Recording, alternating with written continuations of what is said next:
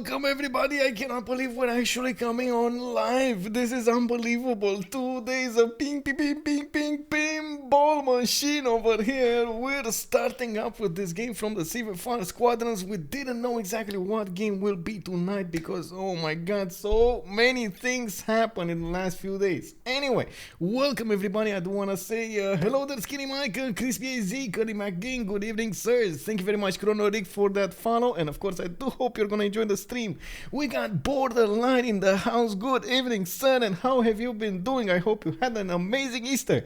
Of course White and Nerdy, woo, we're getting there bro. We got Sir Luke 77, Bob 17, and Widget Bill, yeah, let's go. It does also seem like, who was it, Toxic Brain, good evening sir by the way, and NT8000, good evening. There was somebody that Bigsy 9092 picked up that first promotion, and of course we do hope everybody's gonna have a good day indeed.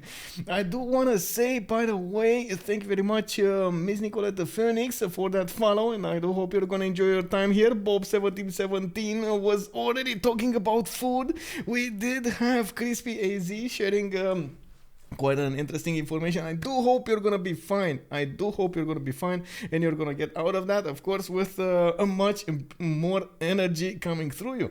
We do have a Fluffy Dragonfly also on the stream. Good evening, and hopefully everything's gonna be amazing. Oh my god, thank you very much Bob 17, good evening sir. Oh man, sub giveaway, whoa, stripe shirt, hype shirt, it is indeed. What can I say? Woo, let's go boys. I do have to say, in the last few days over here, today and yesterday, I was like, oh my god, couldn't believe my eyes, man. Yesterday we should have actually started the stream for today. That was from the CivFR Squadrons. It was a totally other game. It was like Ulysses going against somebody else, and then Quid Imperial, I believe, and then they didn't want to play at that hour, and then I wanted to get this game right here, 7CS Army versus Last Take Company. Oh my god, I'm drooling just saying that name out loud. And then in the CWC there was another game, and then they forfeited, and then we came back to this one. Oh my god, so many changes for announcements. I couldn't believe it, man.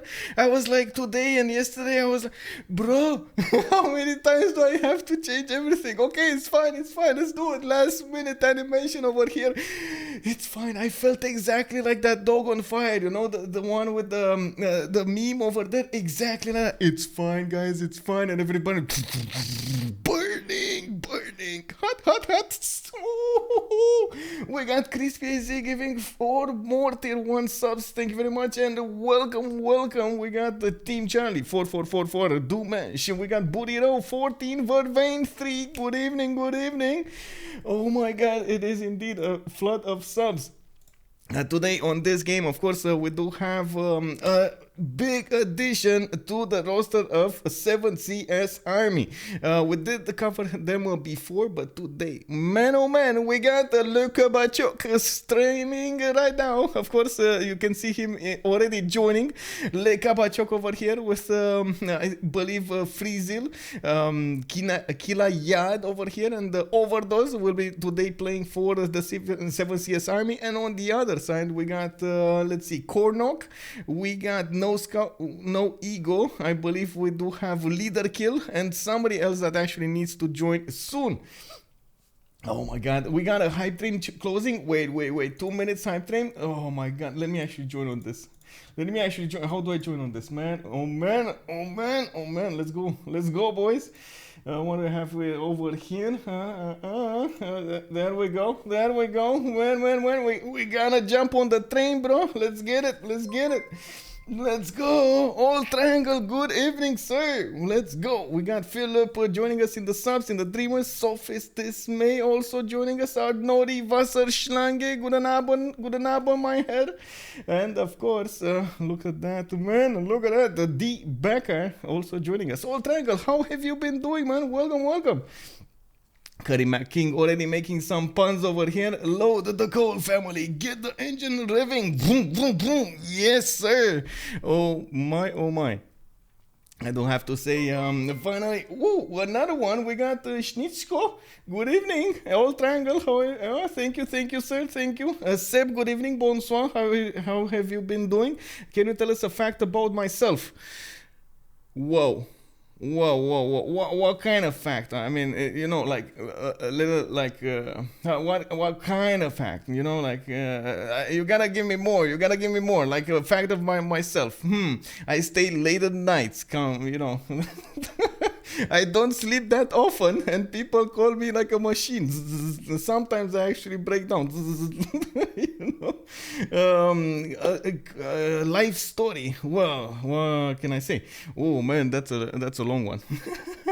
A life story.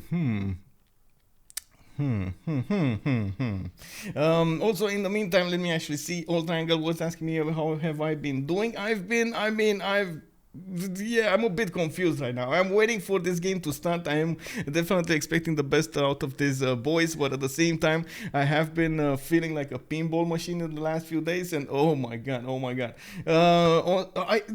I have been okay. Life story. In the 2000s, around the 2003, 2004, something like that, I thought, oh my god, it's gonna be so amazing if I actually work in the machine industry, in the car industry, the automobile industry. And I got a job at car salesman. I don't want to go into the whole details and so on, but you know how it is when you're your 20s. You don't actually know what you want to do. You try stuff out and you see if it works or if it fits you, and it didn't actually fit me. I did like it for a bit. I did stay there for a few years, but I don't know, it just wasn't a good mesh.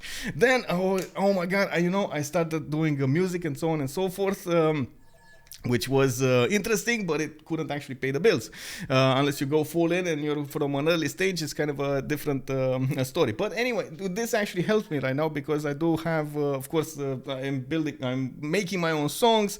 I'm using as much as possible all of the tools that I have available to me from the internet. The digital era is starting, and it's much more easier to actually get compositions going and so on and so forth. You don't really need all of those, oh my god, so many machines over here, machine over there, press that button when you actually need to. You're gonna do the everything. No, it's not like that anymore. On the other side, the point that I wanted to make was when I started up doing video stuff, because I thought the natural progression from music would be into video. I never thought I'm actually gonna start streaming like 8 years later, and for the most part of my life I was thinking about myself, man, you know what, I'm gonna be one of those guys that doesn't sit at the in a chair in an office. I was like, no, I'm not gonna be like my dad. No, not like my dad. He's like a corporate guy, my dad, and he's sitting most of the days in meetings and so on and so forth on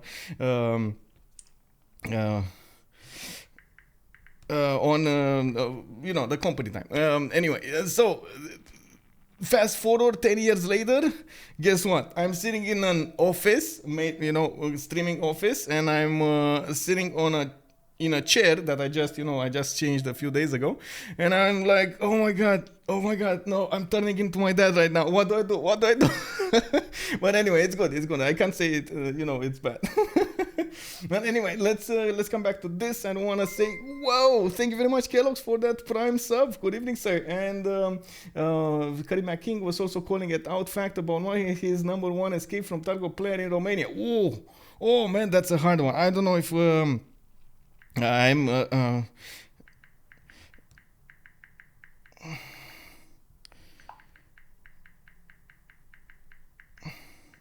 I don't know if I'm that good at Tarkov. I'm pretty sure I'm not that good at Tarkov, but I would like to be. Okay, coming back to this, I do want to, of course, thank you very much for all of that support. Awesome! We're getting there. Oh my god, the level 4 hype train. Woo, choo. But at the same time, I do see in the staging room, we do have a map called out. It is going to be the high lands, and of course, we're going to be high on the lands over there, on the hills, on the mountains. We're going to need to see what these players will bring to the table to actually get that win on their side. we do have all of the players first of all in the lobby. We do have them changing with their team names, and I do see Ledarkill with Kornok, Killayad, and Hob playing today for Sodythaek company. Ooh, yum yum. On the other side, we got KabachOk, Sodythaek, with Freezil and OverDoZz coming up on that side. Oh my god, bro, 10 ones. Whoa. Legilementos, thank you very much, man. Thank you very much. And oh my god, I just remembered about the documentary when I was working on on video editing and stuff like that. I was doing like short commercials or spots and so on and so forth. I did do a series of documentaries that actually made me chuckle earlier when you actually pointed that out in the were asking about me. I actually did a documentary about the entrepreneurship in Romania and how we can get the skills from the entrepreneurs that are right now in Romania to the newcomers, the new people that are actually growing up in the university area, and of course what kind of tools do they have available to grow their idea into something real, which is I mean wow, made me meet such an amazing amount of people, so many amazing people all around the world, all around Romania, actually, not around the world, and also allowed me to move around Romania to see sightsee and so on and so forth. Thank you very much, by the way, again, Legilementos. Thank you, Snoop Doggy Dog Highlands. Whoa, okay, I mean, I don't know about that, bro. I can finally go to wait. Who I can finally get to Burger King. Yes, burger.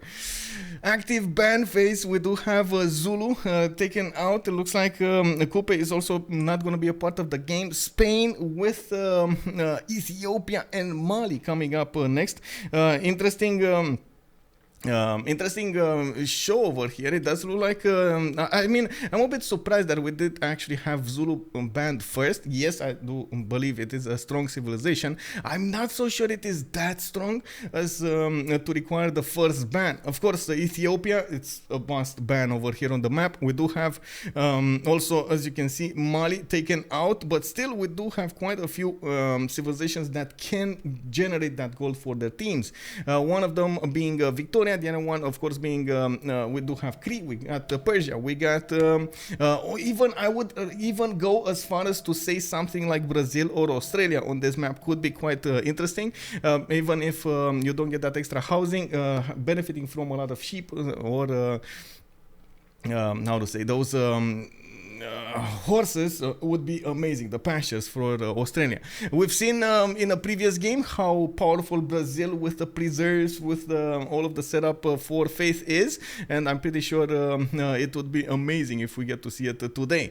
Of course, they actually went for Gorgo, taking it out, and that they don't want to handle that negativity over there with that much pokey hoplite things over there, with the extra damage that you get from your military policies, with the hoplites, with the Acropolis. I mean, it's all very good, big boom, big bada boom civilization. There still is, the brother from another mother, Pericles, available for them to pick, and it looks like they didn't go for Pericles, they went for Hojo Tokimun.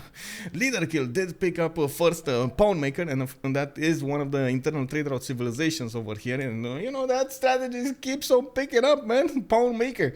The thing is, even with Poundmaker, we've seen it multiple times actually shine in the middle to late stage of the game, not really at the beginning. So we're gonna need to see if Poundmaker over here will manage to get that proper balance going. We got Freezil with Ambiotics. Looks like the gate whoa, wait, Gallic. I think, man, this is something that actually on my YouTube I received an interesting message about it. They were talking about the proper pronunciation for Ambiotics. Should it be called Gallic or Gaelic or something? So Gaelic, I understand it actually refers to Irish and Scottish nations, but Gallic is actually the one with the goals over here. Gallic is right. If I let's actually hear it. Let's hear it. Stream chat, please. I am awaiting your infinite wisdom. Please tell me, am I correct or am I wrong? Should I actually call the goals Gallic or Gaelic? If not, I mean, oh my god, I actually need to go. Whoa, Gaelic. Whoa, really? I mean, bro, I think. Oh my god, that's actually. Oh my god, I think. Oh, I need to close it up again. I'm pretty sure I'm gonna receive more messages from my stream chat, from my YouTube, and I was like, oh my god, bro. No, it's not. Oh, okay. Well, I mean, okay. I don't know if I should call it. Look at, oh man, oh my god, thank you very much for the bits, man, but now I don't know what to do, bro. Okay, thank you, Wine and Nerdy. You put me in a pickle right here. We got Eleanor, England coming up next, 4th over here, and it does look like we are gonna see her generate that gold, generate the culture as well. Canada got taken out in the ban phase. Victoria got also taken out of the ban phase. You know, the Eleanor's sister is not going to be played. Well, I'm kidding. You know, sister in Civilization sister, in Leader sister. We do have 2 more bans available, and I'm actually curious if they're going to go for something like, I don't know, Russia, wink wink, maybe some Korea, or are they going to leave them available in the games? Oh, there we go, Russia, taken out, man. That culture, you can't leave that culture unattended, man. And of course, we still have nations like Persia, like Rome, available for them to pick. Very strong ones, very adaptable ones. I do believe we might see some shenanigans over here coming up. But at the same time, man, it is the Highlands map. It is going to be a lot of land to settle. A lot of non-freshwater settles, which is going to be a bummer. And that actually makes the civilizations that usually don't actually thrive at the beginning with you know, trading punches and so on and so forth very good, because they do get that extra time at the beginning of the game to actually develop their empires a little better, settle a few more cities, and do their thing. Of course, we're still waiting for the last choice over here, and then we're gonna go into the picks. Oh man, that is a bummer. Oh my god, KabachOk over here from the last slot, he was like, no, please God, let me have Montezuma, and they were like, nope, we won't give you that Montezuma. No, it looks like they targeted banned KabachOk's go-to civilization. Montezuma Aztec is not going to be a part of the game. Sodythaek is the one that's going to choose next. Remember, on the roster, on the 7th CS army, they do have Hojo Tokimon and Ambiotics right now. They still need somebody for the gold. They still need somebody to trade those punches with their opponents. And boom, we got Rome picked up. Trajan over here is going to be a part of the game with its baths, with its extra monuments, and so on and so forth. Very, very adaptable civilization. We've seen it multiple times do amazingly well, but it does require you to be very careful not to derail yourself into your opponent. You know, I guess that's a requirement for most of the civilizations. You know, you have to be careful when you settle your cities, when you get those extra expansions, and so on and so forth. I'm still curious if we're gonna see something like Arabia being picked up, or we're gonna see something like Korea being picked up. Not one of those easy go-to choices, but definitely could make a bang, a splash. And of course, we're gonna love if Brazil is gonna be picked up, man. Some preserved gaming. Bully Musi, where is Bully Musi? Oh my God. Okay, Killayad is gonna go for Jayavarman the 7th here. It looks like we do have him with the holy sites, with the Domris, with the Prasats, and oh no, Su, what happened, bro?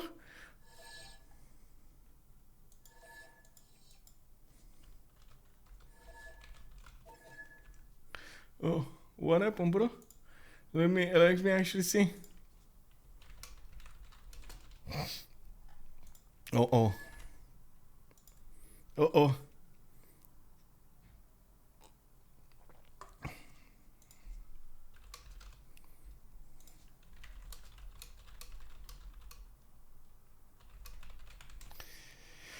Well, let's hope he's gonna get there's my let's go. What do we have? two more disconnects over here. Oh no, come on, get back, boys. I do have to say BBS just got updated today, and we might have a few issues because of BBS. Some of the players, I don't think they actually fully updated their mods, and of course might be the reason that you do see them right now reconnecting, so they do go and get their mods and come back into the game. Let's see what's going on over here. Eleanor, England over Victoria. Yes, 2022 meta. It definitely feels like it's picking up steam over here with see what I did there with it's bonuses coming up from the amphitheaters and from those books. Karima King asking about maybe King Ching Huan. Yes, that could be also a choice, a very powerful one. It looks like today they didn't go for any of the Chinese leaders over here. I'm actually a bit sad about that. I mean, okay, we can go about it, but oh man, we don't have Mongolia. Not even thought about. Can you imagine not actually thinking about the Big Khan? Oh my God, it was one of the most big civilizations, and I even wrote a message to myself from the I guess it's not a message from the future, but it's a message from the past. You know, I had to remember Mongolia, man, remember Mongolia. Yes. Well, it happens. X6 plan, X6Z. I'm sorry, sir. We actually won't have today. Gaul picked up. I'm so sorry what they did to the Gaul here. Or will we? Will we? Let's see. Team 1 can use Eleanor to Liberty. For the Diplo victory. And also Artemisia. Good evening, sir. How are you doing, man? Boa tarde. They forgot to ban Khmer, the beautiful, indeed. J over Gilgachad over everybody else. Wait, really? Is that the J of J's? Is the big J's? Okay. We got Big Khan is not as good as Highlands, as he is one of tight maps Spangia, though. I mean, yeah, but remember, tanks, bro, late game tanks. I mean, especially if you go something like Kublai. I mean, I don't know, man. I don't know. It might be interesting to see what's going on. I would like it. Especially, I've seen a few times some plus 12 tanks go against opponents. Oh man, that's quite a bit of an extraordinary sight to see. I do see the players starting to switch a little bit their choices over here, or I should say their spots in the lobby. We got Ledarkill coming up with Khmer, Jaya Varman the 7th, OverDoZz is going to be on Dairo, Freezil on Random Leader.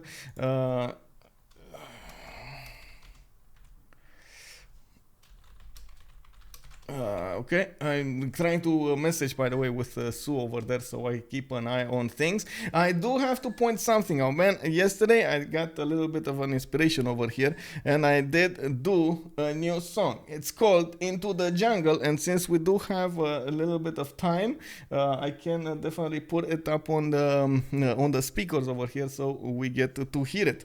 Let me actually turn off the sound for myself, so I don't hear everything at the same time. Let's actually see, can we ready up? I think we can. There we go. Oh no, we can't, bro. Open up the lobby, bro. Anyway, let's get this going. So, Into the Jungle, 3 minutes and a half, and we're gonna hear it now for the first time. Everybody is, if you are in my Discord, you probably got to hear it yesterday.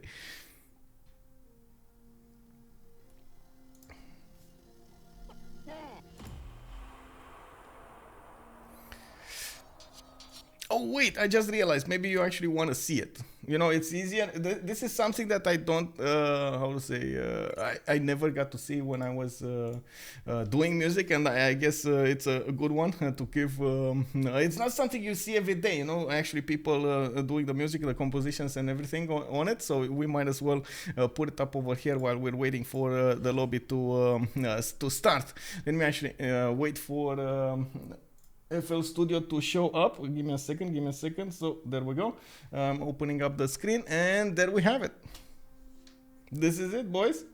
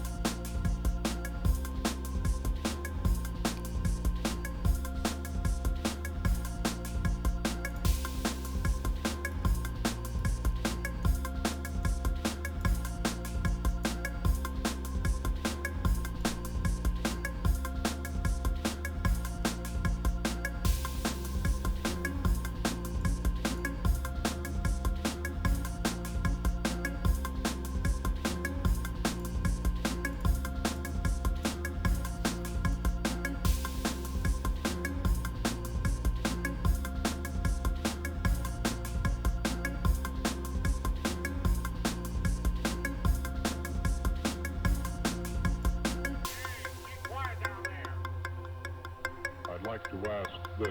Go in the bottom of the house. You know what the bottom of the house is?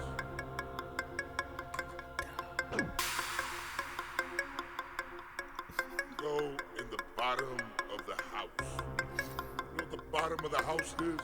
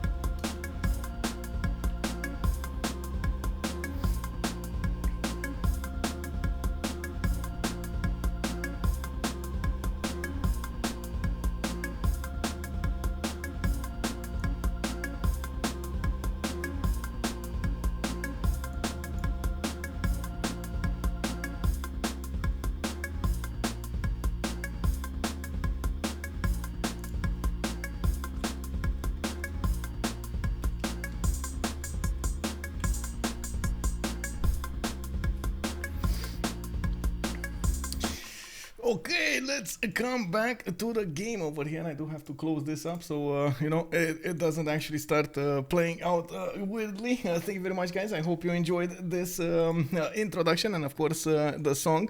Let me actually put back the normal music we had over here in the background, and let's go into the map. Good evening, by the way, me boy. Good evening, sir. Welcome, sir. We got Janos 770. Good evening, sir. And also Checkmate Gaming. I saw it. He popped into the chat over here. Good evening, hello, and welcome in, sir. Hola, Bioman, Kun, Laser, welcome. Let's see what's going on over here. We do have Phoenicia, OverDoZz to the southwest of Krakatoa, and I think actually, oh my god, actually, we might actually see a little bit because of these wonders. I'm not so sure if they're gonna go and play with them. These are the BBS wonders, as we like to call them, and of course some of them are actually quite not liked by the players, I would have to say. We do have Phoenicia that did manage to reveal one tile of it. Of course, Krakatoa, he does see the KRA over there. And we're gonna need to see if they're actually gonna want to stay there. I do see he has a free fish tile in the capital. He has a 3-1 tile that he placed his capital on with a rice worked at the beginning, and of course 2-2 on the west side.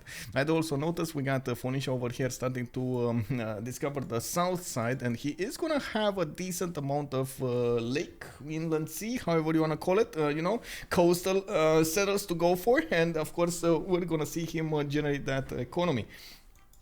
We do have on the east side, oh, they're waiting, okay, they're waiting for the, how to say, they're calling an arbiter for the choice, if they want to remap or not, or if they have to remap or not because of the wonders. I'm not so sure which wonder is, oh, Matterhorn, we got, oh, this is a problem. Matterhorn, first city, oh my god, look at that, Freezil actually has Matterhorn. This is oh no. Arctic Uzi, good evening, sir. White and nerdy. Yes, you can turn them off by wonder selection if you want. Yes, indeed. And there are quite a few wonders that are banned in the CivFR tournament. We might actually see this as a remap because of this. Let me see.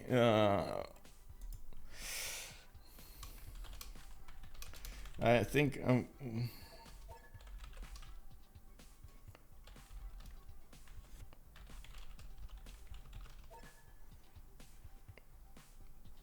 I would ban license for Matterhorn and Giant Causeway. Yes.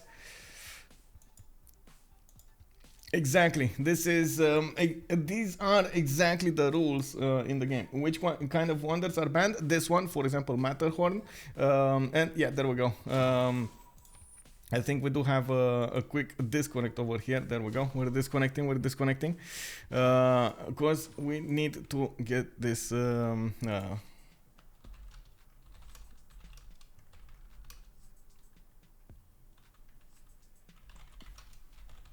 Okay, we got a relobby. We got a relobby. Mardu, Jess, thank you very much for that follow, sir. Let me actually close up this Discord, and of course we do see that we're gonna get into the game really quickly here, just waiting for the game to restart.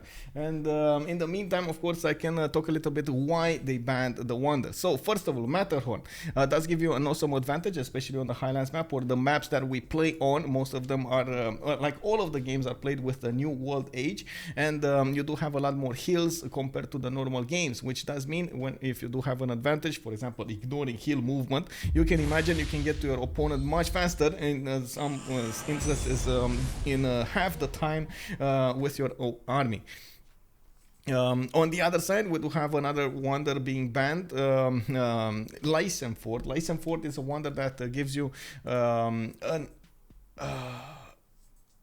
promotion for each of the give me a second here so I can click buttons. A promotion for each of the naval units that you put next to it, so basically that you move next to it.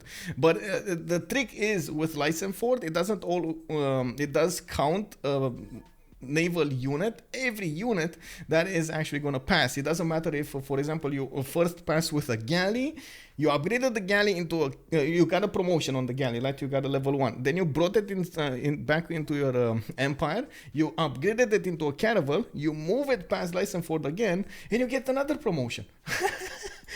So you can imagine that can stack up really fast, right? You get a promotion for a galley, you get a promotion for a caravel, you get a promotion for a destroyer, for a, how to say, ironclad, and then you get a promotion for a destroyer. Level 4 destroyers without shooting one single shot. That is amazing. Of course, the players did figure out this cute little trick, and if you do manage to properly do it, it's just your army is just your navy is just gonna be unbeatable against an opponent. We do have on the other side the last wonder that is banned, of course, it's Giant Causeway, that gives you a +5 over your opponent to all of the units that pass next to it, to all of your land units that pass next to it. You get the Spear of Fion promotion, and that allows you to get that +5 against your opponent. That works on defense, works on offense. It's quite punishing, but I do have to say it's kind subjective. It does influence the game or not, because you might end up with for example, Giant Causeway in the other side, like 10 tiles behind your empire, on the opposite side of your opponent. So you're gonna be forced to move an army to the south and then move it back to the north, and you might not actually have them at the same time, but you might not synchronize properly. But anyway, for the situations that you actually get to use them properly, you can imagine it is quite punishing, because you do get that extra power over there. Star Spanky Buonasera, good evening, sir. We got €1. I will say hello to you. Oh, hello. Oh my god, look at that, man. He's holding me up, bro. How are you doing, man? Welcome. And I didn't see you yesterday on Alexandra's stream. Oh man, you gotta be careful with that girl, man. We got PWEBR. Just wanted to say thank you for making your YouTube confident, enjoying the Brazilian FFA finals. I love how enthusiastic you are. Keep it up, dude. Wow, thank you very much, sir. Thank you. That's awesome. That's awesome. And just to how to say, just to explain earlier, I don't want to be misunderstood. I didn't want to say that you have to be careful with that girl in the sense that you have to take care of her, not actually, be aware of her. I'm sorry, no misunderstandings there, man. English is not my first language. I made mistakes. I'm sorry. I'm human. Anyway, coming back here, let's see. Curry King, Combat Wonders banned, but Pio Tahi is okay. Sure. Well, I mean, yeah. But so is Roraima, and the wonder that must not be named in the Tundra. Remember that one that gives you like science and you give you like some extra food production? It's popping, bro. And nobody bans it. Can you imagine having Russia over there with all of those juicy tiles, extra production, extra science, extra food, extra everything? Like you can imagine, to the gods. Why not more people try Inca on Highlands? I think they did. But it's ended up really wrong most of the time. It was, yeah. I don't know what to say about that. Let me actually take a little bit of time here to take a look at what they're choosing. And see if they actually get to choose the correct ones. Okay, so the map should be Highlands. We got standard map size, standard resources, standard strategic resources, world age new, Regis definition classic, and of course everything else should be fine. Okay, there we go, Highlands. There we go. City states. Whoa, city states? Really, bro? I mean, we're banning city states. Oh, he wants 12 city states. Okay, got it. Okay, it's fine. April Fool not allowed. Oh, well, I mean, let's go, boys. Let's create some chaos. What do we have here, by the way? Star Spanky, it was a shocker to see you yesterday in a random stream at that hour. It was like a glitch in the Matrix. Yes. How was it? Wait, wake up, look. Wake up, Neo. Follow the white rabbit. Anyway, I'm pretty sure she's a wonderful girl, man. I mean, I enjoy her streams a lot of the times. If you guys don't know, there is a Romanian. I think I actually pointed you to her stream at some point. There's a Romanian girl that she doesn't have a camera, but she's trying to do a lot of League of Legends streams and so on and so forth. But she has an awesome voice. You know, one of those voices that you actually would like to hear all of the time to tell you stories and so on. And I met yesterday with Star Spanky over there, and we were like, how you doing, bro? Hey, glad to see you here. How have you been doing? What's up coming to my neighborhood? And I was like, what? Really? That happened? Okay. Anyway, I hope we didn't overstay our welcome yesterday a little bit. We kind of ranted off over there in the chat, you know, doing the Twitch stuff. Anyway, let's see. Curry McKing, the extra culture and gold is really good in single player since culture is the most key yield in early game. I guess it doesn't matter as much in multiplayer compared to combat moves. Wait. Good news for me, Star Spanky decided to put in some effort to watch a Civ 6 guide to understand what you are talking about. It's fine, man. Just ask questions, bro. Just ask questions. Okay, so coming back into the map here, we do have a Ledarkill in the top left part of the map. It does look like he's gonna have quite a big sea to go for, but he's gonna be on the same seas of Rome over here. This might actually cause some disturbance. Of course, with Eleanor and Rome being opponents over there, they will try to mix their galleys, and we don't know exactly what's gonna come out of that. We do have him with some fresh water. He does have a reef fish on the west side, and it does look like that extra culture coming up from the coffee will serve him quite nicely. He will probably settle in place. I don't think he's actually going to go for the stone tile there. Just thinking of how much gold he needs to put into acquiring the fish and the coffee tile, I think it's not worth to move for that extra production. Unfortunately, he doesn't have a powerful harbor in the capital, but anyway, it's still going to be a +2. I do also notice he has Mount Vesuvius to the west side, and there is a lot of land to settle over here on the coast until he reaches the mountains. We will also see Japan over here to the southeast, and this might be a bit of a problem for Eleanor, of course, with KabachOk spawning to the south of Rome, but on another one of those lakes. This is not gonna, or inland seas, I guess I should call it. It's not gonna be an easy way for him to get a harbor out from his capital unless he actually moves 2 times to the north, which is not gonna happen, bro. Not gonna happen. And it doesn't look like there's gonna be a possibility for him to tunnel his way to the other seas. What he can do is place his second city over here on the geothermal, which will be awesome. Look at this, boys.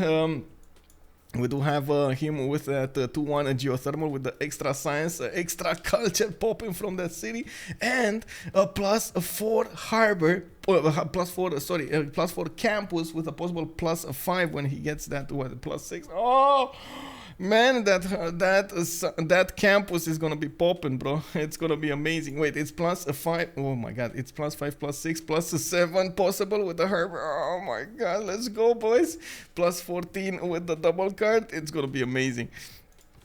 Anyway, we do have him over here with his warrior. Still didn't move. He could go for the north settle. It doesn't actually break the other one to the northwest, and I'm pretty sure he wants to wait a little bit to see exactly what his options are. The problem with going one tile to the north for the 2-2 base would be actually his 2-2 tiles, other 2-2 tiles. He's gonna need to spend some gold, some of that well, hard-earned money to get those 2-2 tiles to work at the beginning. Not really something that most of the players would go for. In the north part, we do have Rome. As you can see, he didn't actually go for the coastal settle here. He does also have that extra culture in his capital, the 2-2-1 amber, and I do notice he's gonna start to explore the west side here. An interesting settle on the copper tile, a 2-2-2, of course, with the extra gold that he's gonna get, and from what I can see, I'm pretty sure he should not avoid the coast. Like, I remember when I say should not ignore the coast, not he's ignoring or can ignore. No, should not. This is a situation in which you need to go on the coast. You can't ignore it. So harbors, campuses, stuff like that will actually be the way to go for him, so he can put up a good fight against England. Oh, hello there, Armada Siracuza. Hello and good evening. Bună seara, mulțumesc. Oh my god, how do I say that? Thank you. We got Paul Mandre just subscribed. That's Stas, good evening, sir. We got Abraham Zero just subscribed. Pop Dudes, good evening. Luke Kang 319. Oh my god, look at that. Star Spanky already finding out the this button. Woo! Legendary gamer, indeed. Akizi. Eleanor could be bullied if both Japan and Rome get onto that lake, indeed. And of course, you can see over here, the steak company is gonna have a bit of an issue over here. Might not actually get the best beef steaks going. We're gonna need to see if he's gonna get the defense going against Rome and of course Japan. It's all up to the moves here. Oh my god, no, Tokyo, what did you do, bro? He actually went one tile to the south over here, put himself I mean, sure, okay, it is at least a 2-2 base. You know, he's gonna have 2-2s, he's not gonna spend that gold, but at the same time, man, oh man, if he would have just gone for the cattle tile, it would have been quite something. Anyway, let's go forward and see what's going on here. We got 4 out of 250 turns. Of course, that's 4 more turns until we're gonna get that remap option. Sodythaek with the Gallic Nation over here, and not Gaelic, Gallic Nation coming up with another builder in 2 turns. And man, I mean, bro, where was he, bro? There was somebody over here in the chat, a big fan of the Gauls over here. Where is your boy Gauls? I'm trying to find out his name. Player XXZ, are you here, sir? Are you seeing this? The Gallic Nation. Oh. This emote reminds me of the Leaf Village Secret Finger Jutsu. 1000 year. I don't know about that, man. Anyway, it looks like we did have Sodythaek over here finding out he does have a relic, so he's gonna get a fast Pantheon. He does have a 2-3 deer tile to work at the beginning, and by the looks of it, he is not gonna have amazing. Oh wait, he does. Wait a second. Oh my god, he does. Look at the Oppidums, man. He has a +4 here, a +4 here, another +4 here, and quite a few others to the north next to the stone tiles. This is gonna be quite interesting for him. Oh, on the east he has more +6s as well. Very nice, very nice. In the north part of the game, the map, in the middle we got Mapuche with actually we need to move this up a little bit. With a 2-2 base, he does have a setter coming up in 4, and I do see him actually, being hit by Boob Haboob. Boob Haboob, is this Boob Haboob? Is it? It is the Haboob! Oh my god, how did you guys know Haboob is gonna be in the game? And we were just talking about that. Delicate Arts just got improved a little bit over there. It's gonna be amazing. And I do notice Mapuche over here does have, well, a bit of a problem with his breathtaking tiles. Would definitely need some more. Could go for the north over here next to the mountains so he can get some of those Shemamuls going. Taking a look in the southeast over here, we do have Khmer Asmorgane with quite a few rivers on the south side and on the west side. Unfortunately, his mountains are going to block his eastern settles over here. He's still going to have one on the coast though, and nobody's on the coast. That's not going to have a river though. Not that great. You can also see them, well, a bit afraid of the coast over here. They don't want to commit, and I'm a bit surprised by that. Like I was saying, well, you know, if you're coastal, you might as well go coastal. If you have an opportunity to go 3 times from the coast, sure, I mean, take it. But other than that, you gotta commit, bro. Khmer over here is actually going to be the ally of Mapuche. To his northeast, we do have OverDoZz with Phoenicia. This time he has a 2-2 base with a +5, no, +4, +3 actually, Kothon. And I do see we just got one civilization to look at very quickly. Okay, let's see. Cree, this is the moment of truth. We got Cree over here with horse style, okay, to the southwest. Let me actually take a look at what's going on. Does he have any other tiles that he can... Oh my god, look at the second city, bro. Oh my god, yes, second city. Yeah, send a city over here. Oh my god, even non-freshwater city with 1, 2, 3, 4, 5 sheep tiles. Oh my god, yes, let's go, bro. So idea is for, of course, Cree, you should ideally go for a Magnus in the city with the most pastures, and you send all of those traders to that city. The idea behind all of that, you get all of the bonuses, the extra gold, the extra food, and you grow it to you grow all of your cities other than that city, well, including that city, I guess, to a very, very high population count. And this would be amazing if he does manage to get that going. Of course, he does also get some extra points of faith coming up from that die style.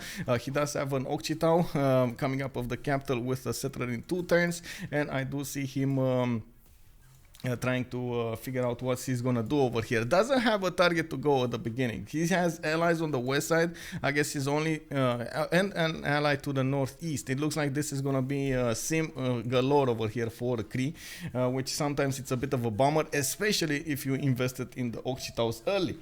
Let me actually catch up with the stream chat here. Toxic Brain is saying I really love Inca personally because 1 or 2 terraces farms gives you more food and production in your first city unless someone high rolled some plains, hills, forest spices. Yeah, I guess so.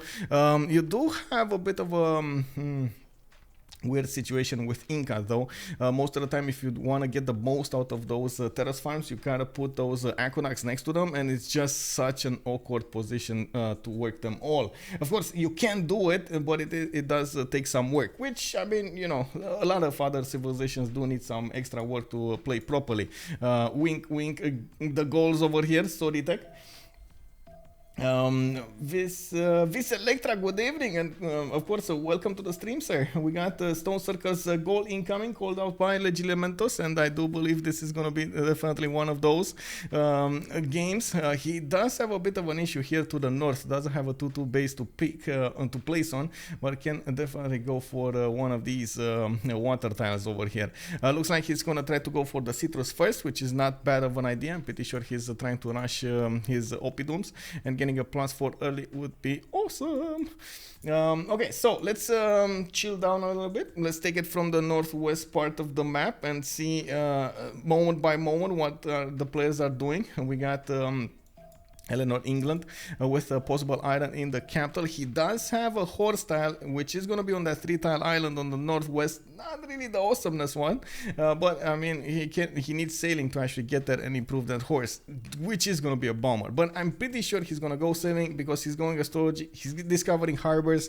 He wants to get that builder in the water wet to actually improve the fish tile. Getting himself a 4-2-1 to work at the beginning will allow him to work more tiles with the extra population that he's going to benefit from.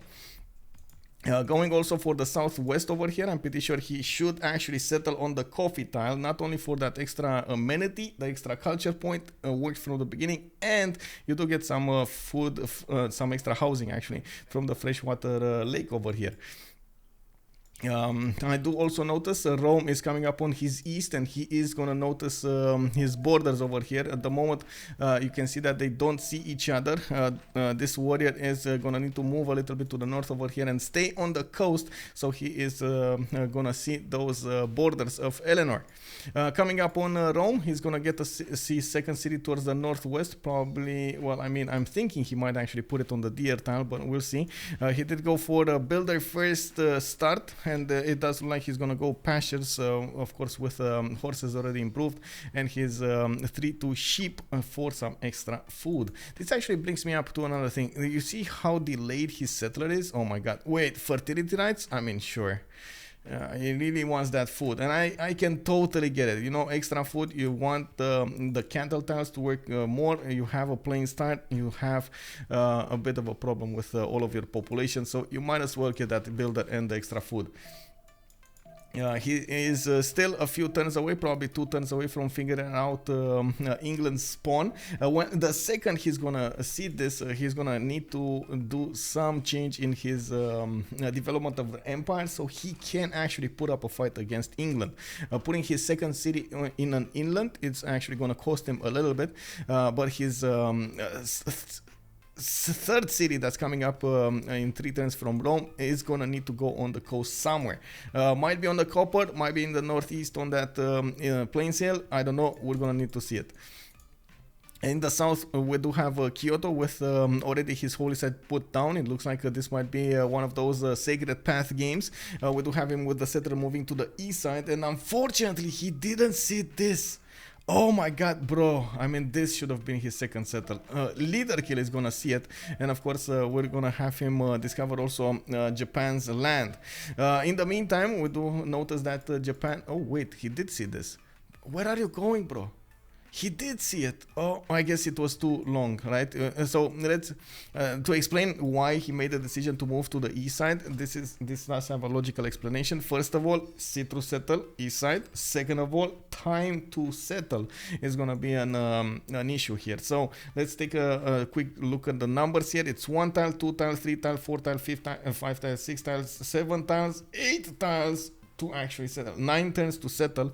You can imagine that is a long time compared to 1, 2, 3, 4, 5, 6. So you can imagine having a city 2 or 3 turns earlier does allow you to work more things, gets you closer to a monument. With the monument you get more culture, with the culture you get more civics, with the civics we get more bonuses, and it all starts to add up much faster on your empire. You have to always pay attention to your tempo and how you're gonna get your things done. He didn't get yet one of those pantheons. I do see KabachOk is generating 3 faith a turn. That puts him on 2 turns away from getting a pantheon. Coming up on the on the strategic resource tiles, we do have on the north of Kyoto an iron tile. To his northeast, he does have a horse tile, and I really hope he doesn't settle the maize. KabachOk, you went this far, you gotta settle the citrus. Like, this is no time to actually, like, oh my god.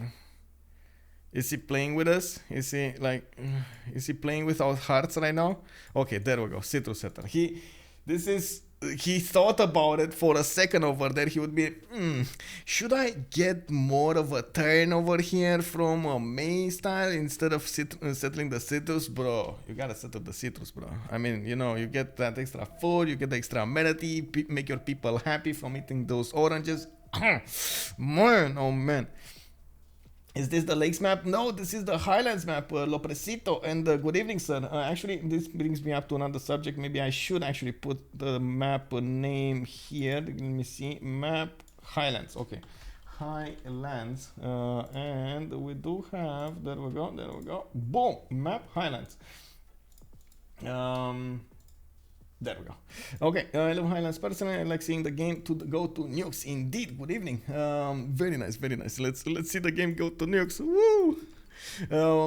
Coming up on the northeast, I want to see what's going on in Mapuche's big land. We got him with the city Patreon goddess. He's gonna try to get one of those, of course, bonuses for his districts. For the first district, he did not actually get to the north earlier. He went to the southwest with his second city on a 3-1 tile. That's a rice tile. And looking at his available vision over here, Kornok does know about the delicate arch.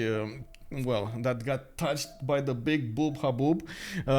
We do need to see if he's actually gonna settle that wonder, or if he's gonna settle the coast over here. Having a coastal settler does allow him to actually get harbors instead of commercials, which might not be a good thing for him. We don't need to see exactly what he's gonna choose, but looking at his tech side over here, it does look like he already made his choice. Celestial navigation is gonna be the way to go. I do see him with available horses to the west side. He does have an iron tile to the north and another horse tile in his third ring on the east.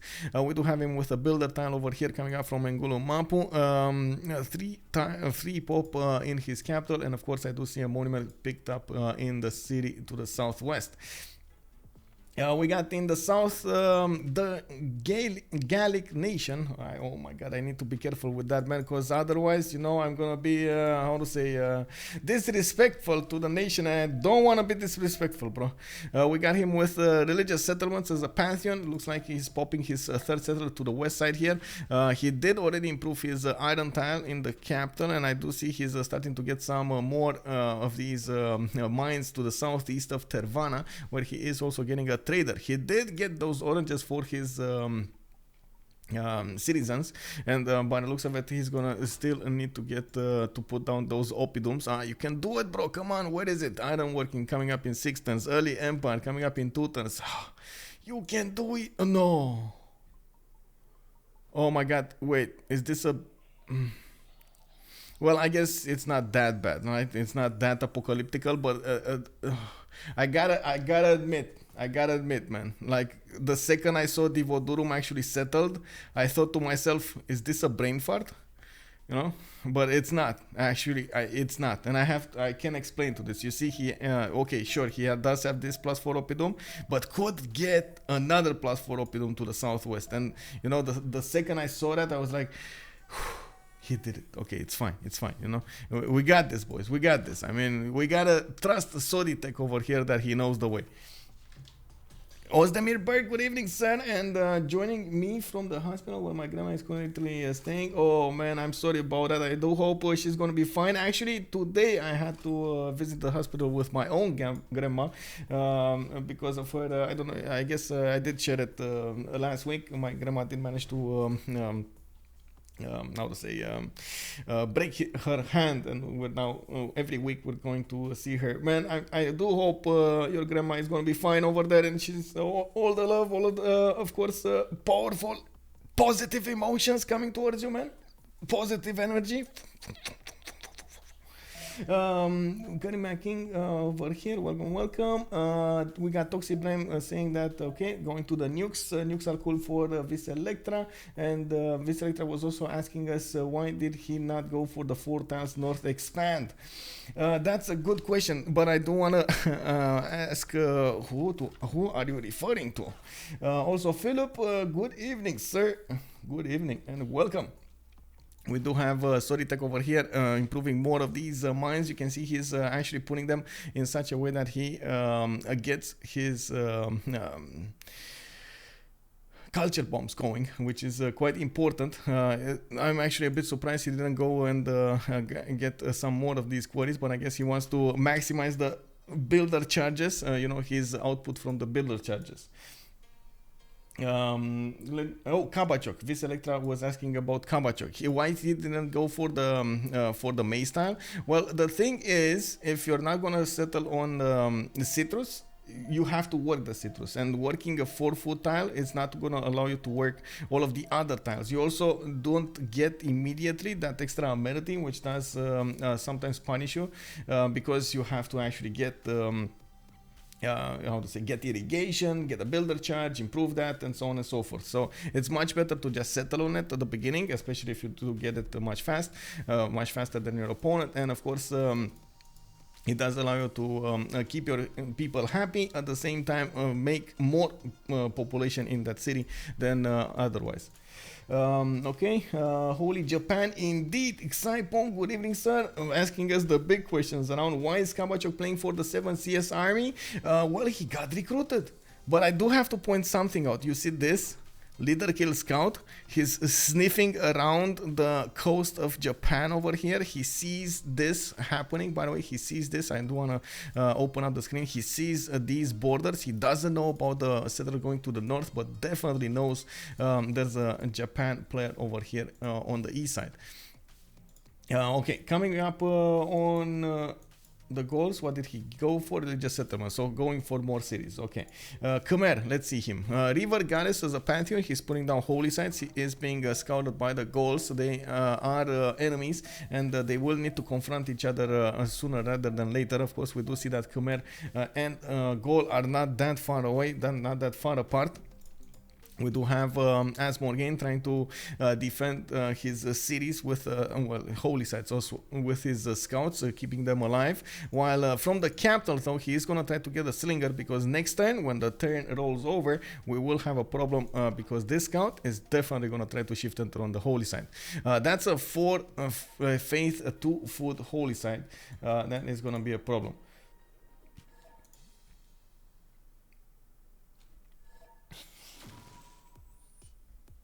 I don't know what he's saying. Oh, we got a relobby here? Why do we have a relobby? Did he desync? Oh, kick W, bro. Wait, Twitch reportedly consider...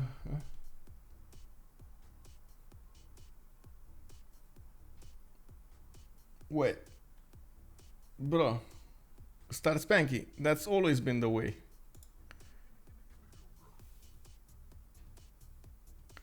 It's so that's how the subs work anyway. It's 50-50 anyway. Start Spanky. You only get a bigger split from Twitch if you have a tier 3 subs. But honestly, I don't have any tier 3 subs. I'm the only tier 3 sub on my channel. So yeah, it's 50-50, bro. It's okay, yeah, exactly. You know, use PayPal, bro, if you really want that. Also, is the only English Eleanor buffed in the mod, or is the French one buffed as well? Both are buffed, if I'm not mistaken. Both Eleanors are buffed. It's the persona.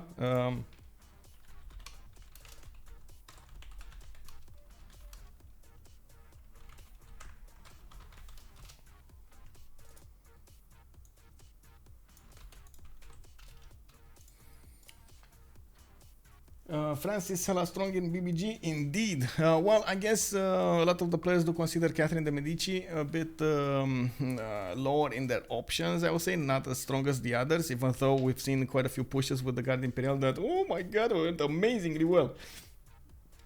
Not even my own grandma is a tier 3 sub. Yeah, bro. Yeah, indeed. That is. Oh, yeah, you know, I do have an issue, by the way. I guess, you know, this is my own issue. How to get enough, first of all, meaningful emotes for you guys. And if I am trying to split them up into tiers, oh my god, that is such a mind-blowing endeavor. I don't know how to say, like, what would be more, you know, like more enticing to actually put a tier 3 or a tier 1? I don't know, you know, like it's like, whoa. Did someone say tier 3 sub? Whoa, thank you very much, Big Z. He's the first one. My first tier 3 sub over here. Thank you. It took me 2 years. We made it. We did it, boys. Thank you. Thank you, sir. Oh my god, oh my god. I need to do, like, that was my rant, you know, like, I'm not sure exactly what kind of rewards I need to put. On the tier 1s, you know, it's relatively easy. You get some of those emotes, the animated ones, you know, all of those. But once you do get more subs, you actually get a lot of those slots available. So, I mean, I'm finding a hard time filling all of those slots, and I would definitely prefer to actually have more animated slots rather than normal slots, because I've seen the people definitely like them, you know, like let's go. But at the same time, bro, they oh my god, I'm not even sure. Honestly, I'm not even sure how many slots I have.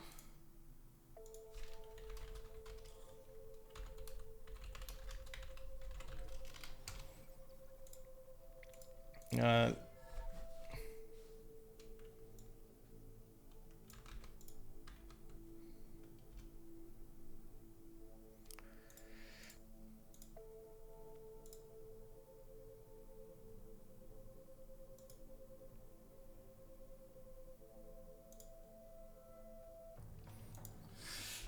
Indeed. Okay. Wait. Toxic pain. I was here. I was here. Yes, indeed. Animation of you doing the like this. Yes, exactly, exactly. You know. And for example, you know, this I would have definitely loved to do something like, you know, or. But I mean, I couldn't, right? I don't have any more slots, and I'm like, no, bro. What did you do, man?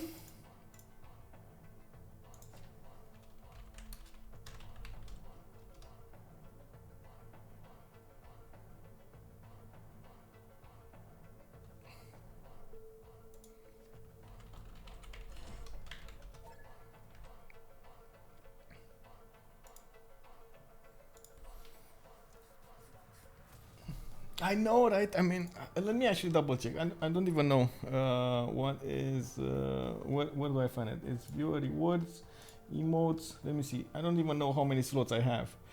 I have 9 more slots for emotes. Guys, you gotta give me ideas. Like really, you gotta give me ideas. I don't know what to say over here.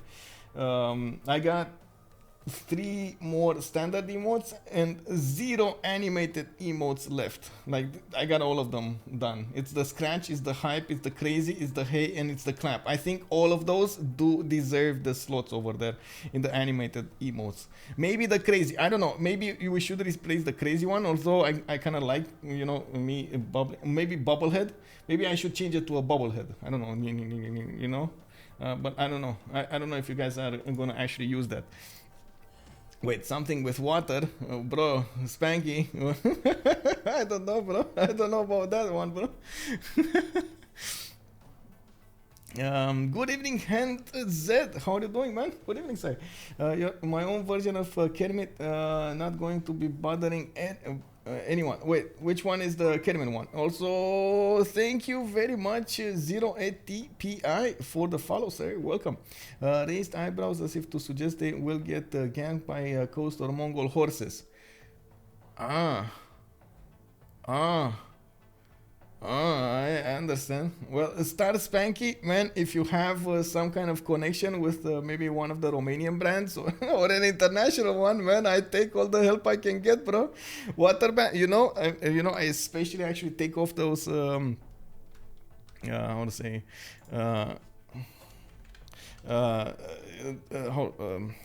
the brands of, even though I'm pretty sure most of the people from Romania do know what the the bottle looks like, but still, you know, it's tapping the chin with the big grin. Oh man, I need to work on that. Just got offer, so now have some safe to hang out. Well, welcome, sir. Welcome, slot. Also, Psycho Mike, a GG slot.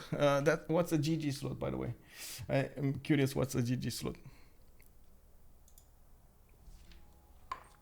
Okay, there we go. We got Su reconnected.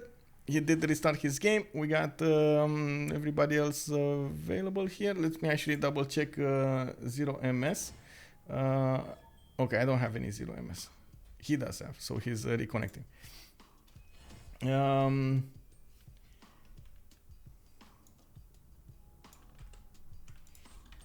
I don't know what you said over there. Oh, okay. Dr. Stas, welcome, sir. Also, Crispy Z, hats off would be a good one.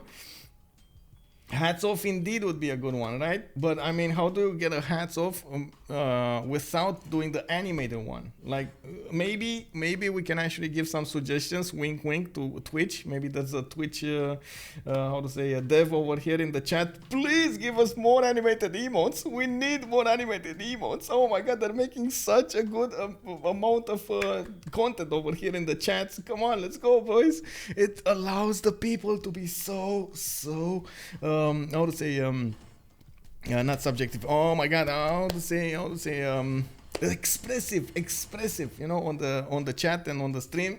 Let's go, boys. Just a pic of you with your hat, holding your hand just over your hand. Oh, like this. Okay. Not sure if you guys noticed, but my hair did. Oh my god, look at. Oh my god, I got a really bad hair. I do need to go and cut it off, bro. Exactly, you know, like we're going into the summer. I need to cut it off. This is probably one of the last days of my hair over there. I snip it, bro. We gotta do it. Maybe in a few days. I just find it so hard during the day to actually go somewhere to cut, how to say, you know, to a barber shop or something like that, because other stuff going on today. You know, a lot of moving around the city, the websites yesterday, other stuff. Oh my god, chaos, bro, chaos. I'm gonna do it. Anyway, coming back into the lobby. Finally, we got back into the game here, and of course, there's a long game awaiting us. We were talking about Khmer and his holy sites. Wait, I think that scout was okay. I hope that's not the host, bro. I hope that's not the host. Okay, it's not the host.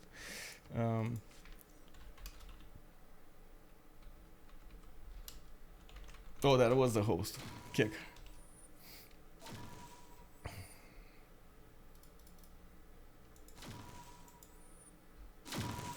Oh wow, is that me? Is that me disconnecting? Or is that everybody else? I don't know. Oh my god. That's a lot of disconnects.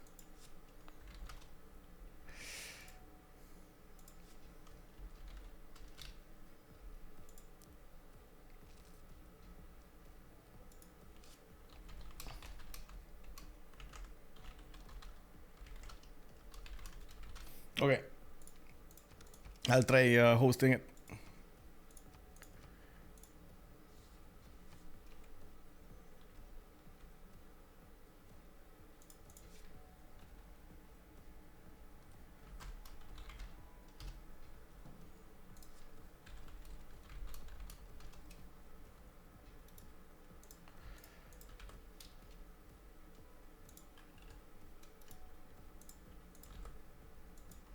Wait, what the? Bro.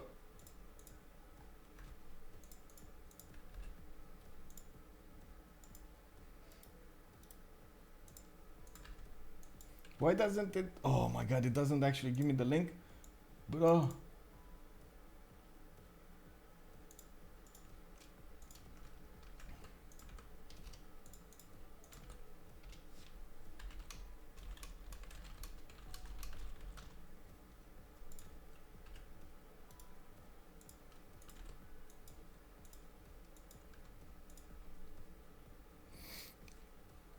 Okay, I gave them my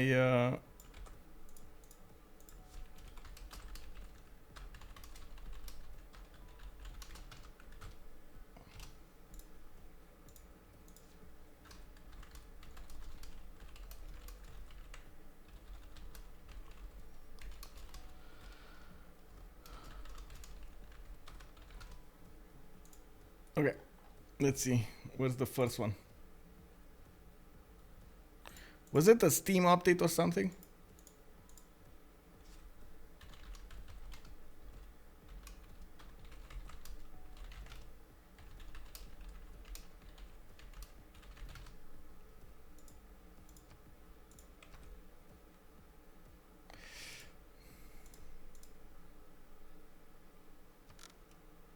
Wait.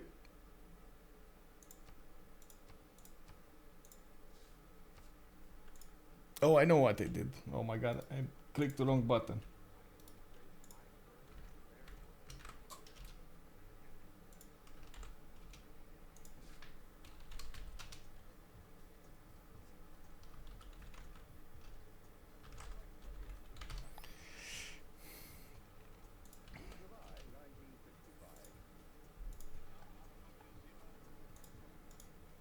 Okay, bro emote and it happens. Yes, yes, exactly. Also, I do wanna see those bro emote and it happens. Let me actually write them down. Yes, let me actually write them down. Give me a second here.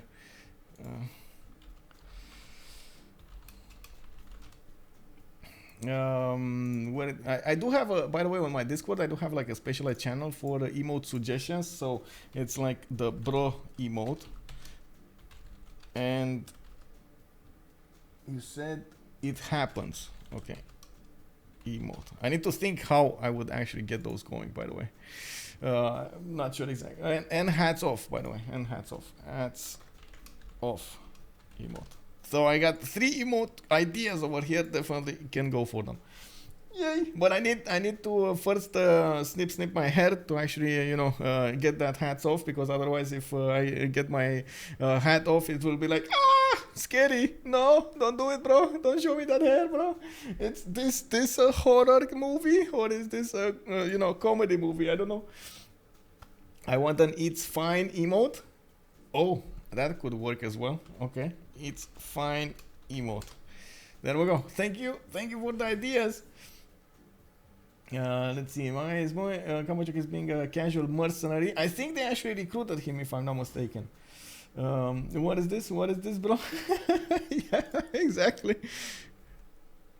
What's going on, man? What's going on?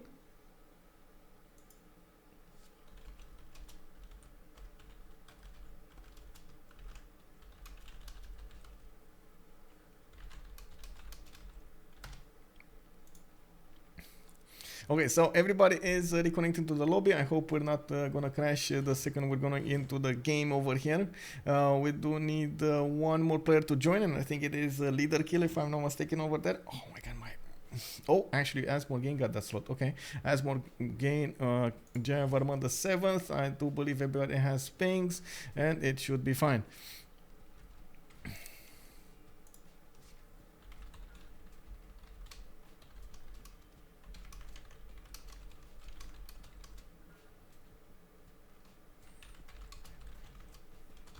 Okay, so there we go. We're loading into the game now. Back into the game. What is this? What is this? Indeed. What about a problematic emoji? Wait, how would I actually get that going? Problematic emoji. Instant fire access, bro.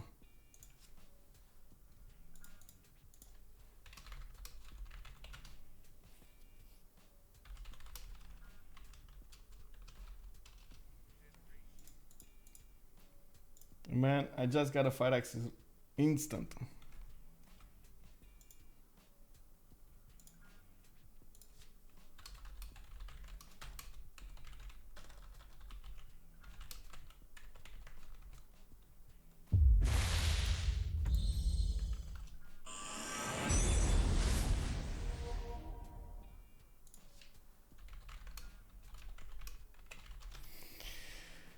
Oh, doomed. We're doomed. But it's fine. It's fine. It's fine. You know.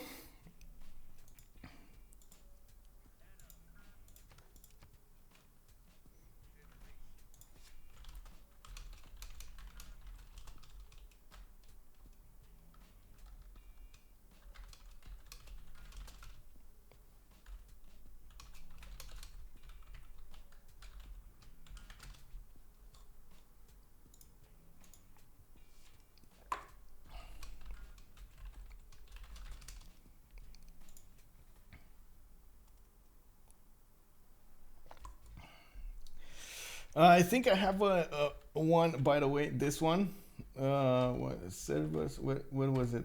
There was a one that actually got suggested for how to say, escape from Tarkov. Some friends of mine wanted it for their escape from Tarkov shenanigans. I did put it. Wait, did I actually just close? Oh my god! Oh, no. Okay, there we go. I just closed all of my Google Chrome thing over there. All of it. All of the channels. No.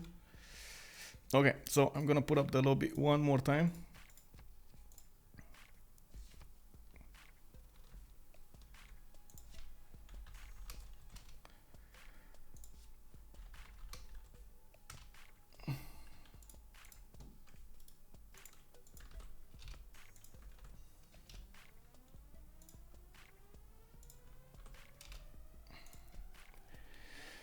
and we'll see what's going on. So let me actually come back to the one that I was thinking about. Let me see what's going on over here. Okay, they're joining.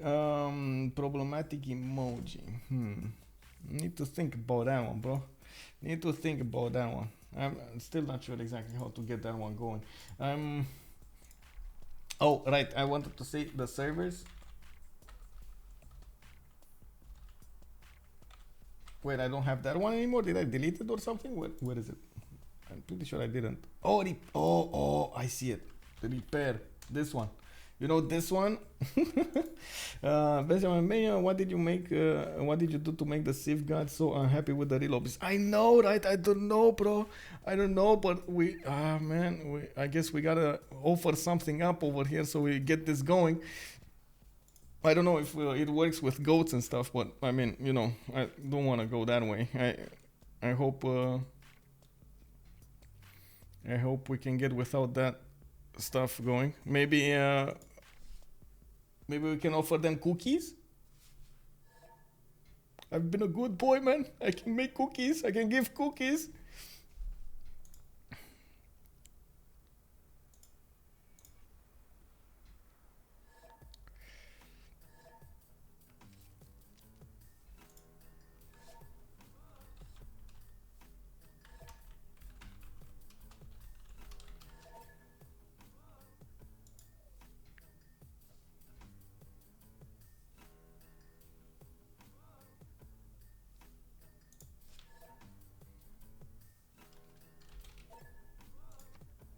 Okay, so I'm gonna load actually the lobby from before, the turn from before we got desynced.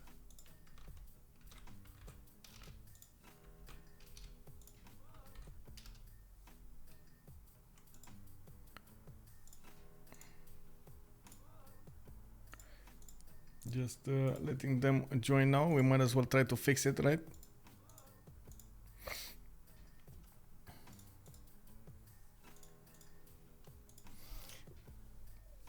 I want a cookie as well. I mean, oh my god.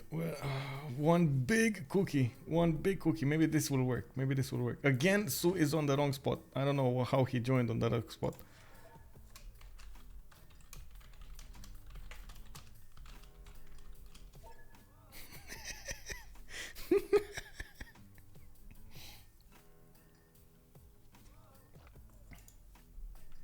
Chocolate chip cookies. Yes, sir. Yes, sir.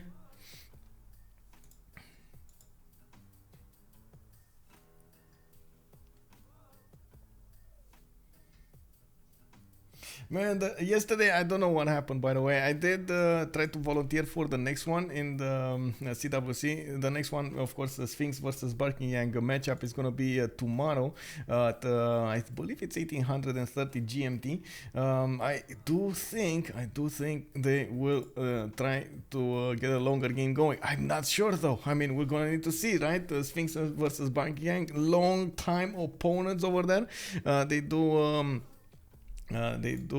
how to say, have a big history between them, and I do believe they're gonna try to get you know, everyone will try to get a win there, or I should say both of them will try to get a win there. We do see the players joining. Okay, we got I'm gonna need to make an announcement after we get the sorts assigned, and then I'm gonna put them up on the website as soon as I get the results there. Just waiting for everything to be set in stone, and of course we're gonna see it soon.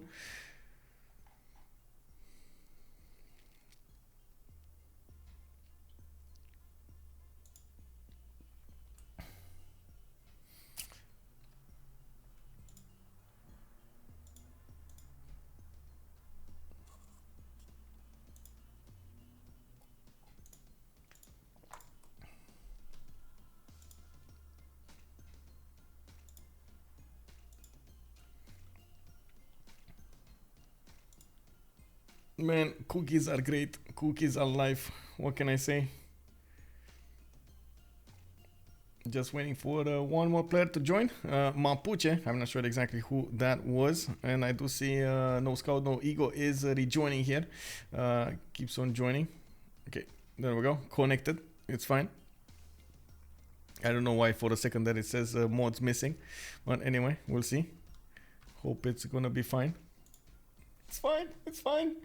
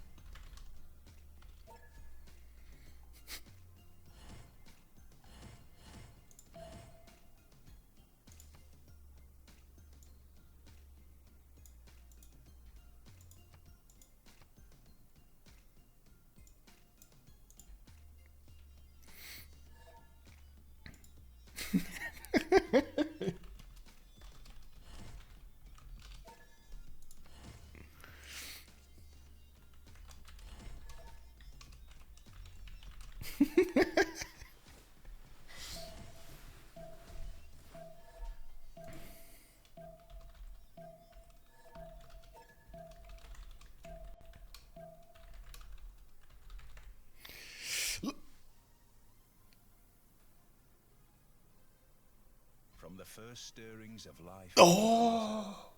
to the great of the Stone Age, to man taking his first upright steps, you have come far.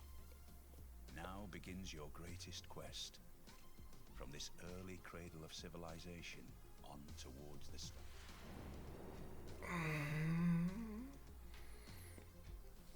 We made it in. I actually loaded in.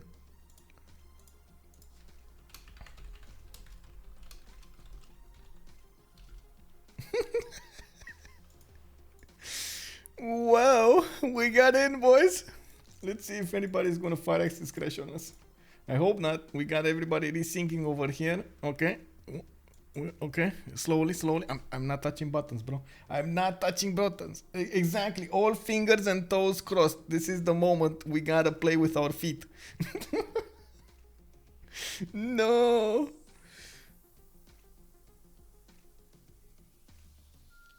Hands off. Hands off.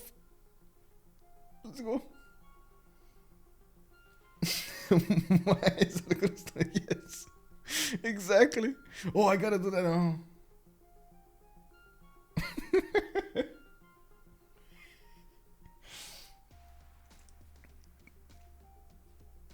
Come on. We got OverDoZz, come on. Wait, what?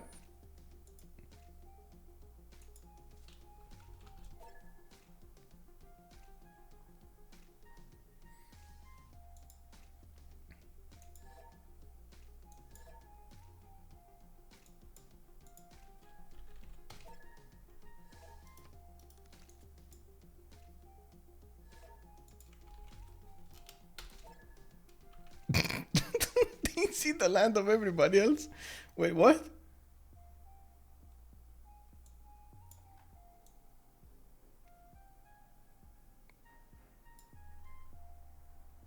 Salty Capybara, good evening. Yes, the real lobby simulator is still going strong.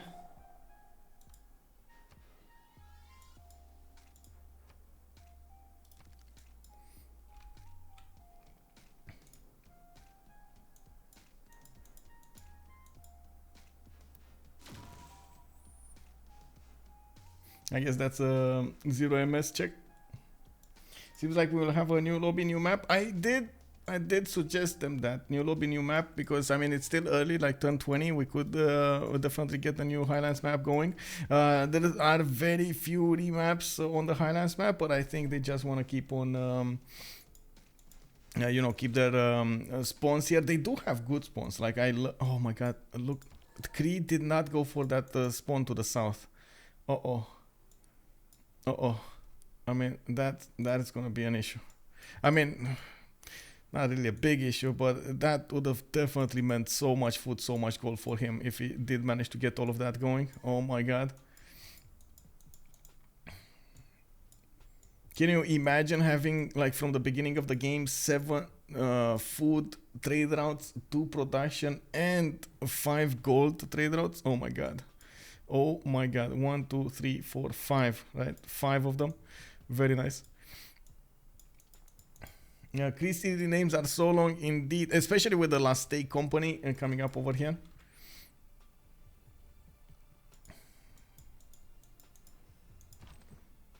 I don't know why we have Cree, why it says like Cree disconnected when it's KabachOk. KabachOk is Japan.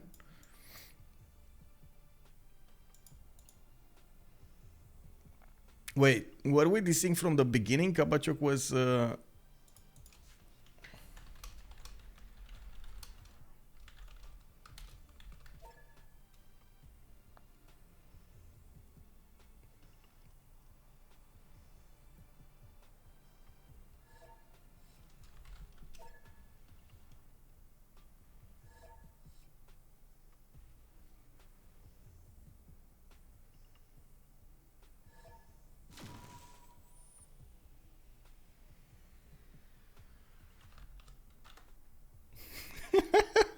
this is fine, boys. This is fine. Oh man, oh man. What can I say? It happens. Yeah, I guess they're gonna switch now. They forgot to switch or something at the beginning, or they ran into different slots.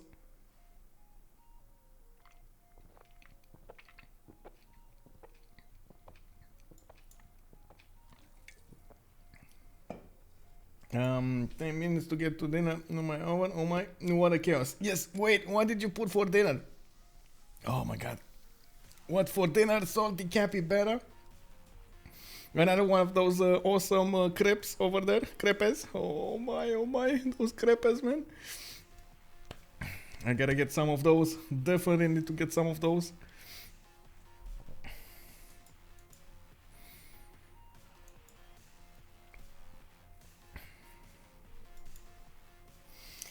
That was a complete cluster bomb. Yeah, but at least we made it into the lobby, and you know that's a step forward. That's definitely an improvement. KW. I do also notice we do have a bit of an issue here for Freezil on Rome. He is getting his settlers out. I do see Ostia getting 1 in 2 turns. I see Rome in 3 turns. A bit of an issue with Antium, though. I would have expected him to put it on the coast. Looks like he is staying away from the coast, which is not something we were expecting. I would have not suggested this, definitely. Bro, you gotta go on the coast. The same can be said about Japan over there. Sure, I do understand, you know, holy side Japan, not really the best way to actually fight Navy, but at the same time, man, you can't ignore the coast. Like, it's not one of those games. Love a pod roast. Ooh, baby steps for Crispy AZ. What's going on? Oh, a kind of small pizza. Did not have time for crepes today. Oh, okay, okay.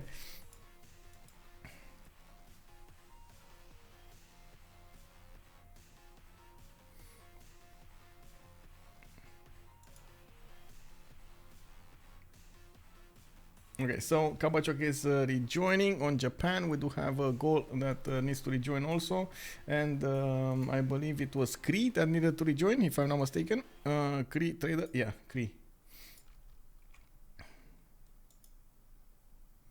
We're just waiting for them to rejoin here.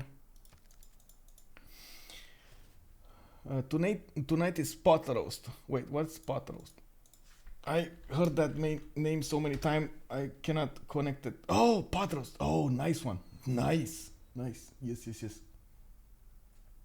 So a pot roast is a big, tough beef cut, usually a cheap cut, perfect for slow cooking, seared, covered and cooked slow with herbs and veggies in a flourful broth until fall apart tender. Oh my god. You had time for this and you didn't have time for crepes?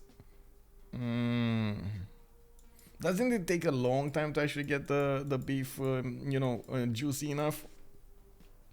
You are all making me hungry. Should start then. I know, right? It's like every time we get to talk about food, man. I keep drooling all over the place here. It's fine. It's fine.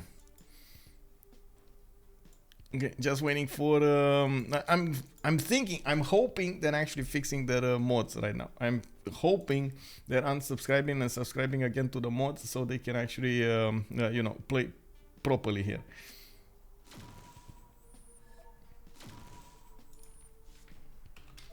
Wait, why is everybody disconnecting?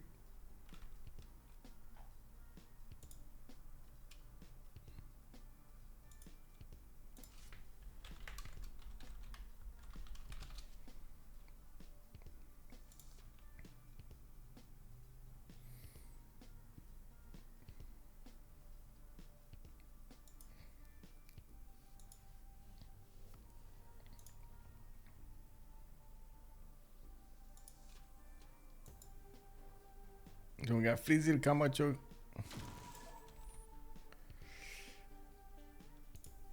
Somebody tell me something, bro. Okay, well, that's quite a few disconnects. Okay, new map. It's gonna be a new map. Okay.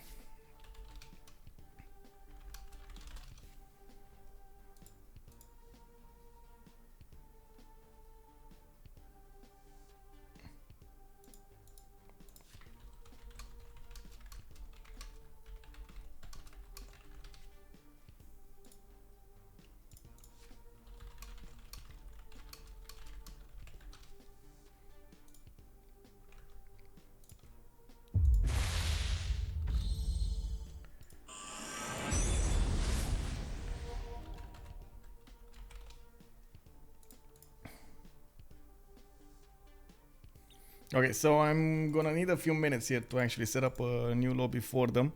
They asked me to do the lobby here. Not sure if I let's see Squadrons, CivFR, I guess, you know. All right. Okay. Confirm settings.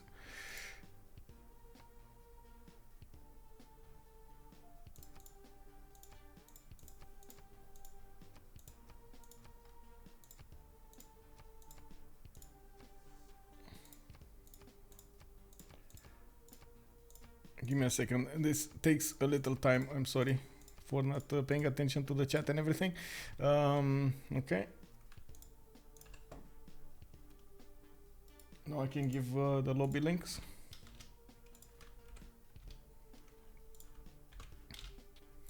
And I can go to game setup. Custom is 29. Okay, there we go. We got draft mode none because they already know what's going on. A map is Highlands.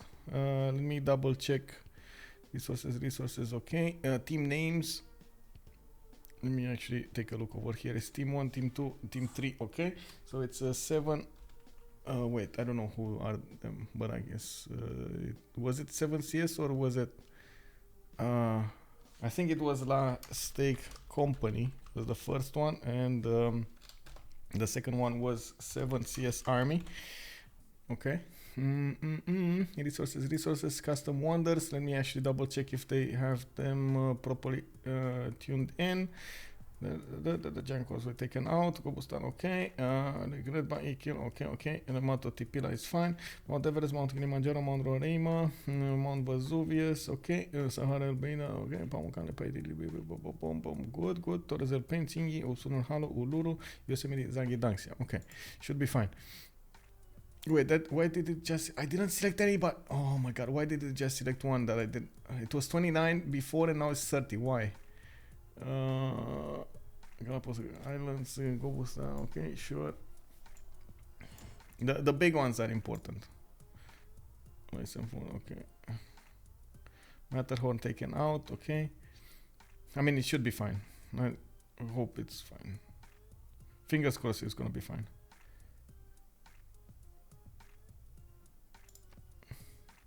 Okay, so that's there. Competitive smart timer, 12 city states, okay. Map size is standard, should be fine.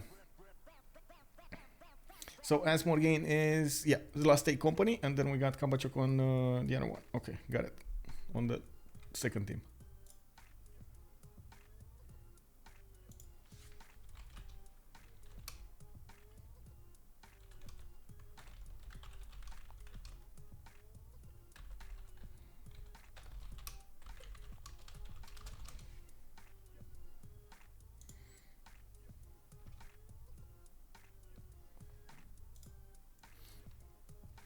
That is often added as well, especially if we can get our hands on the wild. Wait, why are you talking about wild mushrooms? And mushrooms, bro. You can smoke a rib roast, like smoked a prime rib. Okay. You are all maybe a slow cooker will do it wonders over 8 hours, and you can do it in a Dutch oven or something in a couple of. Wait, what's a Dutch oven? Dutch oven. Let me see. Man, I'm gonna get how to say, very experienced. Ah, I see the Dutch oven. Okay, I got it. I got it. Okay, I see it. I'm gonna get experienced in cooking over here if I keep on watching this.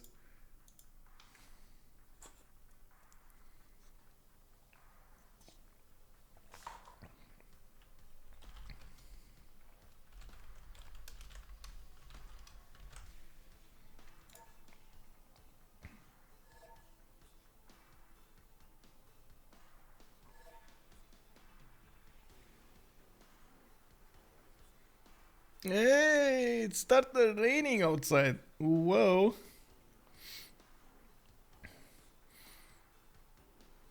Okay, so I hope everything is fine. Regis Classic.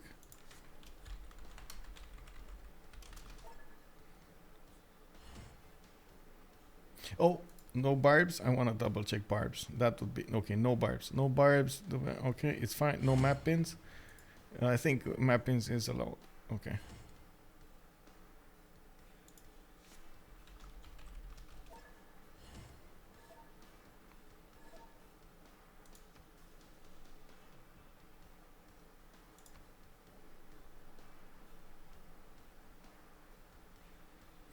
They're saying to me to double check Bermuda.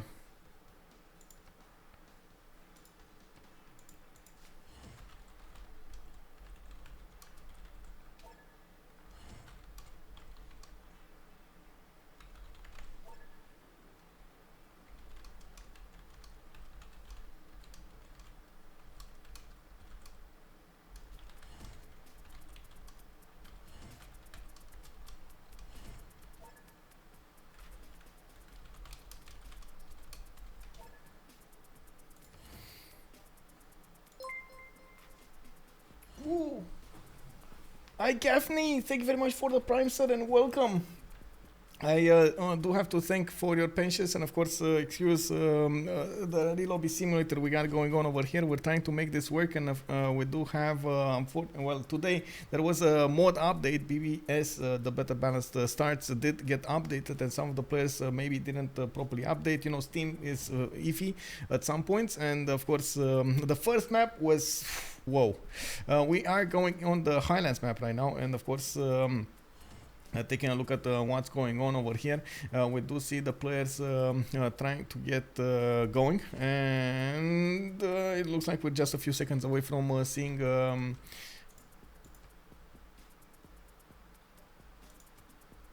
wait.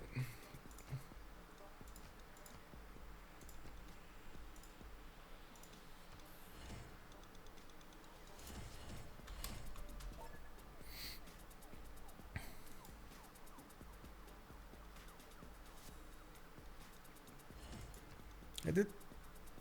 Okay, I'm gonna take a look again. Yeah, it's off. I don't know. Anyway. 3 months. Kek. Wow, Trojan man 25. Thank you very much for the 3 months and welcome, sir. Thank you for the Prime. Please send the rain this way. It was snowing today in Ontario. Well, isn't that kind of raining? But yeah, it's, you know, raining with a bit of a... Oh, it's Matterhorn? Wait. M.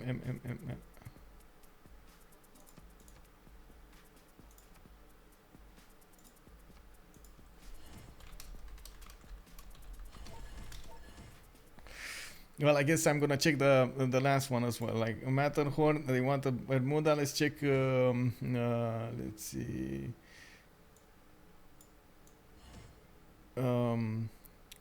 Giant Causeway G. Let's see. G. Giant Causeway is also off. Okay. And okay, Matterhorn off. There was another one. Oh, Lysenford. L G. What is Lysenford is also off. Lysefjord, actually. Okay, I don't know what it is.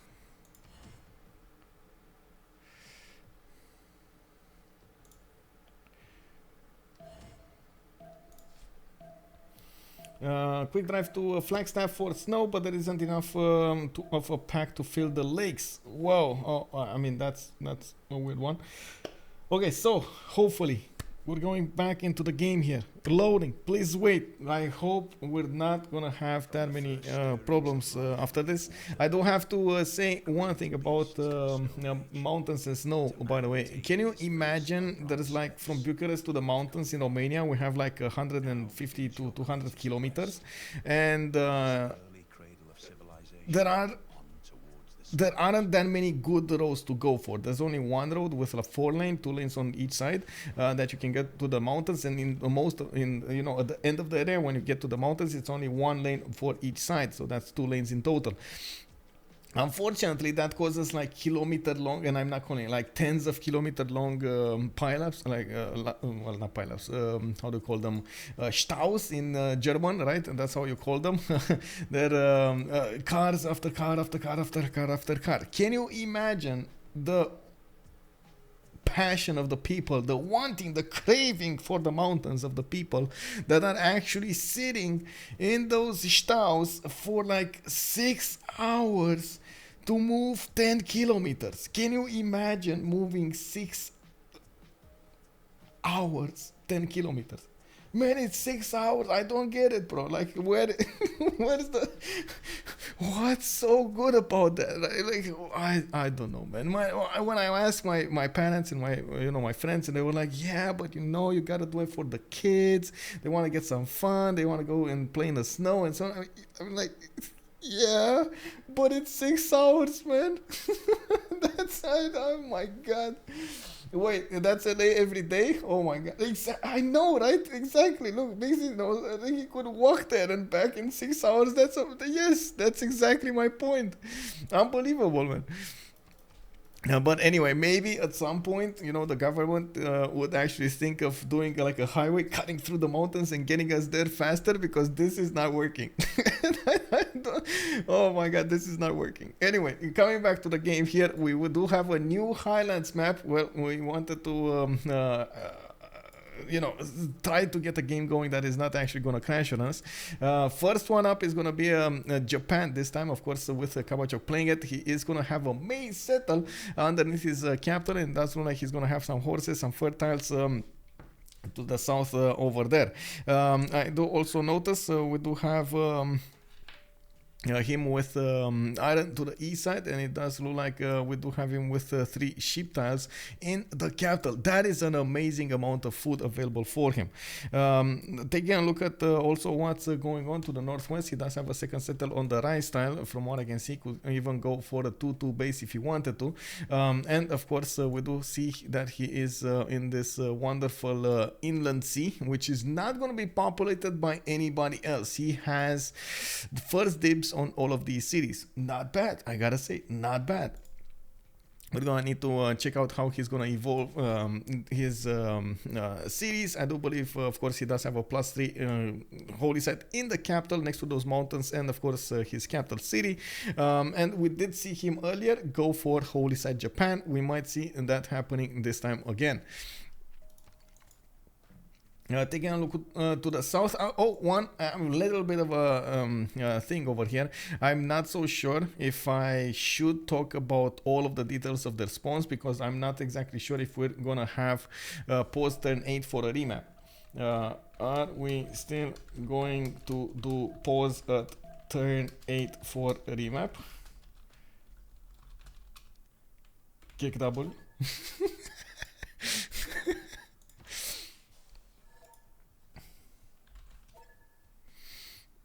Okay, so post turn 8, that's what I was asking, because we do know how many details we actually need to get out there before we get a remap, right? So Khmer over here is going to actually have the placement next to Cree. It does look like, of course, to his northwest, he does have Japan quite far away. Not going to be interested in doing that anytime soon. This time, Khmer does not have that many rivers, but I do believe even on these rivers, he can definitely set up a good holy site placement and benefit from all of that nice and juicy extra faith, extra food, and so on and so forth. We do have him with scouts coming out, and he does have a geothermal in the capital. Taking a look at the Cree spawn here. Oh, yes, bro. Look at the Cree spawn. Oh my god, they should not remap this. We got 1, 2, 3, 4 of these pashers in the capital. Definitely keep this spawn, bro. I mean, you gotta love this. He does have multiple cities to the south on the rivers, multiple cities on the north also on the rivers, with that fresh water, with more of these pashers going. Definitely he could make this work properly. He is also the ally, of course, of Khmer to the southwest, and Kornok to the southeast, which is playing Mapuche.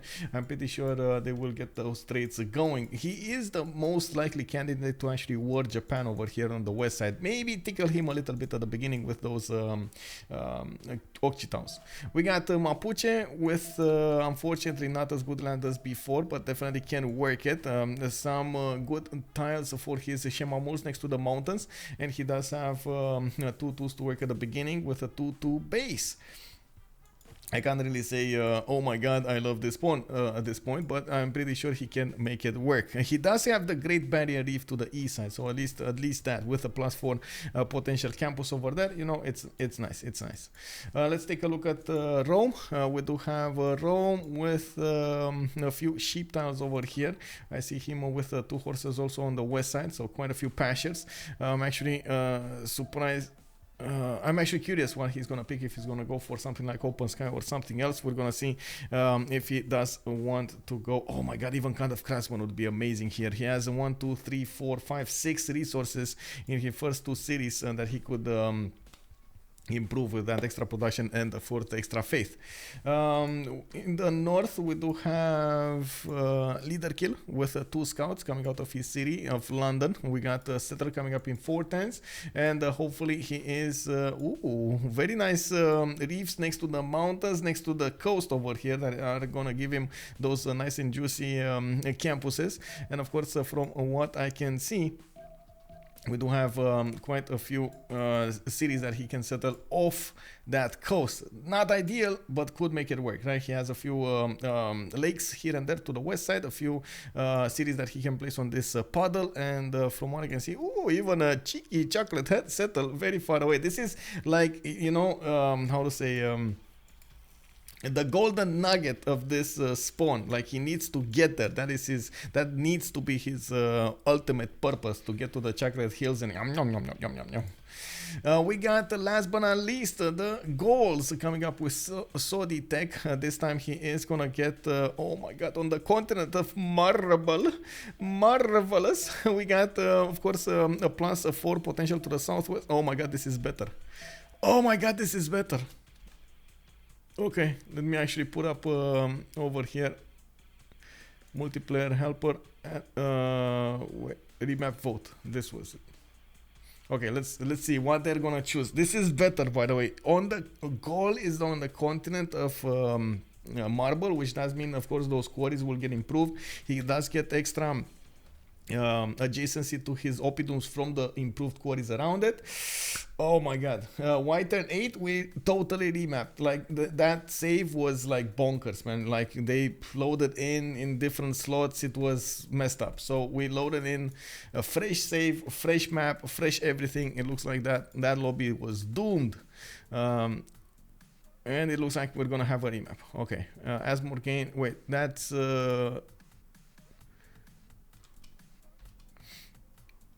I need to unpause. Okay.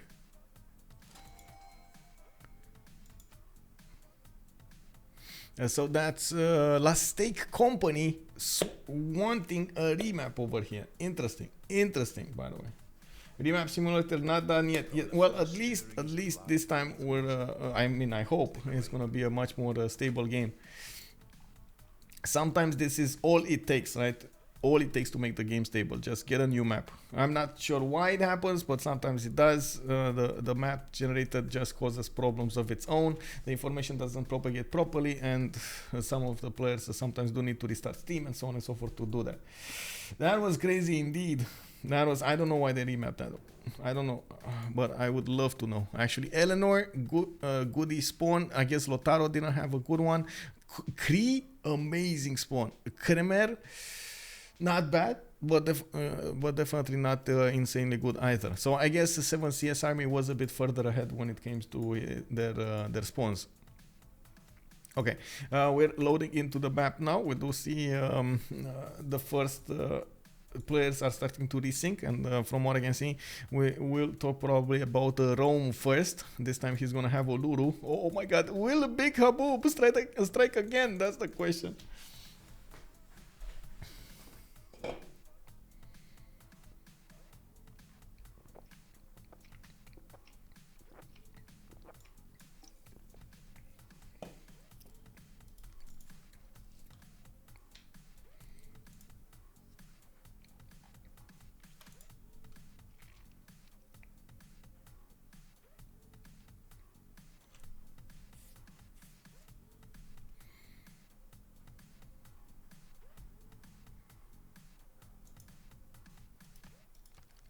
Okay, just 2 more players, 3 more players needing to resync, and we're gonna go and pause this. Sodythaek and OverDoZz. OverDoZz.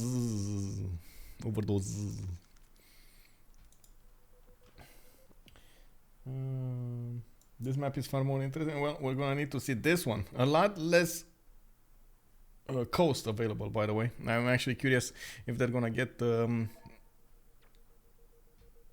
okay, there we go.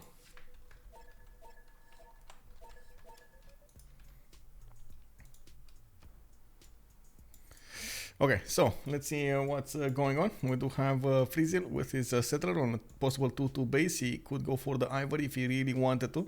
That is, well, I guess it's a bit too far away. That's a rainforest on the ivory. So, no, don't do it, bro. Don't do it. We got you, bro. No, he does have just to settle in place, and it's fine. There we go, he did. We do have him with a few settles of fresh water to the south and to the northwest. This whole inland sea is going to have, of course, the non-freshwater settles, which is not going to be ideal, but he does have a few rivers and lakes that he can connect to. Yeah, we do have to his southeast Japan this time. He's gonna have a coast, a +4 harbor in the capital with quite a few of these stone tiles available. A 3-2 tile banana to work, and he did settle on the 2-2 base. Didn't actually go for the T tile over there, which, I mean, I get it. You don't really need that extra science, but you definitely need the extra production. And we do have him with a few of these tribal villages to the north, and it does look like he is again going to be all alone on his inland sea over here towards the city of Candy. He's also the ally of Rome, and by the looks of it, he's going to have a lot of land this time to settle with no enemy in sight. To the northeast, we do have Asmorgane. This time he doesn't have that many mountains, but he does have more rivers. Well, I'm not sure if it's more rivers, but anyway, I guess he does have these, rivers over here. The Basak, is this the Basak River, and the one to the, whatever it's called over here, I'm not sure, Mekong River, I guess. He does also have the stone tile for a 2-2 base. Does look like he is going to have a decent setup for his holy sites and with that extra food. And Gobustan to the northwest that he could definitely work for that extra culture and extra production. A bit of a problem with Gobustan is the lack of food, and most of the time, of course, you do want to invest as much as possible in your population, so you work more of those tiles. The problem is how to do that. To the southeast, I did notice somebody else. Sodythaek is going to be here, and he again has one of those interesting setups over here for the stone tiles for the quarries for his oppidums. We do have a +4 possible in the capital, actually multiple +4 possibles in the capital, using the adjacency of his strategic resources and or his quarries. I do believe this is actually quite a strong spawn for him. Oh my god, I would love to actually see some Petra shenanigans in. It's so many heals, bro, so many heals. We do have him going for the extra food, and of course he's gonna get some adjacency to his campuses from the reef, from the no, not the reef, I don't know why I said the reef, from the geothermal fissure, and I do see he's gonna have a +4 possible +3 campus in the capital. That's actually very nice for him. Taking a look on the east side, we do see that to his east we do have Mapuche. They are gonna be long time enemies, but there is a big defensive land over here between them. First of all, it's a sea, and of course if Mapuche wants to go through it, he's gonna need shipbuilding, and then we got some mountains to the north, making it quite a defensive land for Gaul to actually prepare his empire for any kind of late game warfare with Mapuche here. Mapuche is gonna also get quite a few stone tiles to work. Does look like he's gonna have some horses to the west side, and I do see quite a bit of fresh water. Not a lot of it, but it definitely can work. You can see the greenish tiles over here open up are gonna be the ones that he's gonna need to put cities on. We do have him with a few Shemamul spots, and of course with the mountains to the south, that will make it quite nice. A lot of rainforest to the northwest, which is not gonna be ideal. You can see all of this orange over here. He's telling us that he does have a lot of bad appeal, which of course it's not ideal for the Shemamuls. You can't even build them for the Shemamuls. We do have Dido, this time with his own little puddle. He does have a reef fish tile to work on the north, and I do see him on the coast over there with a 2-1 settle. Does have one scout coming out of his capital. He did go for the warrior on the northwest, and of course he's gonna get a tribal hut next turn.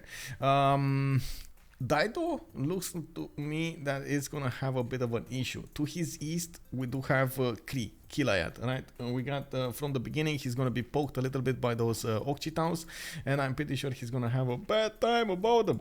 In the south, we got Mapuche over here. Can definitely send some Malon Raiders. This is actually ideal position for the Malon Raiders, because first you need to get some, you know, some culture going, some science going, some goal going, and then you want to send those Malon Raiders against your opponent. We need to see OverDoZz do his best over here to defend against any kind of shenanigan. We got also Cree, last but not least. It looks like actually it's the last of two. We do need to talk about England as well. This time Cree is gonna have, oh my god, this is bad. No, look at that, only one horse in the capital, bro. Like really, one horse to rule them all. He needs to quickly find another city that he can get some extra. Oh, okay, there we go. To the northwest, settle on the incense tile. 1, 2, 3 tiles that he can acquire. 4 tiles that he can acquire. Okay, it's not all lost, boys. He can still do it. He can still do it. We do have Killayad over here with, of course, settler coming up in 4 times. He did put Okchitau, and it does look like we gotta disconnect here really quickly. Well, that actually gives me a bit more time to talk about this one. So usually when you see this happening on wait, this is a remap? I hope not. Yeah, it looks like.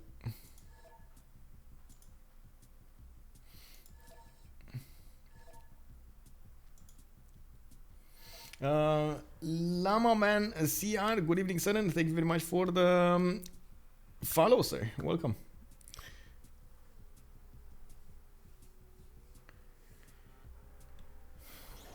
Okay, he's reconnecting. Come on, come on. Let's do this. You know, let's do this. This evening, let's do this. The patience of the eras.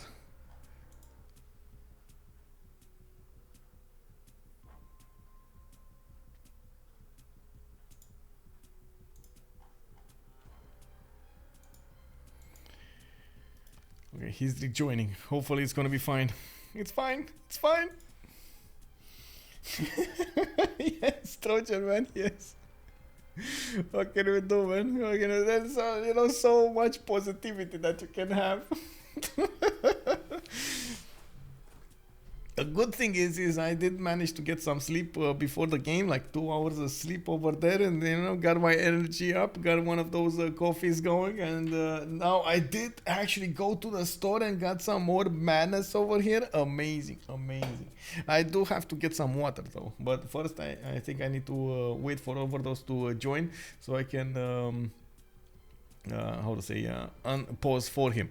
And oh wait, I need to wait for turn 8 as well. Okay, I'm gonna get water after we actually get this game going. I don't know how I missed my water. Varovasti, I'm gonna keep that in mind. Drink water indeed. I do need to drink some water. You make it entertaining at least while we wait. Yeah, I'm trying, doing my best over here. This is good training for me as well, I have to say. This is a good challenge for me to actually try to get, everybody entertained while we just wait. I don't know, I don't think I actually got blessed with the talking out of nothing, gift. There are some people, man, that actually can talk so much, and create subjects from out of like thin air. I was like a few years ago, 4 or 5 years ago, I was one of those guys that were just talking on point, didn't actually want to dabble in the details on the left, on the right. But now, being forced to do so many times, it looks like I'm trying, to find ways of talking. Finding subjects that I can definitely develop and try to do that. Exactly, like Potato can do that. That is amazing, by the way. That is amazing. It's an extremely good gift, by the way. Extremely good gift. If you do have that naturally, it's amazing. Let's take a look at what's going on over here. We do have them, of course, still not readying up. They will ready up. We're gonna go into turn 8, and we will probably see that pause at the end over there. I do like what happened with Cree to the west side.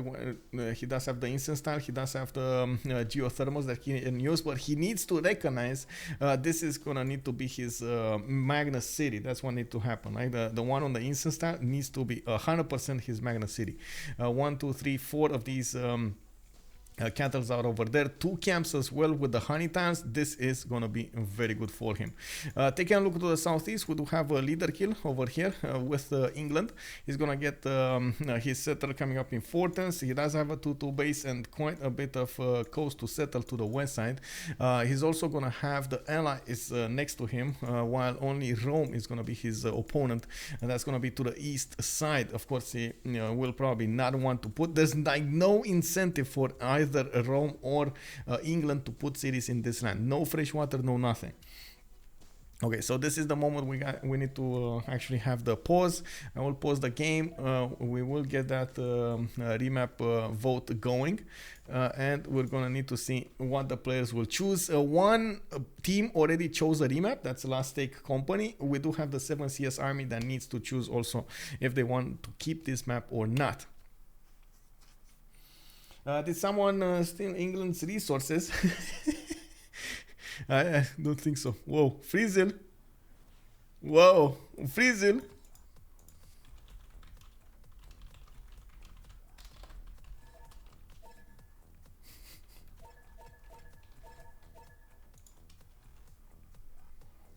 Okay, there we go. There we go.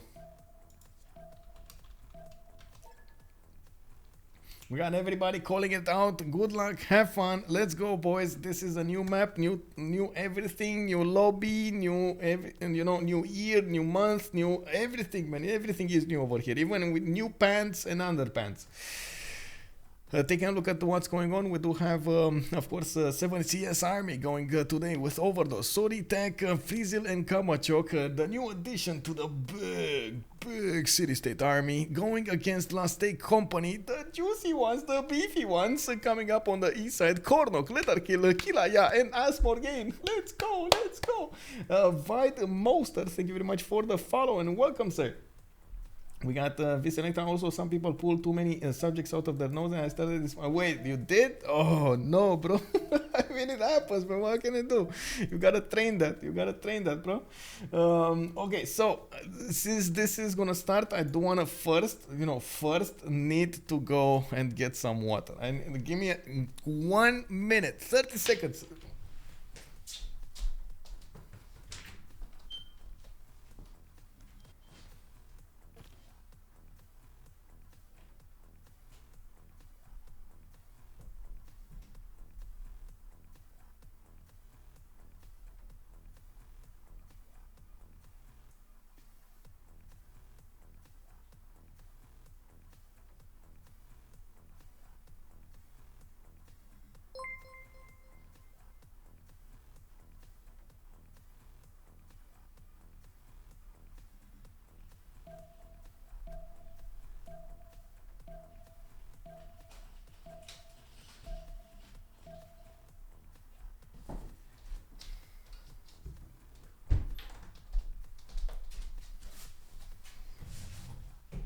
You know that moment when you're running all over the house to find a bottle of water and then you find out it's right next to you? You denied me water twice. Okay. But at least I have it here. It's fine. You know, it's ready. Panapatos, good evening and thank you very much for the follow and welcome. Wait, new pants or no pants? Exactly, Viselectra, exactly. Where? Okay, so what do we have here? We got Freezil to the northwest. It looks like Rome is gonna get his settler. I do want to see exactly where he's gonna go with it. I do see he has an iron tile to the east side that he can work, and some horses to the southwest in the second ring. Walk Lodge, thank you very much for the follow, sir. Mikado also asking us why we turn 10. We had to re-lobby this, and I guess new lobby, new map, new everything, so we can fix the connection issues that we had. Even new host. The only thing that remained is the same players, right? And same civs.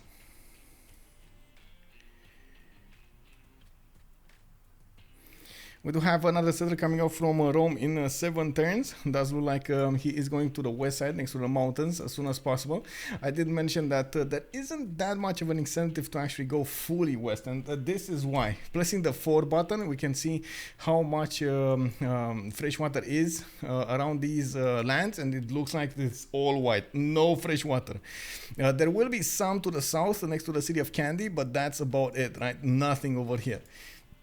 They will also meet each other soon enough. We got England with a scout going east. We got Rome with a warrior going west. Coming up next, we got KabachOk with Japan with a settler coming up in 3 turns. And looking at his tech side, he is going animal husbandry. Okay, well, that's a big question, by the way. Did he go Holy Site Japan again, or did he not go Holy Site Japan again? Because you don't actually see a good spawn for his Holy Sites or good placement for his Holy Sites, while you did have a good one last time. He's gonna go with a settler to the south. Probably that sugar tile is gonna be his settle spot, and of course with the extra food generator with the 1-3, he's gonna have good food and good production at the same time. I do see he also has a very good spawn on the east. I'm pretty sure he's actually gonna go I would say either campuses for first or celestial navigation. Does have this geothermal that he can work for some extra adjacency. Just needs to put a good harbor next to Kyoto. It's gonna be fine. +3, +4, +3 campus, +4 harbor. It should be fine. We got to the northeast over here, Asmorgane with Angkor Thom. Looks like he is pumping out a settler of his own, and does have a very good city on the south east. Unfortunately, I don't think he's going to want to prioritize that just because of the lack of a river. I'm pretty sure he wants to stay as close to the rivers as possible. I don't actually think he met Gobustan though. Let me actually double check this. Let me see. Oh, first holy set. There we go. Angkor Thom. No, he didn't. Okay, no Gobustan over here to the northwest. A bit of an issue, but what can you do, man? It would have been quite nice to get that extra culture, extra production, but I guess he is gonna go closer to Lahore here. Lahore has a 3 charge builder ripe for the taking. Will Asmorgane take it? That's the question. He does have a warrior there. He would actually need to bring that warrior back and defend the scout. We got also, by the way, on Khmer land, we got him with the iron to the west side. Doesn't like he has 2 horses in the southeast over here that he can improve, and I do see he's gonna need to spend some gold for the one on the east side, but that shouldn't be a problem. Both strategics in his capital is gonna be fine. He is also gonna be to the west of Dido and in between enemies. I'm actually curious if they're going to try to pressure Dido over here at some point of the game, forcing Khmer to settle a few cities to the east to get to the Buenos Aires, how to say, city-state. We got the Gauls in the south, so Sodythaek is going to go for a coastal spawn next, and it does look like he might actually settle on the stone for a 2-2 base. Does have a decent amount of other tiles to work for his Oppidum, so he shouldn't actually cry about that stone anytime soon. Does have a settler coming up in 3 turns, and he is working a dice tile. That means he's going to get a faster Pantheon here soon enough, which is going to be fine for him. We do see he's already on a 7 faith. That's the most faith in the bank of all of the players here. Okay, let's see on. Oh, wait, strategic tiles. Iron tile to the north, a bit too far away for my liking. It's 4 tiles away. He can't actually get it.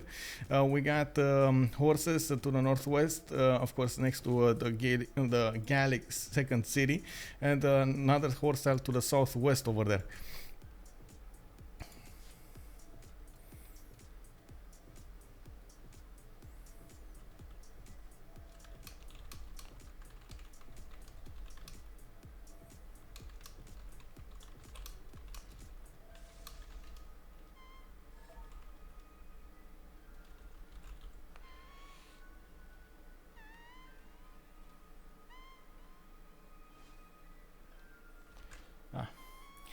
Declaring all military censoring might double his sword. After you do it, it only produces warriors and archers.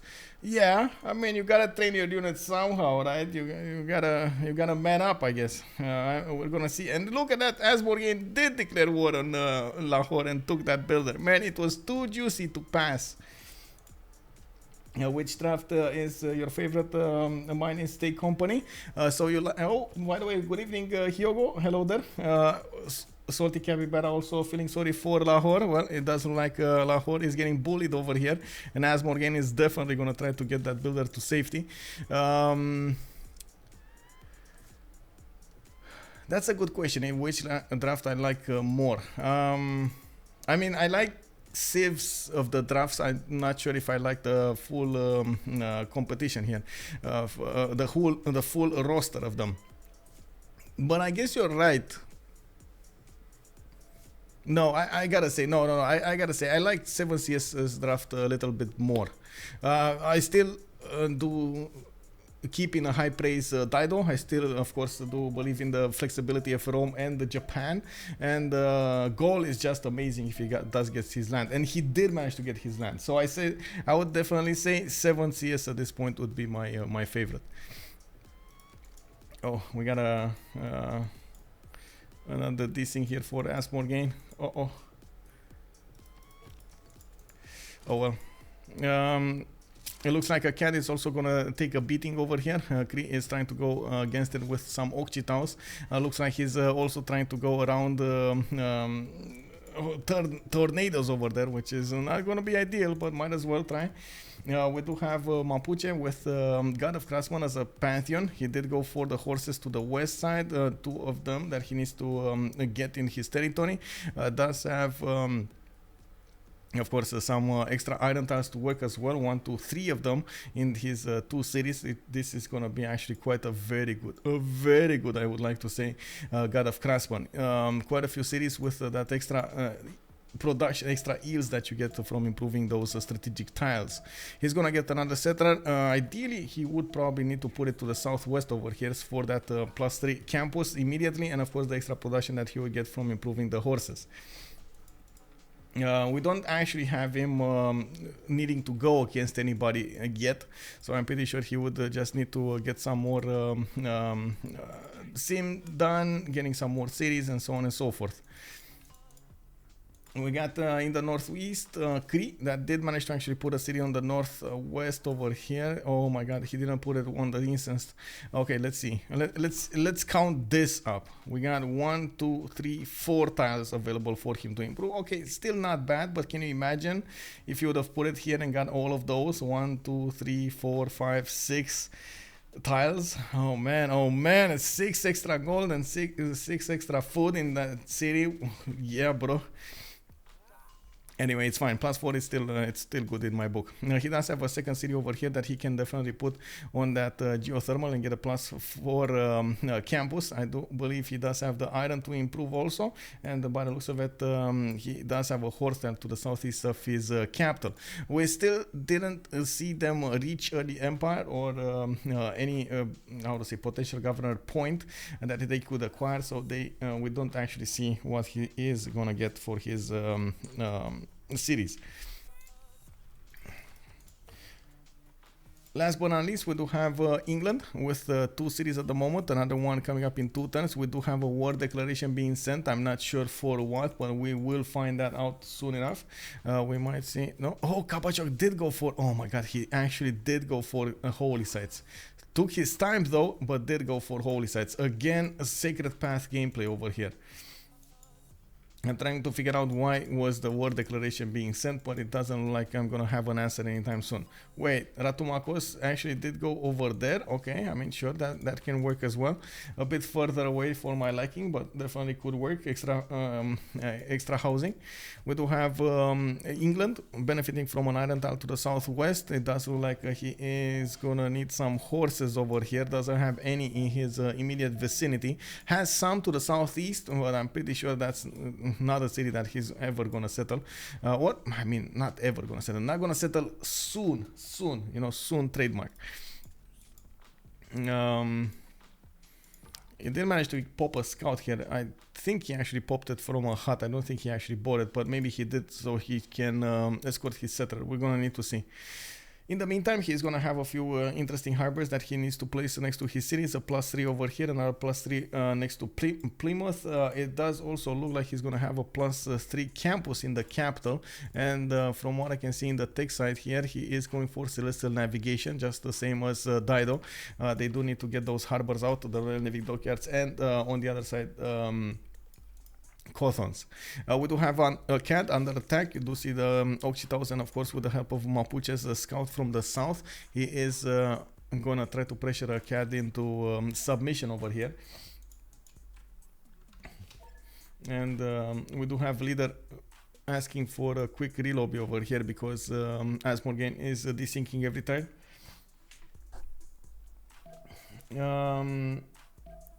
State company has juicier picks, that's for sure. Double Navy Civs on Highlands. I don't like it. Okay, I need to talk a little bit about the Navy Civs and why they are choosing Navy Civs on Highlands. Definitely is how to say. I had the same impression for a lot of the games, but I do think they do deserve the spots even on the Highlands. And they can, oh my god, Salty Capybara already calling us out. We're doing a new lobby and she's like over there cheering for us. I hope you're actually cheering for us. You know, you're getting that popcorn, you're getting the food, and you're like, yeah, re-lobby, bro, let's go. Mapuche or Gaul, who will get the big desert hill? Petra. That's a good question. Who will get oil? First of all, Mapuche doesn't have a flat tile to the south, does have one to the southeast, I guess.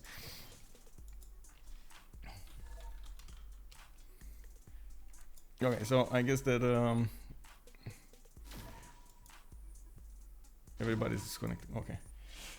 Lobby hype indeed. Okay. Again, I'm gonna close the game up completely, and then I'm gonna get it going again, and we're gonna have a new one.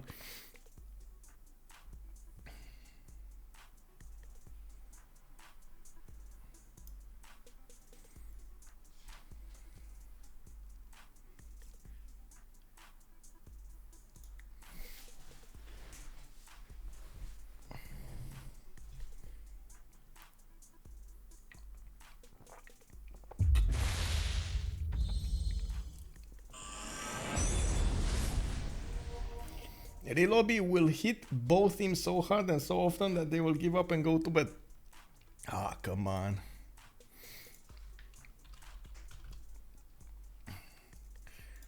Freezil is also telling me that he needs a lot of coffee.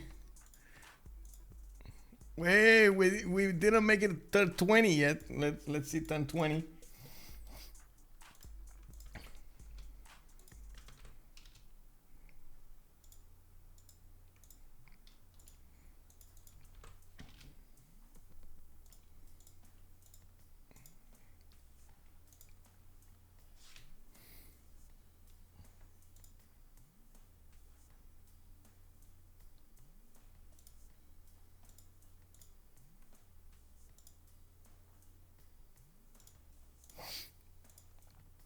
Okay, so everybody's joining. They're joining quite fast.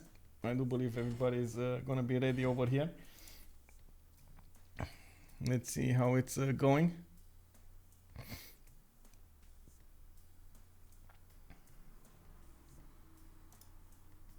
Gensaro went to the toilet and still game didn't start. It did, sir. We're turn 18. We did. Oh, come on. We're lobbying for some guy that Asmorgane over here that was dissing every turn. Come on, it's fine. I don't know why he disconnected from the lobby. You know, sometimes it's one of those bugs that you can't really stop. But I mean, you know. You gotta make it right. Anyway, Asmorgane is reconnecting. KabachOk is the only one missing, and I do believe we're gonna see them check for the 0 MS soon enough.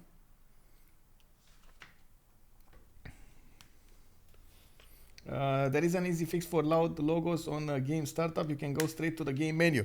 Yes, VidMoster, I know, and I did use it for a long time. It's the quick start, I believe, mod from Steam. The problem with that is I'm a bit concerned. It might cause issues in the game, as in put some pressure because I have an extra mod and so on in the game, while the other players maybe don't have it. So I don't want to put more pressure on the game like that. But yes, oh my god, that's like 4 seconds of my life, or 6 seconds. I don't know how that logo is up there for, that I could definitely use.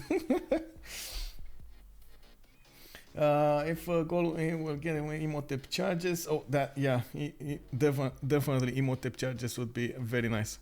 And I think everybody's connecting. There we go. We got the KabachOk there, and I use headphones. And sometimes I'm seconds from a hard. I'm sorry, sir. I'm sorry. I don't want to cause any pain here. This game is already so yeah, exactly. I mean, you know, you don't want to poke it with a stick anymore. It's like it will break. So we might as well just try to treat it with gloves, you know, big furry gloves, and how to say, paying attention to our each move.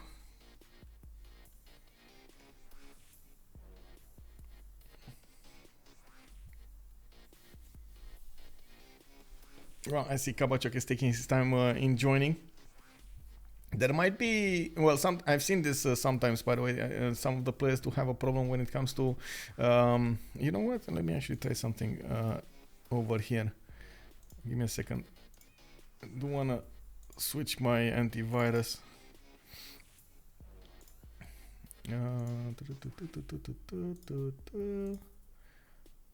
Computer, there we go. Okay. I switched it to gamer mode, you know, antivirus, gamer mode.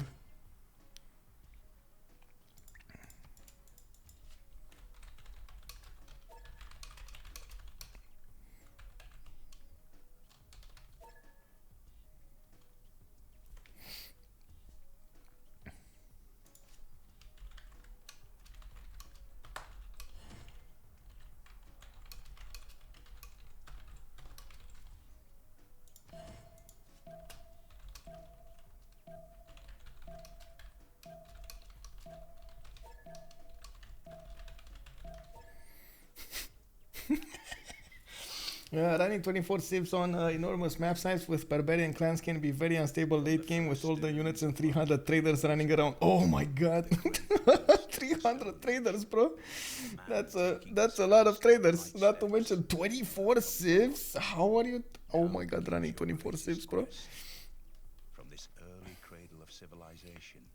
Also, Hyogo, we will see, but I feel Stake have more explosive picks when we have more adaptable draft. Yes, I do tend to agree with that. The more adaptable draft is definitely on the 7CS. It's maybe just, you know, subjective opinion on this. I do like more of, often than not, the adaptable civilizations over the specialized ones.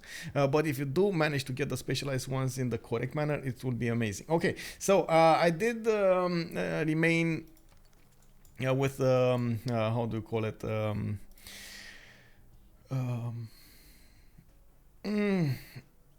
With a promise, I needed to talk about why it is important to have these naval civilizations coming up in the games, even on the Highlands map. First of all, it's obvious, it's the gold. Like, you gotta get the gold going for your team. And civilizations like Mali, for example, don't always get enough desert. They most of the time do get banned from the game because, you know, obvious reasons, and you just don't have enough gold from any other civilizations to work. Second of all, surprisingly, they're actually the coastal civilizations, the naval ones like Dido or England, Victoria, or even Eleanor, do most of the time have the most production in the mid to late part of the game. So, you know, it's the harbors coupled with the shipyards. If some players will actually go for industrial zone, they will get extra production from that. So you can imagine you can generate a lot of production in the late game. So yes, they might be a bit in danger at the beginning, slow in their development and so on, but in the mid to late part of the game, they actually do get a lot of things going for them. The gold, especially in a 4v4 setup, is extremely important for the timings, for their upgrades, for their quick buys, and of course flexibility. We will see that happening today. We will see, of course, how the situation will evolve from one era to the other. We will take a good look at their gold generation, and we will see exactly who is running away with all of those stats. I think last time I was on, let me actually see, I was on Japan, right? No, we needed to do the big roundabout over here, right. We just talked about a cat being bullied into submission under siege. You see it over here. We just had all of the players reconnect, game unpaused. It's gonna be fine. Okay. Whew. Fingers crossed, boys. Fingers crossed. And also, Trojan Man is saying that I think it's in BBS for the size bigger than huge and more civs per map. That's a good one. I'm not so sure if it's in BBS, but yeah, it does definitely seem like you could use a mod for the enormous map. Okay, so Rome. I did talk about those. Oh, we didn't see. Did we get strategics? I think we did, right? We talked about Cree having horses to the southeast, England having no horses. It was the horse over here, well, the horses over there, and he did manage to pop that settler out of his capital, going for the east and going for the monuments. Okay. We did have also Rome trying to take some pot shots at the England scout, forcing him out of his empire. We just saw Cree manage to take over a city. So these Okchitaus just paid for themselves. That's a free city that he can aqueduct, he can use. He has extra iron tiles to use over here.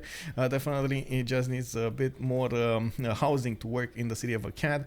I'm not sure if the city did build for him a granary. No, he didn't. He just got the monument. It's fine. I mean, still 6 turns, and then he's gonna he does have a builder there. He's gonna repair the farm, try to get irrigation for those bananas, extra gold, extra housing. It's fine.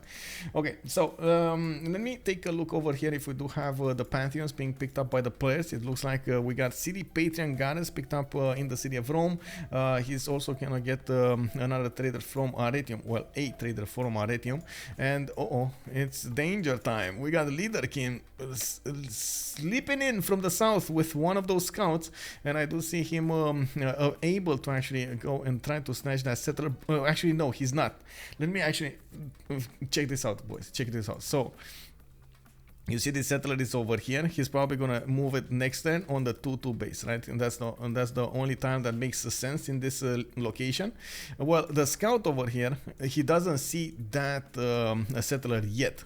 The only move that could put him really close to the settler, and that's in the situation that the settler doesn't move anywhere, he would need to go for the stone tile over here, which you can see he actually is gonna try to go for, and then go on the other stone tile. But since this scout doesn't have the promotions for faster movement on hills or rainforest and so on, he's not gonna have the actual speed or maneuverability to actually go on that hill, on the rainforest hill. This is quite a bummer. We're gonna need to see what the Ledarkill is gonna do here, but I do believe Freezil is definitely gonna get to settle that city in safety. Alright, he sees it, he's gonna try to get it. Let's see. Okay, there we go. You see the movement, it's 3 turns. It's actually 2 turns to take the settler from now. It's not gonna happen. This is not gonna happen. And he's not even moving. He knows. Okay, there we go. We got Puteoli settled safely. We got the archers coming up from Rome. He knows he's gonna have to push out these Occitos from his land. It's gonna be fine. I do have to take a moment here to do two things. First of all, set up the team names. We got on the left side the 7th CS Army. The 7th City-State Army. Going against, let's see, La Steak Company. I gotta say, I really like this name, by the way. Oh, LSC, I guess. LSC, because it's too long. Way too long. It's way too long. Okay, there we go. LSC, Last State Company versus 7 CS Army. Let's take a look also in the prediction screen. I don't have to put the predictions. Give me a second over here so I can click on buttons and we can get that going for us. Manage prediction, start prediction. Who will win? On one side, of course, the 7 CS Army. On the other side, we got the Last State Company. On the screen, we do see that those archers are definitely fighting Cree's Occitos, and they are defending as much as possible that trade route coming up from Arretium. In the chat, in the stream chat, you will find the option to use your channel points to win more channel points. Of course, the 7 CS Army with the Last State Company. It looks like we do need to find out who is going to be the winner of this game. I do have to point out, man, sometimes, you know, stream chat has extreme wisdom to impart, and I do believe in the power of the stream chat, the power of the mob. But at the same time, man, oh man, we had some upsets over here. So we're gonna need to see if you guys are gonna actually nail this. We got on 4 players on one side, 4 players on the other side, and not all of them are well known. We will make them well known. That's the secret over here. Let's take a look at the other pantheons. We got Sacred Path picked up by Japan. You know, easy peasy to discover over here. He did put those holy sites and now is working on 18 faith at 10, 7 science and 4 culture. I do see him getting more settlers out, and he is going to try to get more builders to improve some of his resources and get some extra yields to work. I do also notice Khmer is working on those great profit points from his 2 of those holy sites. Didn't quite finish his shrines though, and he is a bit behind when it comes to his great profit points. Maybe he doesn't actually want to rush it as fast as he possibly could, but we'll see. Did manage to snatch that settler from snatch that builder from Lahore, which does allow him to actually get quite a few of these improvements going. I do want to point out, by the way, he did manage to get a warrior in the choke point. There's a 1-tile choke point towards his cities, and you can see that Lahore's only choice to go against Khmer will be through this 1-tile choke. The Khmerian warrior is more than able to defend that properly. We do have him with the river goddess for that extra adjacency on the rivers, amenities, everything else.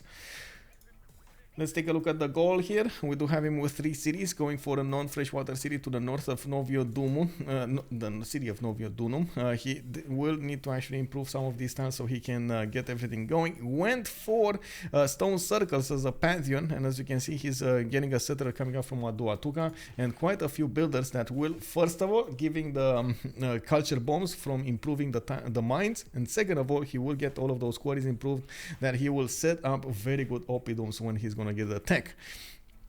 I do notice he did manage, he does have quite a few other cities that he can go for if he wants to the north over here of Ratumakos, some of them to the southwest over here, and even I would go as far to say that he would be very nice in the desert, especially if he goes for a Petra city.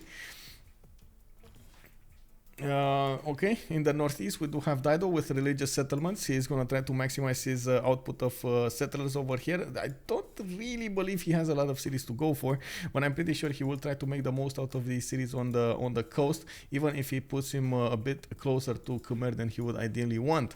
We do have him with the Kothons coming out of his cities, going for Magnus first in the city of Tyre, and I do see him improving as many of these coastal resources as he possibly can get.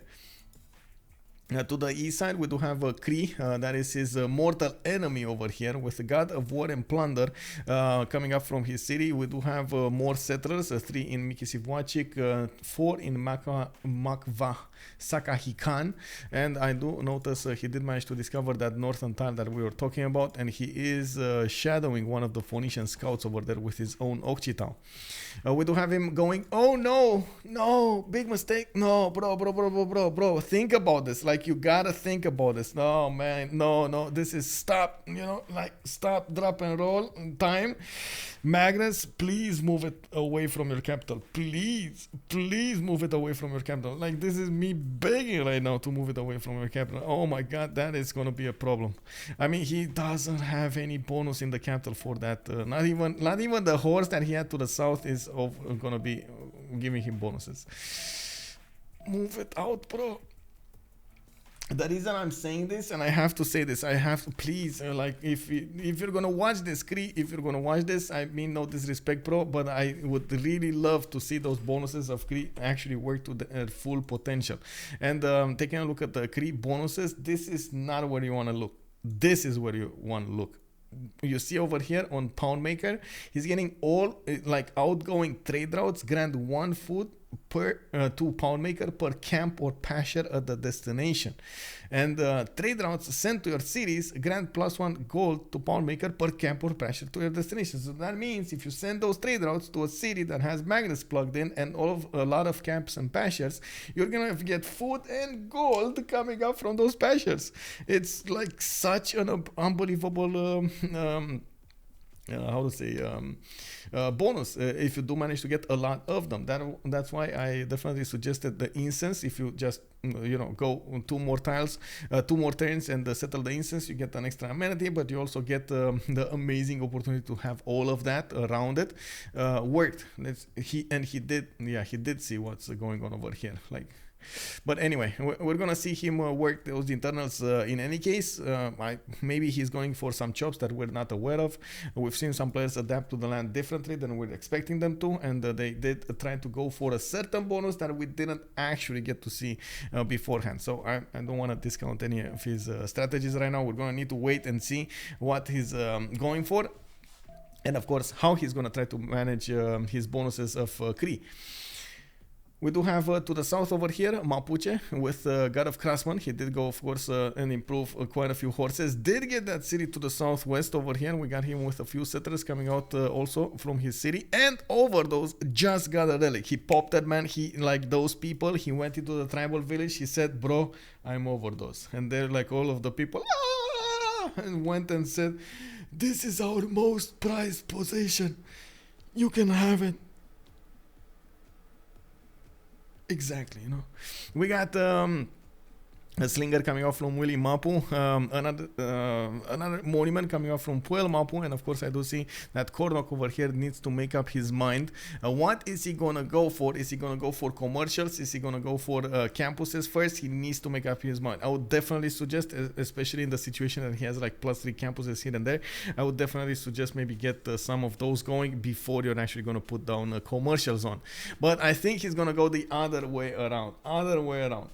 Can you check Mapuche appeal? Yes, not that great. I would have to say not that great. I'm pretty sure he's gonna try to get the Shemamul here and there, but it's not one of those, oh my god, so many culture tiles. Not one of those.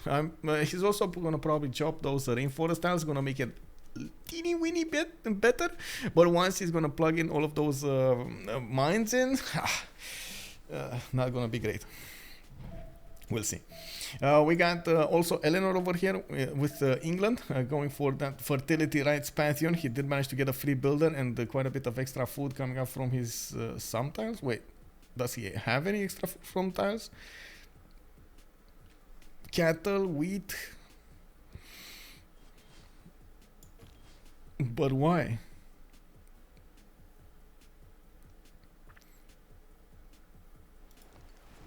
Okay. Honestly, I wasn't expecting this.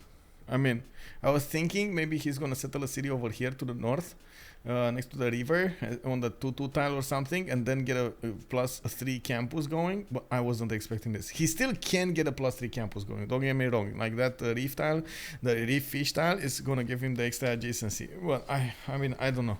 I just wasn't expecting this, and I can explain why I wasn't expecting this. First of all, non-freshwater settle. I get it. Highlands, a lot of no freshwater settlers. You go in with that mentality that you're gonna have to build granaries, you know, like that's a given on the Highlands map. But secondly, the problem with settling behind with mountains behind you is the city is gonna be put under siege by a single unit. That's my issue with it. I don't know if anybody else feels that, but like that's my issue with it. You put a city on that rainforest in the middle, and that's it. Like that city's under siege. You just smack it until it dies, you know. Like, and I'm pretty sure, you know, Freezil over here is at some point gonna realize that. Oh my god. Maybe that might be something, by the way. That might be something. Trojan Man has an idea over there. Maybe Rome pushed him a little bit, and he, you know, Ledarkill thought, I mean, unless I would like to settle over here because I don't want to go anymore with the settler, like waste more time to actually get my third city out. And even if I do have a 1 pop city, it's still better than a no pop city because I get to work a monument, maybe put it down a district, and so on and so forth. We'll see. We'll see. A few units could plug the choke, yeah, indeed. I have to say that. I had to be off water due to spacing. Skinny Mike making a comment over here. Off fresh water. Well, I mean, I guess it had to be off fresh water. I mean, honestly, I would have preferred it to be over here on the 2-1 and aqueducted later than over there between the mountains. But anyway, like you said, there could be units that could be placed on the east of Leeds, could plug the choke and, of course, defend against Rome. Relatively easy. We'll see. Let's take a look at the city-states over here before we're actually going to go into the next era. We do have only 3 turns to go. Nazca and Kandy coming up for religious benefits. We got Buenos Aires, Johannesburg, and Singapore coming up for the industrial city-states, and those will give a lot of bonuses to the Gauls, man. Nalanda and Fez coming up for the science bonuses, and of course we do have Mogadishu, 1 single city-state for the commercial benefits. Granada and Lahore coming up for military. And we do have Antananarivo as the single one with culture. Of course, we're going to need to see exactly who is going to try to choose what. At the moment, the players are not actually actively trying to choose any of those. We do have some first things over here that I have to talk about. First of all, we got a religion. I think we're going to have 2 religions right now because Khmer is just 1 turn away from popping that Great Prophet and establishing his religion. While I do see Rome, the first one up to actually get campus going. We got Hypatia first. That means he will try to get a few projects going, at least 1 project going, so he can acquire Hypatia faster. I don't see him actually rushing it. He's taking it easy. He's taking it slow, man. He's taking it slow.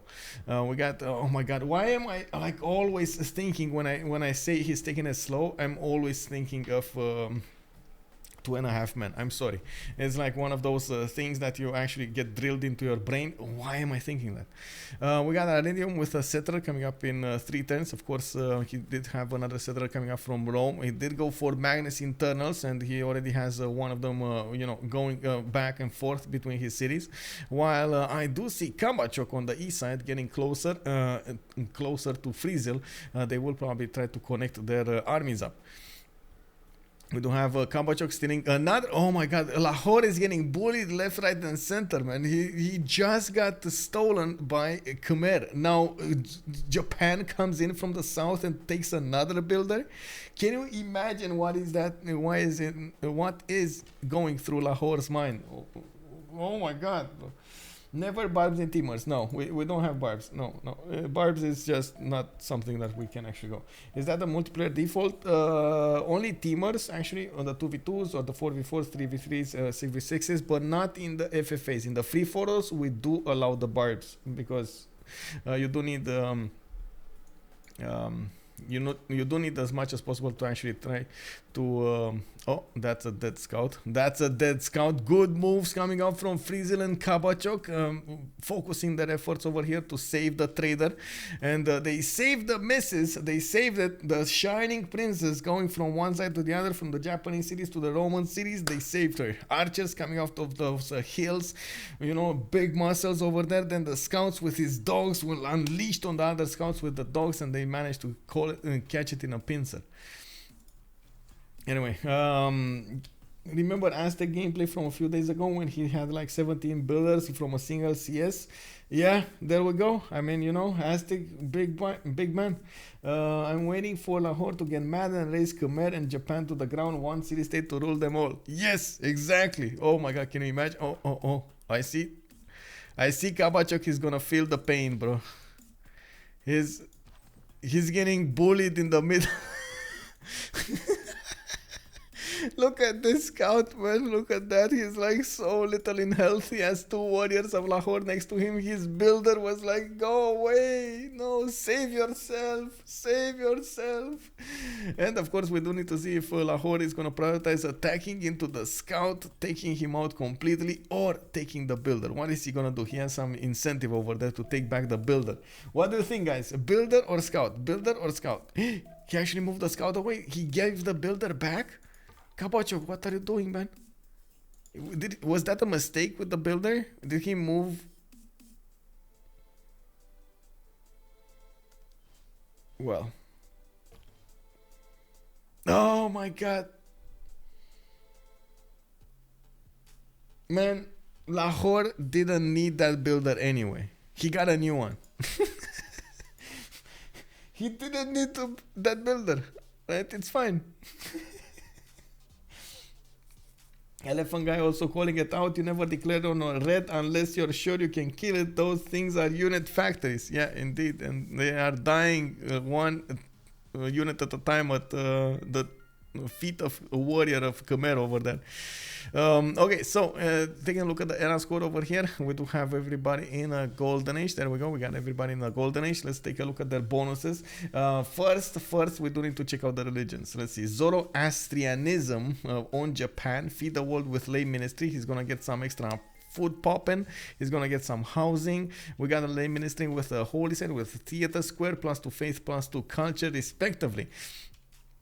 While we do have a Shinto on Khmer, going for the shrines and temples provide him with production equal to their intrinsic faith output, and he did go for pilgrimage as the extra faith per turn for each city following their religion. We do already see big Cree over here working on 5 cities, putting down as many commercials as he possibly can get going. He's gonna get 6 cities soon, and still Magnus is in his capital. Oh my god, can you imagine 6 cities and getting the extra bonuses from all of those gold points and food points? Oh man, that just stings my heart, bro. Like I feel it, here, bro, here. Oh, I know you're gonna do it next time. We got Oppidums coming up from the Gaul, so he's gonna get his production going. As you can see over here, that's a +6 Oppidum. We got another one over here that's gonna be a +4, and he's definitely gonna get some extra adjacency from improving everything else, the mines and so on. And I do see he's going for Moksha second in the city of Ratumakos. I was thinking, I was like, really, like, I was considering, like, why does he have an extra food point on a stone tile? Was there a disaster here? Did Big Boy Habub come from the north and go and slap those stone tile city? I mean, it can definitely spawn in the southeast, but it didn't. It is Liang showing up for Aduatuga, giving him that much needed extra food on all of these resources. Very nice, very nice. 5 pop city, a lot of potential food, and of course housing coming up for that nation. I do want to take it from the left to the right to see all of the choices they made. We got OverDoZz with a pen brush and voice golden age, and we got no scout, no glory here, no ego, I guess. On the Gallic nation, Ambiotics is gonna get that nice and juicy pen, brush, and voice going. He does already have 10 science and 17 culture per turn. Does also have a very powerful +4 campus in the capital with the 2 of these geothermals over there, another +3 here. Very nice, very nice. And we got Rome actually first with the pen, brush, and voice golden age, 13 science, 18 culture, 13 gold, 38 of this production. Okay, there we go. And we got him only on 3 cities. This is not actually usually Rome's gameplay. Usually you do see like 5, 6, 7 cities on Rome as soon as possible. Well, it looks like the land is not actually giving him all of those juicy bonuses. We do need to see how he's going to make up for it. I do see a lot of builders in the queues, a lot of also settlers in the queues of his cities. Taking a look at Japan, Monumentality, Golden Age, Autocracy coming up for the Japanese Empire. 4 cities, putting down Temple of Artemis from Okayama. He's getting an audience chamber in Kyoto, and I do see definitely a lot more of these settlers going out and about. Working on Zoroastrianism for his extra food, for his extra housing is going to be quite great here. Still, I have to mention, that's 56 faith per turn that he's generating at this moment in time. That's a lot of faith per turn. IBN Mohi, thank you very much for the follow, sir, and welcome. Hello there, sir, welcome. Maybe didn't survive the relobby. Widget Blit. Wait, what happened there? They were here earlier. Wait, who was here earlier? Lian Capital Pog, indeed. Wait, what did not survive the? First time here, you'd like to know more. You're right on time, sir. Ask any questions you want to know, and I'm gonna try to delve into the details as much as I have time to afford. We got Kornok over here with a pen, brush, and voice golden age on Mapuche, still 4 cities. So we do have him going for those commercials first. Did put down his first Shemamul here, and I do see him improving as many of tiles of strategic resources as he possibly can get. He did go for God of Craftsman earlier, so that gives him an extra production point and a point of faith of generated. The faith is not really important, but it can definitely save you out of a pickle. Maybe you need a little bit of faith to recruit one of general or an admiral or an engineer or something, and that extra faith per turn could help you out in that aspect. I'm definitely expecting him to actually put a +3 campus when he's gonna get the 4th pop over here in Puel Mapu. Okay, Ledarkill is pen, brush, and voice golden age on England, still 3 cities. He's gonna place his 4th, and he already has a few units coming up from Rome. He's getting poked a little bit here, but he's definitely gonna try to make it out alive with quite a few slingers that can turn into archers. I'm sure he's actually, there we go, going archer in next turn. He's gonna try to improve all of those very quickly. We do have settlers coming up from the west side. The Plymouth is getting one to the south over here towards his warrior, and I do think he's gonna try as much as possible to settle all of this land to the south. He has another coast to actually go for and put those Royal Navy dockyards. He's already working them. You can see the Royal Navy dockyards activated, like built here in Plymouth and London. And also, this is a question for anybody that's actually from England. How do you say Plymouth out loud? Is it Plymouth or is it Plymouth? Plymouth. I mean, it kind of feels like it should be called out Plymouth, but at the same time Plymouth is just, I don't know, something that I heard being called out in the movies, so I'm a bit confused right now. Did Twitch die for a sec? Wait, the first one? Wait, which is the first one? Plymouth or Plymouth? Plymouth first one, Plymouth second one.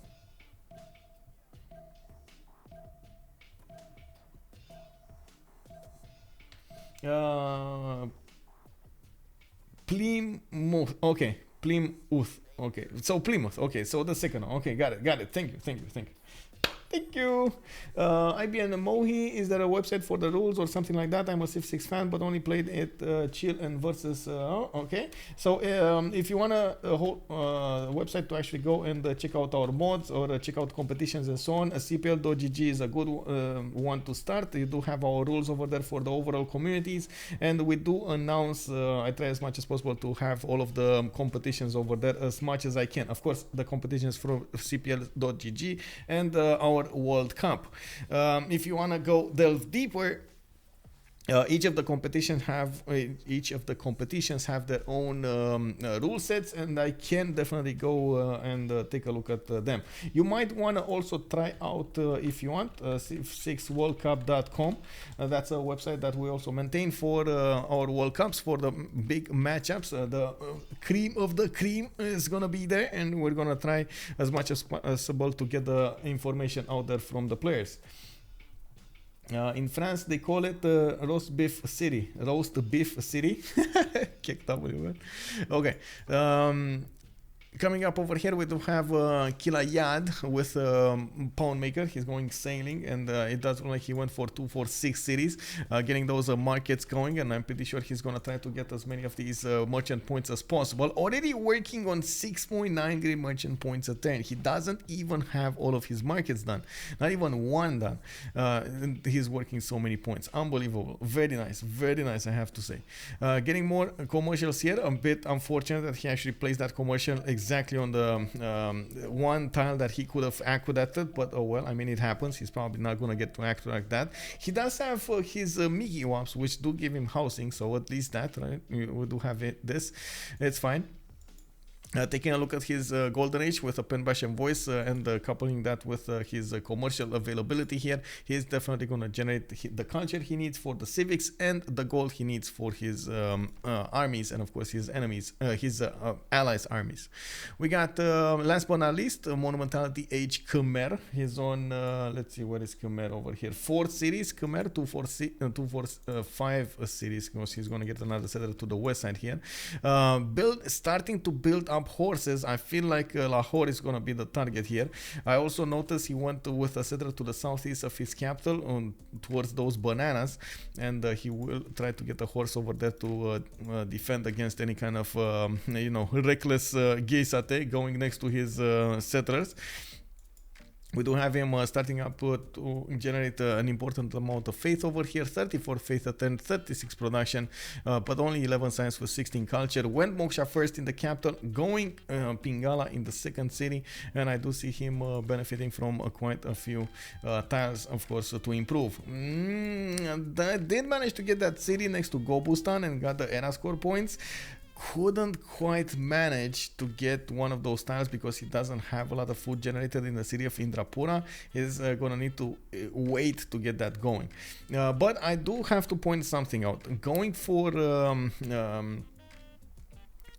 the production the production belief over here in his cities, that work ethic that he didn't manage to get in the religion of Shinto will allow him to get 8 points of extra production out of each holy site. It's 2 points for a shrine, 6 points for a prasad, because that's how much faith is the prasad going for.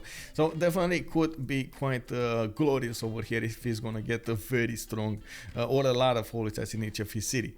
Now we do have him with also Oracle being placed down from Yasadarapura. That's not a city that actually has chops in, and he's gonna have to hard build that while he is in a classical republic. I was expecting him to actually be singing something like with else autocracy, maybe KW, but anyway, it's fine. Min-maxing is a thing.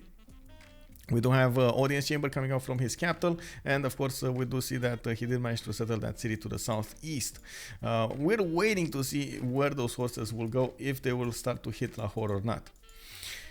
We do have Japan managing to get 3 turns away from Temple of Artemis. Went for Magnus in that city of Okayama, and I do believe he is okay. There we go, coupling those theater squares in the south. He needs the culture to go with his food, to go with his science, to go with his other things.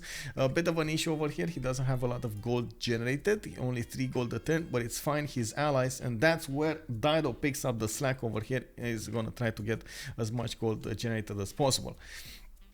There is an awesome bonus for Japan as well. You do get the half-cost theater square, holy site, and of course encampment, which is gonna be amazing during the game over here. We're gonna need to see exactly how he's gonna use that bonus to his maximum effectiveness. I just noticed, by the way, it wasn't, so they are from opponent teams, right? Japan and Khmer are opponents, and they both bullied Lahore. They both declared war on it. Like, Lahore in this game has no ally. Like, no ally, bro. Like, this is unbelievable. Like, where is he gonna go, right? And where is he? Like, he needs to get more units out. This is the moment we need to definitely pray for Lahore. Hey, with much pleasure, Vasas Langen. Good to see you back, man. How have you been doing? Antare7979, thank you very much for the follow, sir, and welcome to the stream. We got also Barking Yang versus Sphinx tomorrow. Indeed. Oh, we're still waiting to see exactly who is going to be casting. I'm waiting to see the list so I can update all of those, how to say, all of those points. Ooh, Mohi, hello there, welcome. Hugs, big hugs. Okay, let's see. Temple of Artemis did get chopped down. Okayama did get that extra food, extra amenities going. He has 1, 2, 3 of them that I can see. 4 possible with cattle tile, pasture, easy peasy. I do notice he's also going for monuments, extra culture galore here. And looking at the stats here, there is definitely an accumulation of culture on the 7th CS army more than it is on Sodythaek company, but we do have them, you know, not that far away apart. 34 versus 25, not that big of a difference, especially since we are in the early stages of the game. We do need to see exactly how the situation will evolve over here. We got Rome versus Eleanor, and Rome is getting bigger and bigger. We got him on 5 cities, and he's starting to get those markets going. I do see some horses, and he's gonna get his... No, bro. But why? Okay, I wasn't expecting this. I gotta say, I wasn't expecting him to actually get that city on the one tile. He could have placed a +4 campus on. But anyway, I guess he didn't have any other option or something. Duck B, thank you very much for the follow, sir, and underscore. Production more different. Wait, production more different. I'm not sure what you're referring to. Commander Kin, and also welcome to the stream, sir. Welcome.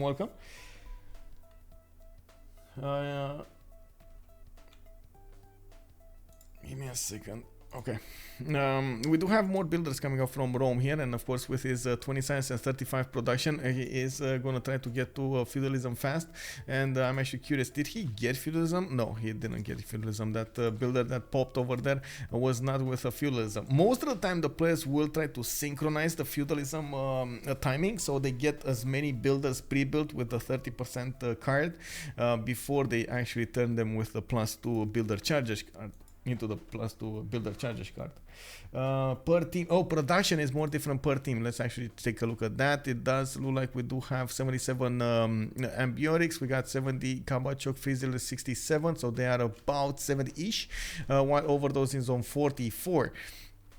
On the other team, we do have 73 Ledarkill on 40 and Kornok on 59. Definitely the average on Sodythaek is a little lower than the average on 7CS. 5 to 10 points lower, which is, I mean, it is important, especially if you take a look at the long term here. We got Oracle coming up from Yasadarapura. Bhavapura also got placed on the west over here. A bit surprising though, we didn't have another city placed in the freshwater sites, but oh well, I mean, if it works, it works. I'm a bit sad that we're gonna have him to go granaries first instead of going, you know, important things like monuments. We do have Japan getting as many cities as possible, 2, 4, 6, 7 over here to the south. Did go for 1 non-freshwater, the city of Shizuoka, which did get placed on 221. What's that underneath there? There's a science point underneath here, but I'm not sure what it is. Is that? I don't think you get T-tiles in over here. What's that? Is that an iron tile that we just don't see? Anyway, it might be. Iron. So, Church Place, good evening, sir. Long time no see. How have you been doing, man? Also, Trojan Man is saying Japan has almost 50% more food than anybody. Well, I mean, that's feed the world for you, bro. He's popping 6 more food out of each of his cities. He has bananas, he has rice tiles, he has horse tiles. Amazing, right? And he's gonna plug in Pingala in Osaka, so he gets the big bada boom science here. We're gonna need to see it. Okay. Also, one bit of extra information, I do see them setting up their coastal trade routes over here. Mediolandum got placed to the east of Kandy, west of Kyoto. That means they are going to try to trade camp to camp through the city of Mediolandum, Mediolandum actually. The only thing that Freezil needs to get is Reina in the city of Mediolandum. We do have a trader already making a road through the north over there towards Takamatsu, and I'm pretty sure Kyoto is actually gonna need to get the celestial navigation sometime soon over here. And a lot more trade routes. That's something that at the moment going whole inside Japan is not gonna allow him to do anything. And also I gotta say this is a bit of a greedy play, but we're is in a safe setup. But why do I call it greedy? Is because he did not go any kind of science, nor did he go any kind of how to say commercial. That means he's going to try to get as much culture as possible. That means he's going to try to get as much faith as possible. And without the other ones, sometimes you do have a problem to actually, you know, get the proper technology as your opponent and at the same time upkeep that with your opponent. But anyway, he might actually get those in the next turns. We're going to need to see. I'm pretty sure Khmer here is not going to punish him anytime soon for that mistake. And that's probably something that he's also basing his how to say his mentality on. We also see some coastal trade routes being connected over here from Eleanor to Cree. I'm a bit surprised that we didn't see that connection over here to the south of Ahtakakup, and we had it all the way towards Sakahikan. Maybe he didn't want to actually connect his empire towards Mapuche's empire or something like that. But I'm pretty sure it would have been amazing if he would have gotten it here also. There still is a tribal village popping, oh my god, thriving over here to the south of those mountains with a little bit of snow. That's unbelievable. Nobody actually saw that. Nobody saw that tile. Unbelievable. Look at the tribal village, man. They don't know about it. So that's the issue over there. That's why they didn't get a city there. We do have horses coming out of the cities of Ledarkill, and I do notice he is going to try to force his way towards the east over here, which was something that I was a bit worried about. Freezil is going to need to is going to be forced to actually go non-freshwater settles towards Rome, and in this scenario, Rome is going to be much more favored, because you do get the free monument in your city, so you're free to go for your granaries. And second of all, you do have the half-cost aqueducts, the baths, which can allow you to connect your cities to get some extra food, well, housing going. In this scenario, it doesn't look like Rome did actually go for that. He didn't want to go as close to England as possible, which will be, I guess, a bit of a mistake, but at the same time, I'm pretty sure he wants to build a line of cities to be easier to defend them. So I'm not so convinced it's a bad decision. Looking at the horses here, it looks like Ledarkill is going to try to chop a few of them. He is settling more cities to the south, starting to get his theater squares going. And of course, we will need to see exactly who is going to make what in the Great Writer department. We do have Japan working on 4.6 Great Writer points a turn. He is probably going to get the first one. And I'm pretty sure England over here is going to have a problem going through them. I was expecting KabachOk to try to go for Oracle as well, but he's just not going to get it, especially if he's not going to start it now. It looks like Oracle is going to be hard built in the city of Yasudarapura from Khmer in 4 turns. One other piece of information I have is we don't have anybody going for Colosseum. Most of the time that is a wonder that is very, very, very useful. This time nobody wants to go for it. We don't see anywhere an entertainment complex. We don't see anywhere, an arena built or a tile for that Colosseum. We'll see exactly how the situation is going to develop, but oh well. That's Modern Village at this point in time.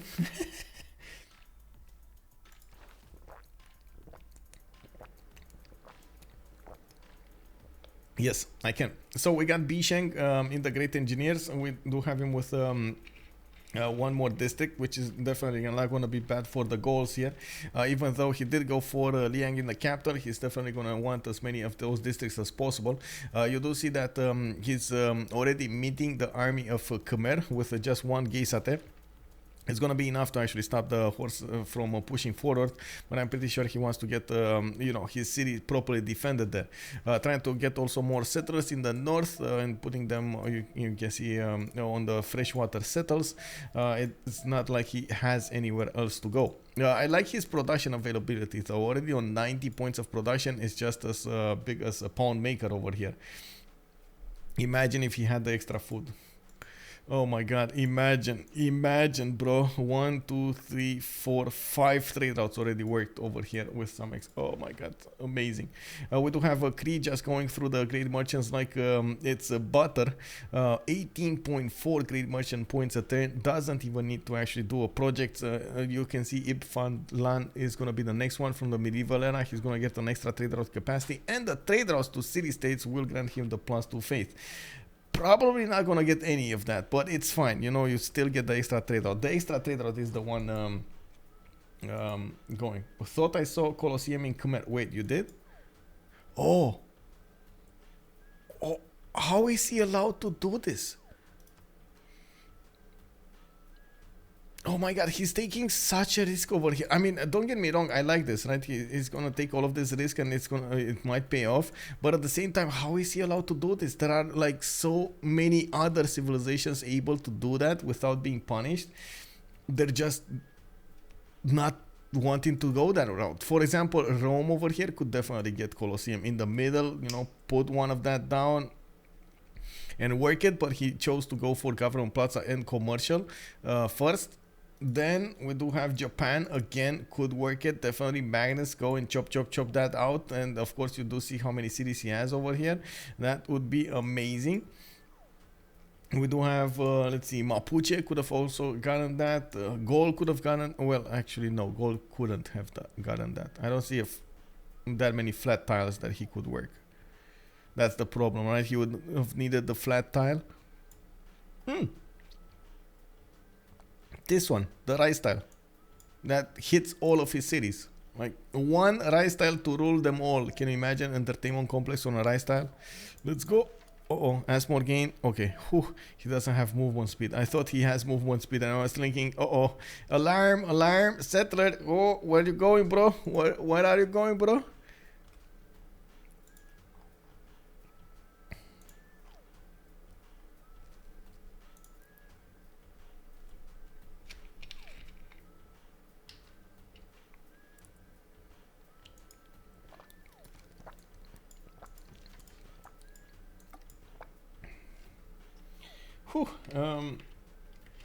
Goal crushing indeed.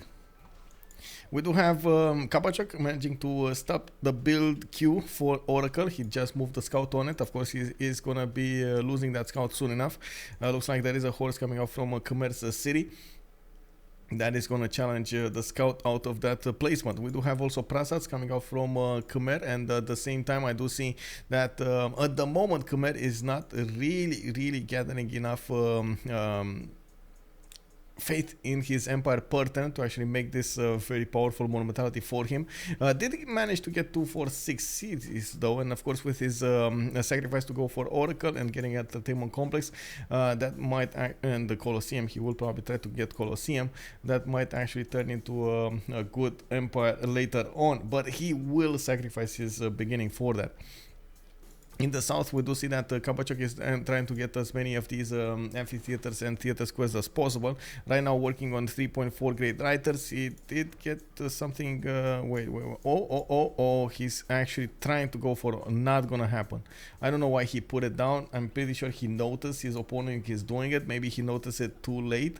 But yeah, I mean, it's too late. That's what it's called. Too late. Too many cities, too fast for that Oracle to actually be a viable choice.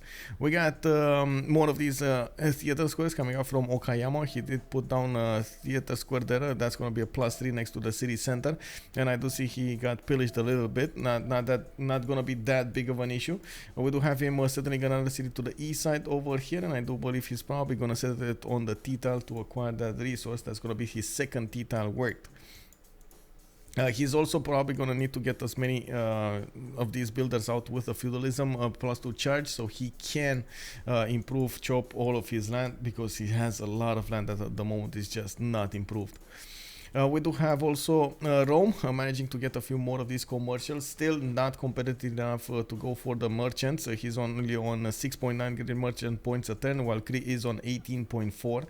Looks like Bisheng is still in the great engineer spot, and somebody did pick up Hypatia first. It was Rome that picked up Hypatia. Okay, first one to get campus out, first one to get Hypatia. We do have Rome over here getting shadowed by one of Khmer's scout. He's trying to get all of the builders. I'm pretty sure these are feudalism builders, but I guess we're going to need to see it next turn. Looking at the tech side over here, KabachOk did finish feudalism, and Freezil is going to go for civil service, so we don't know if he's actually going to get Colosseum anytime soon. I thought I saw Colosseum in Colosseum. Did I see Colosseum? Feudalism. I meant feudalism. I'm sorry. I'm getting confused right now. Oh no. Ipfadan did get recruited in the city of Mikisiv. We do see him activated, and that's gonna be a free trader over here for Monsieur. Who this? Killayad over here, Monsieur Killayad. Of course, he's also trying to get all of those builders with extra charges on them. I'm pretty sure he already did manage to get feudalism. It's about that time, bro. But we do have him with a bit of a lack of science. Not that big of an issue, but you know, if you do keep it low enough, unfortunately your opponents will just get so much more, right? And we do have, as you can see, a quote-unquote tie between him and the Gauls, with 109 production versus 105, 94 food versus 95 food. Not that big of a difference. But when it comes to the science and the culture, oh my god, bro, 37 science coming off from the Gauls. We got him with 47 culture as well. We do have also 2, 4, 6, 8 cities coming out from Ledarkill. He did manage to explode in city count, which is going to be nice for him. We do need to see how Freezil is going to develop around this. And of course, in the meantime, we do have all of those builders coming up with the... Wait. Bro. Where's feudalism, bro? Oh, 2 turns feudalism. Switch the builders now. Switch it now. Don't do it, bro. Don't finish those builders. Anyway, he did manage to get Burica, and I'm guessing he actually worked the card, because I don't see any encampments anywhere. Yeah, he is on 2.3 great general points a turn. That is the card. He did switch off going for builders. He wants to actually get feudalism before he's gonna finish them. I'm not sure why he actually got this one, but anyway, it's fine. I mean, Asmorgane, bro. Asmorgane, bro. 2 turns left. Ouch. Yeah, that's a long time to see those builders coming out of your cities, man. That's a long time. Well, I do hope when Asmorgane is gonna join in, he's not gonna desync. Fingers crossed. Yes, fingers crossed, bro. At least last time we relobbied, it was fine, you know.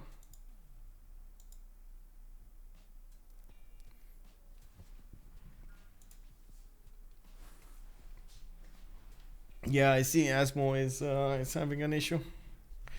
It's a bit of an issue. What can I say?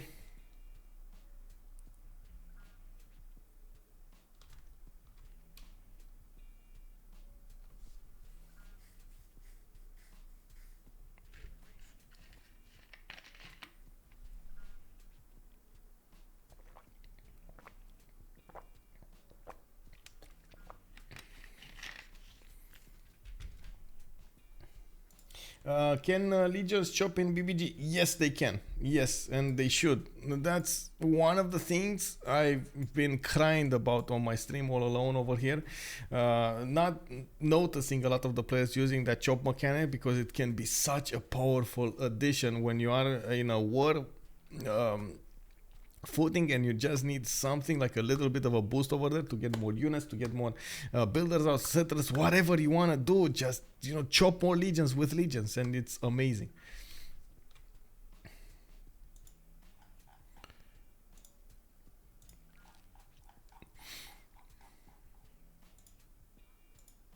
We're just waiting over here. Well, I guess this is a good moment to go to the bathroom. Give me a minute.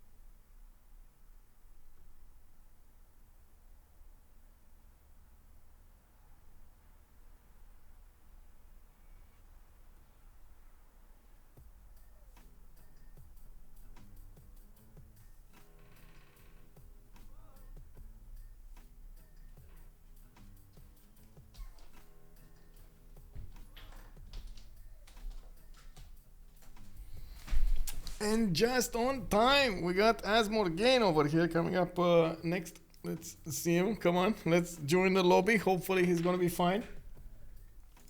It's fine, Trojan man. It's fine. I'm starting to get used to this schedule. The only, I guess, quote unquote problems I have is when I actually have to do something early in the morning, and I have to, like, you know, get all of my schedule turned around.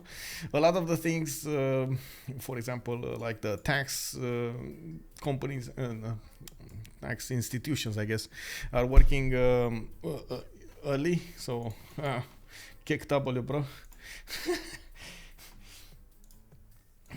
Hospitals also have this early meetings and so on. Oh my god. Anyway.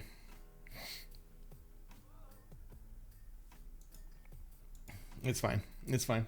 I do enjoy staying up late from when I was little, so it's fine.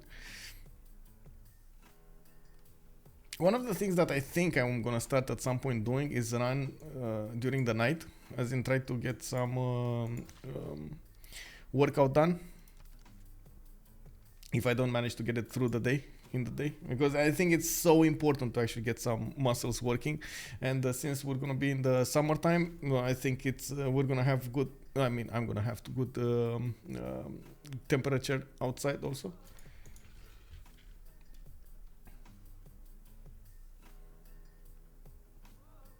You don't really wanna run in 40-degree sunshine, right?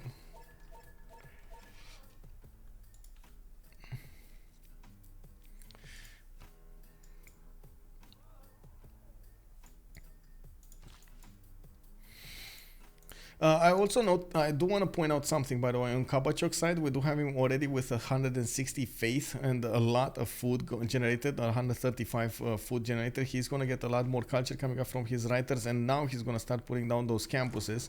Looking at the campuses here, it's definitely going to be important how much science he's going to get. Didn't manage to get a lot of them, but he is going to get good ones to work.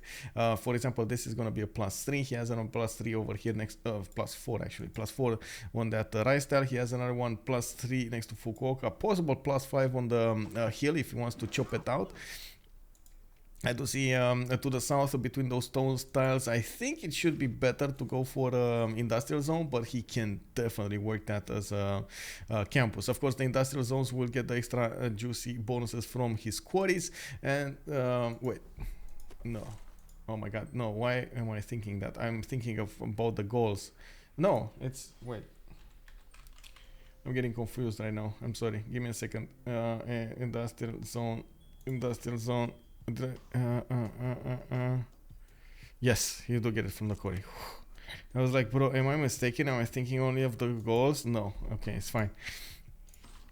You know, we got amphitheater coming up from Okayama. Sometimes, sometimes you actually, forget stuff, and it's so weird when you actually go and say something with out loud with so much confidence. That is it, and then you figure out it's no, that's not it. Anyway, we got a campus coming up from Makwa Sakahikan, and taking a look over here, we do have Moksha established in that city center. I'd love to see something different, but Magnus. We got that campus settled over here to the west. That's a +5 next to the mountains, and of course it's going to generate that nice and juicy science coming back on the competitive side of the science tree. We do have him connecting his economy already with England, but of course he's still running a lot of those internals, and he is probably going to be running them for quite some time, especially with Governor Magnus. Maybe he's going to get more than his city count, so he can actually connect them with England. In the meantime, England is going to send those trade routes towards his cities, allowing him to generate more gold from Reina passing through, or I should say from those trade routes passing through the Reina city. That should be the one. Am I based in Bucharest? Yes, sir. I'm living in Bucharest, Romania. If you have enough iron, legions can give you more legions. It's like prepare. I know, right? That is such a good one. Such a good one. Oh no, Asmorgane desynced. Well, I guess at some point we will have a new relobby for him.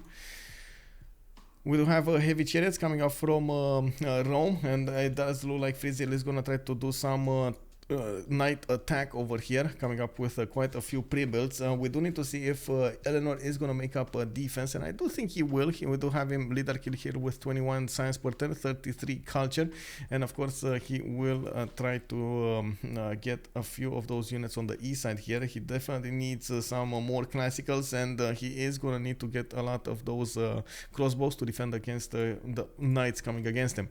Freezil with a general, Ledarkill without a general. We do have England generating 2.3 general points a turn from the card, I believe, because I don't see any encampment anywhere. So yeah, probably the card. I'm a bit surprised about the placement of the governor on Plaza. I think he's thinking a bit too long term here about his position.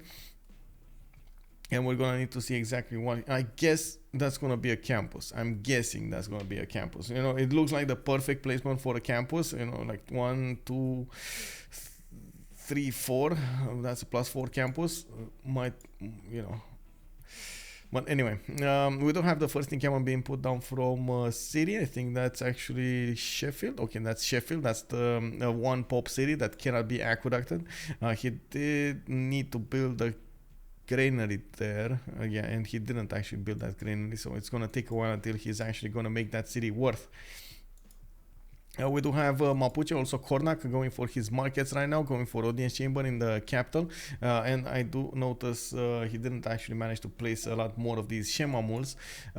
From what I can see, he's getting closer to Phoenicia. We were expecting some kind of shenanigans to go against Phoenicia over here, while Phoenicia did not improve any, a good amount of tiles on the coast, but definitely with the help of Cree, for example, they can 2 versus 1 Phoenicia over here relatively easily.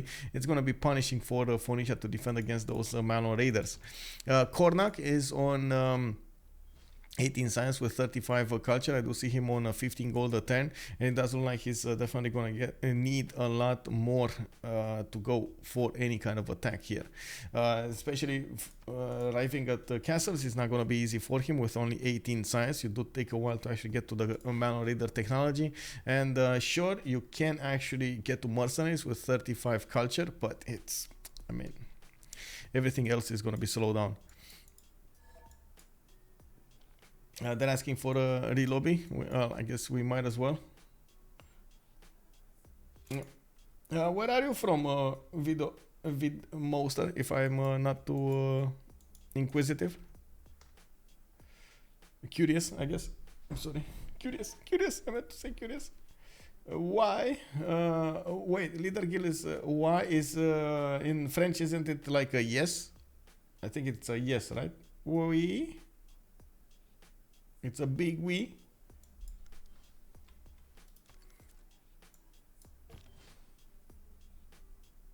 Are they?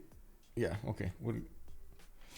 A few countries southern from Bosnia actually. Oh, cool. Oh, a few. Wait, are you actually in like Greece or something right now? Or oh, southwest you mean? Okay, got it. I think Bosnia is west, southwest.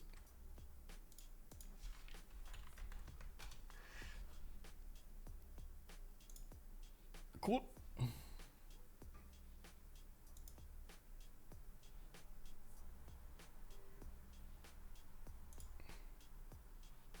Okay, quick in a lobby here. We're gonna start up the game again, and hopefully Asmorgane is gonna stay connected this time. Yeah, yeah. Okay, got it. Southwest. Cool.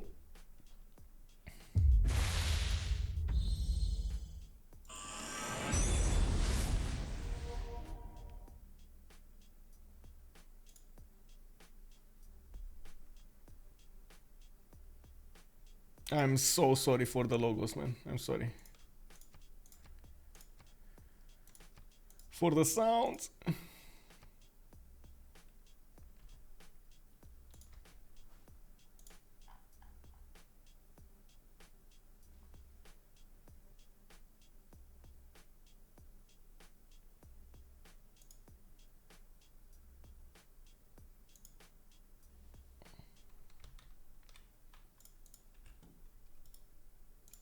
Oh, let me share the link with everybody.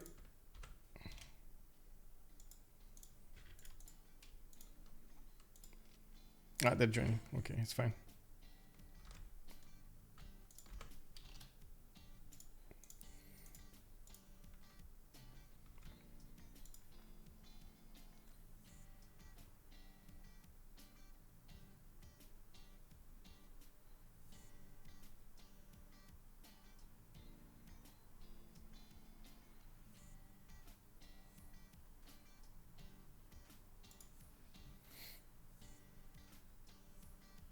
Okay, so hopefully it should go as last time went, you know, a much cleaner relobby. We did have, unfortunately, at some point, Asmorgane disconnecting through those turns, but well, I mean, sometimes, you know, it just is what it is. You can't have everything perfect. The internet just, you know, F's up at some point, hiccups, does a hiccup somewhere, and the connection is just not going through. In the meantime, we do see that KabachOk and No Scout No Ego do need to connect to the game, and we're gonna need to have them check for 0 MS, and then we're gonna load back in.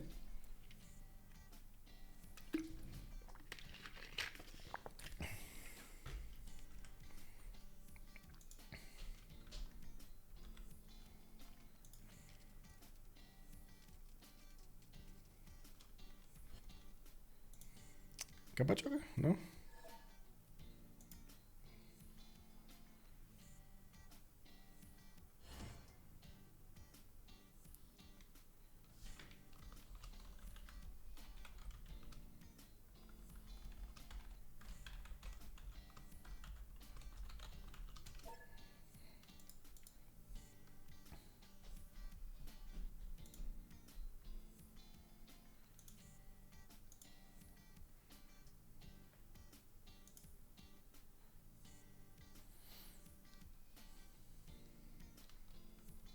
Oh, there we go. KabachOk joining. Yay! Let me actually get ready the message. Everyone in. Check 0 MS, please. Fasten your seatbelts.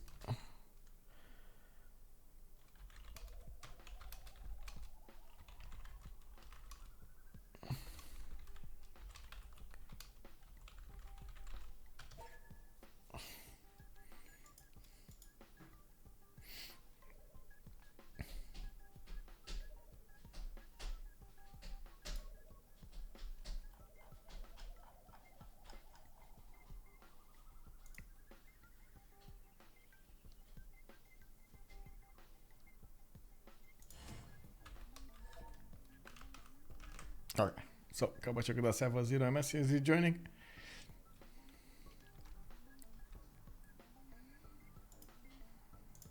Should be fast, should be fast. Let's go.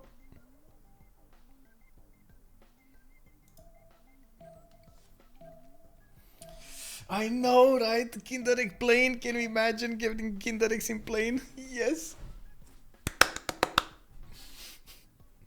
Only in Europe. The first stirrings of life beneath water. In America, you get the Nutella To man. or the other one. I don't know how it's called, right? The egg from America. The Nutella alternative or something.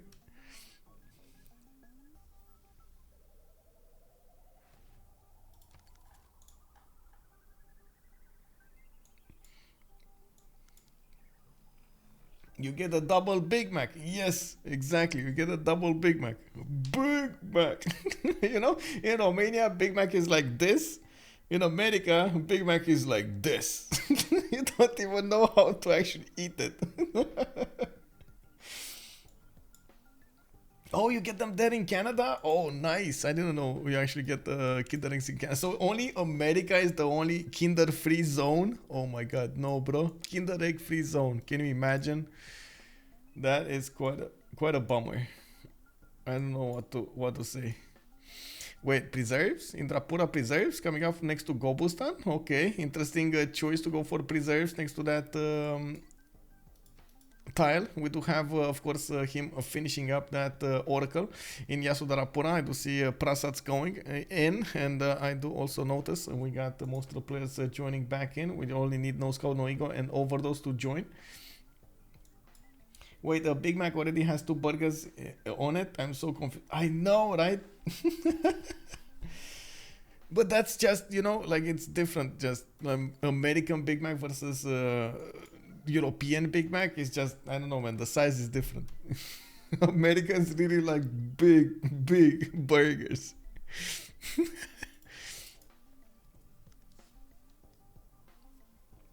Everything is quadruple in size. Yes, sir. Exactly. Okay, so we joined back in. We do have, as you can see, those preserves coming up from Indrapura. Quite a few Khmerian builders with the 5 charges on them coming up from his cities and trying to build more holy sites. He is kind of late in the science department, 30 science and 34, especially compared to Japan's, for example, 40 and 64. And we do have Ambiotics to the southeast, which is 43 and 52. We're going to need to see Khmer try to get back up. He did put down entertainment complex, and that made us question what he's gonna do over here. We are expecting him to go for a Colosseum, and from what I can see, he has 3 tiles that he can possibly place it on, some better than the others. He just put his wait, did he just buy the arena or place the arena? Because it looks like he just bought the arena. Wow, they actually bought the arena for him. He did manage to get 1 chop in there. He could get another 2, 3, 4 chops if he actually really wants to. He definitely needs to actually move a few builders and connect those with the forest. Taking a look at his options over here in the City Vanguard Tomb, he doesn't have Magnus, so okay, I mean, he's not going to benefit from some extra production, and I'm pretty sure he's not in Autocracy. He's still in Classical Republic, so he's not getting the extra 10%. But anyway, I mean, a chop is a chop. You might as well get 1 turn off the Colosseum if you can get it, especially since there's like no competition for it. We do have a lot more amphitheaters coming up from KabachOk. Japan is going to try to just casually get as many great writer points and as many of these great writers recruited. There are still 9 more turns for the classical era to end, and we're going to go into the medieval one. I do see finally we got harbors coming up from KabachOk's capital. That's a 2-turn harbor in the city of Kyoto, and I'm pretty sure we're going to see one from Okayama soon enough as well. Taking a look at what's going on over here, he would definitely need to connect his economy with the Roman economy to the west side. We do have Rome that was about to get his feudalism. I believe he should have gotten the feudalism. Yeah, he did, because he's working on mercenaries right now. With his great generals, he would need to also get all of these heavy chariots chopped and moved to the front line. Needs to be careful not to discover stirrups before he's gonna chop all of these heavy chariots, so he can turn them into knights properly, and of course you know, use the gold instead of the production. No scout, no ego has started Colosseum. Gaul, he's putting it down, bro, and he has B. Oh my god, he doesn't have what he needs. B Shang. Wait, did he recruit one? I don't see one. That's a 5-turn Colosseum though. And I guess he does have chop. In what is he in? Classic Republic. Okay. And no Moksha. No Magnus in Noviodunum. Could get 2 chops though. This one, you can see it's moving to the 2-1. This one moving on the banana. No, he's not. He didn't decide yet. Oh no. Did he? No, he didn't decide yet if it's the banana or not. Okay. I mean, let's see. How many points is he making? Of great engineers. He's on 4.6 great engineer points a turn. Not a lot of them. I have to point this out. Not a lot of points to actually recruit the next one. The next one is not actually a good one for him. It's not the wonder engineer. It's James of St. George, giving him that ancient and medieval walls in a city. Well, in 3 of his cities because he has 3 charges. But anyway, it might actually be enough with 3 chops, 4 chops available for Khmer, which of course he will try to benefit as much as possible. But his builders are a bit further away that he would ideally like. 5 turns for this Colosseum to finish with a possibility of at least 3 chops, 2 of them forest and 1 of them rainforest. Let's actually see if an Oviadumun over here is actually gonna get all of those in before he's gonna get everything else. I do see he's preparing the one on the west side. Let's actually see this one. I think he's gonna get this one as well. Let's see. Okay, this one he should go for the bananas. Even if he sacrifices the bananas, that's still, I think, a win. The Colosseum, it's much more important than the banana tile. Taking a look at the other side, we do have 3. Oh my god, look at this. He's gonna get it. He's gonna get it next time. Like, I don't think Gaul can get it. Like, at this point, I don't think Gaul can get it. Let's put up a poll over here really quickly. Who is getting Colosseum? Khmer or Gaul? Can you imagine Khmer or Gaul? Come on, let's go, boys. Natro, good evening, sir. How are you doing, man? Who is gonna get it? Let's quickly check this the stream chat pulse over here. What are you guys thinking of the moment? Is Khmer gonna get it with 3 remaining turns and of course 2 chops, at least 2 chops available, or is it gonna go towards the Gaul over here? Gaul can actually chop it next time. I think he has enough production on these tiles to actually chop it next time. But it's, I mean, can he get it though? That's the problem, right? Can he get it? Oh my god, if only he could have actually had a great engineer over here, it would have been awesome. We do have from the Gauls an attack coming up on Khmer. Asmorgane might actually want to focus on this rather than anything else, but I don't think he... Oh, he knows from the scout, okay. Oh, let's see it. What did you guys vote? Oh my god, everybody's voting Khmer. 50 votes in Khmer? Like, really, bro? Oh my god, that is so big. That is so big right now. 50 votes, 94%. 2 turns. 2 turns for a chop. We got him with available chops over here. He's not moving. He has stone tiles to chop and he's not moving. But neither is no scout, no ego. He's not moving. Bro, I mean, you gotta do this. Somehow you gotta do this. Chop, chop, chop, chop, chop, chop, chop, bro. I mean, you got... Faster, maybe? Click, button. He lost it. Khmer got it. Oh my god, he could have gotten it.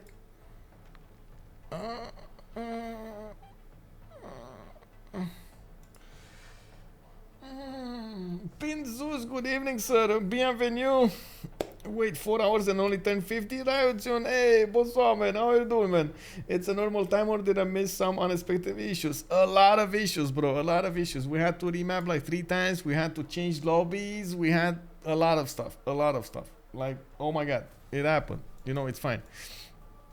We got now, of course, Asmorgane managing to get that Colosseum going. He does have more settlers coming out of his cities. I do see he finished Oracle early. And of course, taking a look at his options over here, he will need to defend against Gaul and defend against Japan.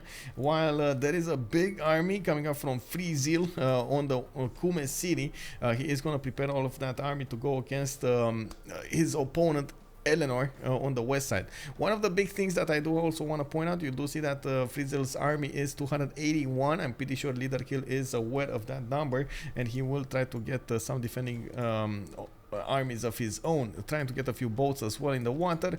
Maybe those will help out over here in the choke points, and I'm pretty sure he was trying to go for a general. 2.3 great general points a turn until the next era might not be enough. If somebody snatches that general away from him, the next one up is going to be 60 points.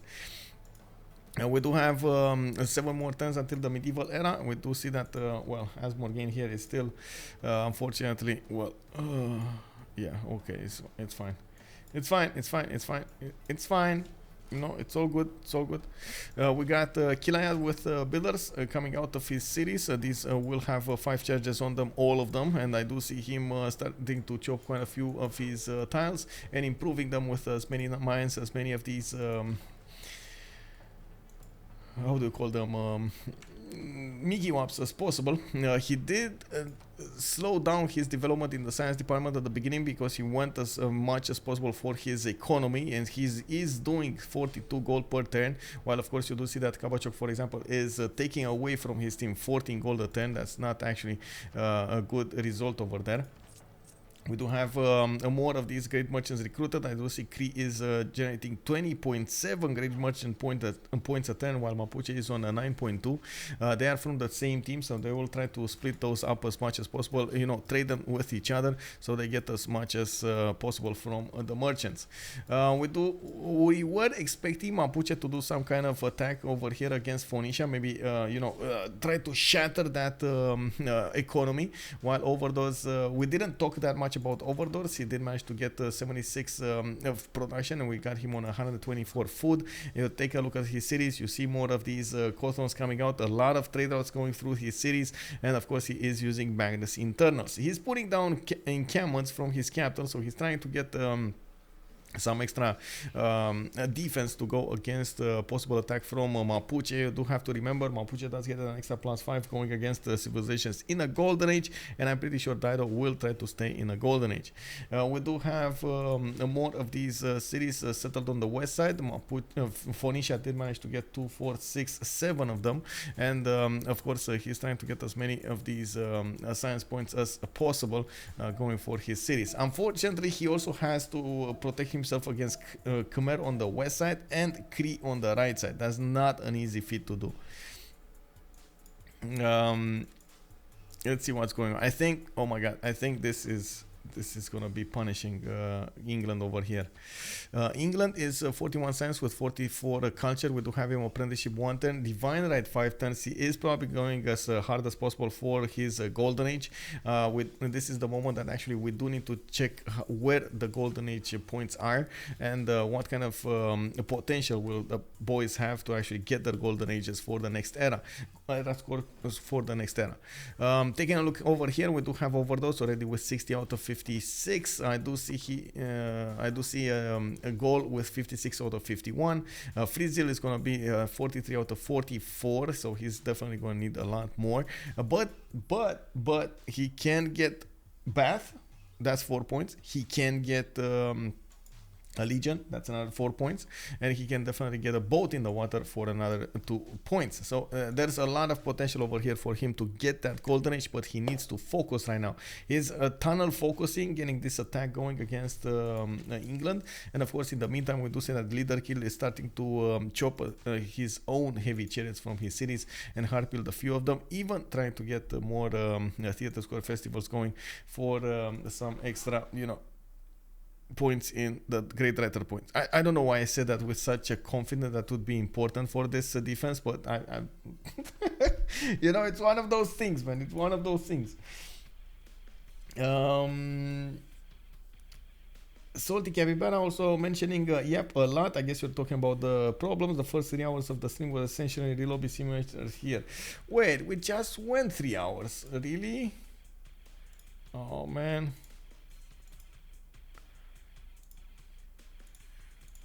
Oh man. Oh man.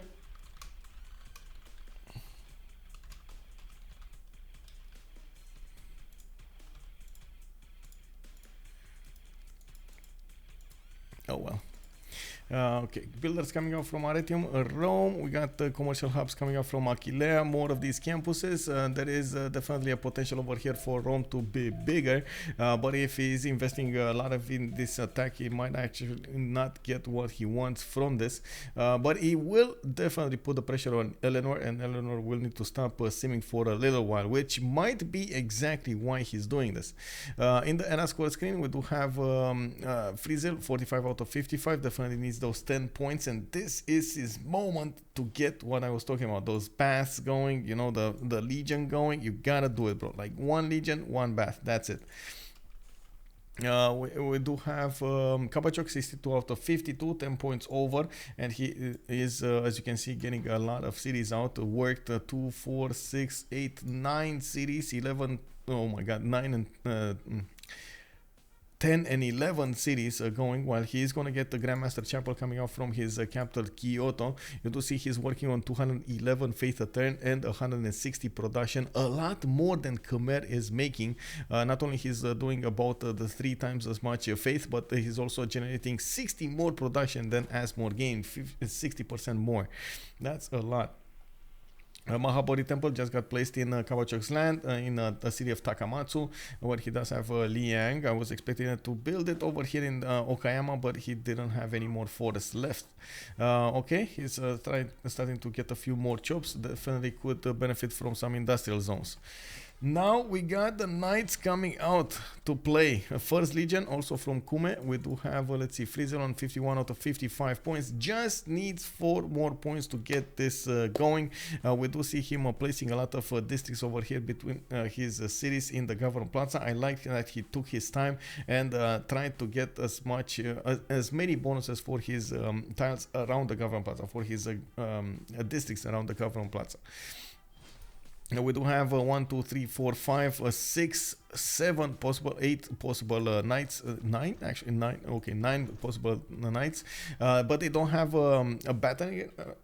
Wow, they don't have catapults, I meant, not battery ram, and they don't have, from what I can see, no crossbows. Usually you do need a few crossbows, you know, a few of them, 3, 4 maybe, especially with the general, so they can tear down the defenses of your opponent's units before you're actually going to go against them. But anyway, it looks like Ledarkill is not going to stand for this, and he is going to try to go on the counter offensive over here, trying to shoot back on one of the archers that was pushing through the forest of Freezil. We do have Kornok in 40 out of 50 points. You do see that Mapuche over here is gonna need to do something to stay in his golden age. It's still 10 more points. That's a lot of points, and I do see him going for that timing, the Malon Raider timing. It's gonna take a while. He's on 53 science, 57 culture. Definitely managed to get back up from where he was a little earlier, and trying to get as many NR score points as possible. Definitely can build a boat, definitely can try to go for it. Taking a look at the Ledarkill, we do have him on 50 science and 55 culture. Did manage to get 43 out of 49 points for his golden age. Still needs 6 points to get there, and of course it's gonna take some time to actually get those points. And by the looks of it, it's not like he's actually building wonders over here. It's not gonna be easy, not gonna be easy, I gotta say, and not gonna be easy, but he is gonna get a great item. That's 1 point per point there. We'll get a great scientist, another point from there. We'll get another admiral, that's 1 more point from there. So you can see he is starting to get even a general over here. Might actually get a general with the 2.3 general points a turn that he has. Is trying to chop an encampment training project so he can actually get it faster. It's going to be very important for Freezil to actually take away the builders of England if he possibly can, so he stops any kind of chops over here in the city of Sheffield, which, I mean, I don't think that's possible. I don't think he can fully stop this, but even slowing him down is going to be important when it's going to come up for this attack. Killayad with 56 points out of 55. We do see him in the Penbrush and Voice Golden Age right now on 77 gold a turn. That's a very good income from him. Definitely could get a lot more science going, and he's on 50 right now with 58. He did put a few units towards the west, towards Phoenicia, and we do see that Phoenicia is starting to bunker down, getting quite a few of these encampments, 1, 2, 3 of them at the count, and it definitely needs to get a lot more units to defend against both Malon Raiders and some Cree attacks from the east. Phoenicia is on 54 science and 60 culture, keeping up with Cree's 60 and 58. We do have more builders coming up from Killayad, more settlers as well. There might be a settler snatch over here. Oh my god, the Rome, just do it, bro. Just do it. And let's see the first move. Oh, I don't want to miss this. Just do it, bro. Just do it. Oh my god, he's gonna settle. Just noticed this humble bundle for Jurassic World Evolution. Apparently they offered the game plus all DLCs of around 12 wait, really? Wait, which Jurassic Park? The third one or which one? That's amazing, bro. That's a great game. That is a great game. Expensive but great game. Well, $12 is it's nothing, but let me actually, oh my god, let me actually check that out right now. Humble bundle. Have you guys seen Gaul Civ, by the way? Gaul Civ 4? That one is amazing also. What are you seeing?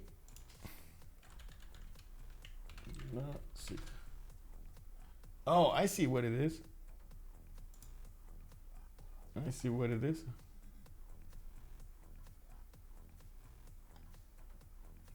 But it's not the second one, bro. The first game. Okay. No, I thought you were telling me about the second game, bro. That's amazing. The first game, it's good, but not so much as the second one. Let's take a look at what's going on over here. We got Freezil with the Knights getting closer to the cities of England. He did manage to poke one of his Knights and bump it against the city strength of Sheffield. You can see it actually taking quite a bit of a beating over here. Ledarkill did place his builders on tiles that he could chop, and he is trying to get the encampment training projects chopped before anything else, which might hurt him in the long term if, of course, Freezil does have the first moves. This is extremely important. Freezil getting over there and trying to attack into the city center. If he does manage to take out the city before the encampment training goes through, I'm pretty sure Ledarkill over here cannot recruit his general anymore. Well, I guess he could recruit it with the card. He just needs to plug in the card for a few turns. But that's an investment, bro. That's an investment. We do have Asmorgane with all of those sacrifices from the beginning. He sacrificed his extra cities. He sacrificed a lot of faith to actually go for the places that he is right now. Get that Colosseum, try to get a lot of holy sets, and at the same time try to get Oracle. He's still on 36 science with 60 culture, minus 15 gold a turn. And oh my god, we do have Ledarkill shift entering his knight next to the city of Sheffield. It does look like Freezil did manage to chop that. Not Freezil, sorry. We do have Ledarkill managing to chop that general, and of course it did manage to defend both of his builders over here. I'm pretty sure he's actually gonna try to chop ancient walls, and in the meantime we do have, there we go, look at this. The Leeds, just like these knights just looked at the city of Leeds funny, and that city is under siege.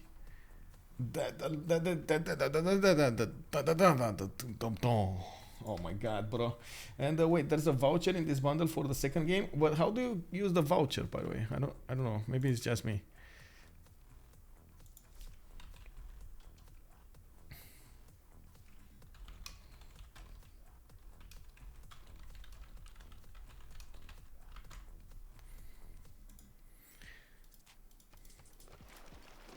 Well, we'll see. Anyway, taking a look over here, we do have one more turn until the next era. This is the moment of truth. Did everybody get it or not?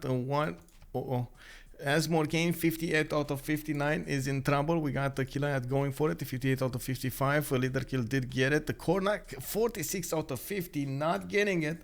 4 points out. That's not good. That's not good. Let's see, 46, no. That's a problem. Two of the players of Sodythaek company might not make it to the next golden age. We do have all of the players from the CivFR army that did manage to get their gold.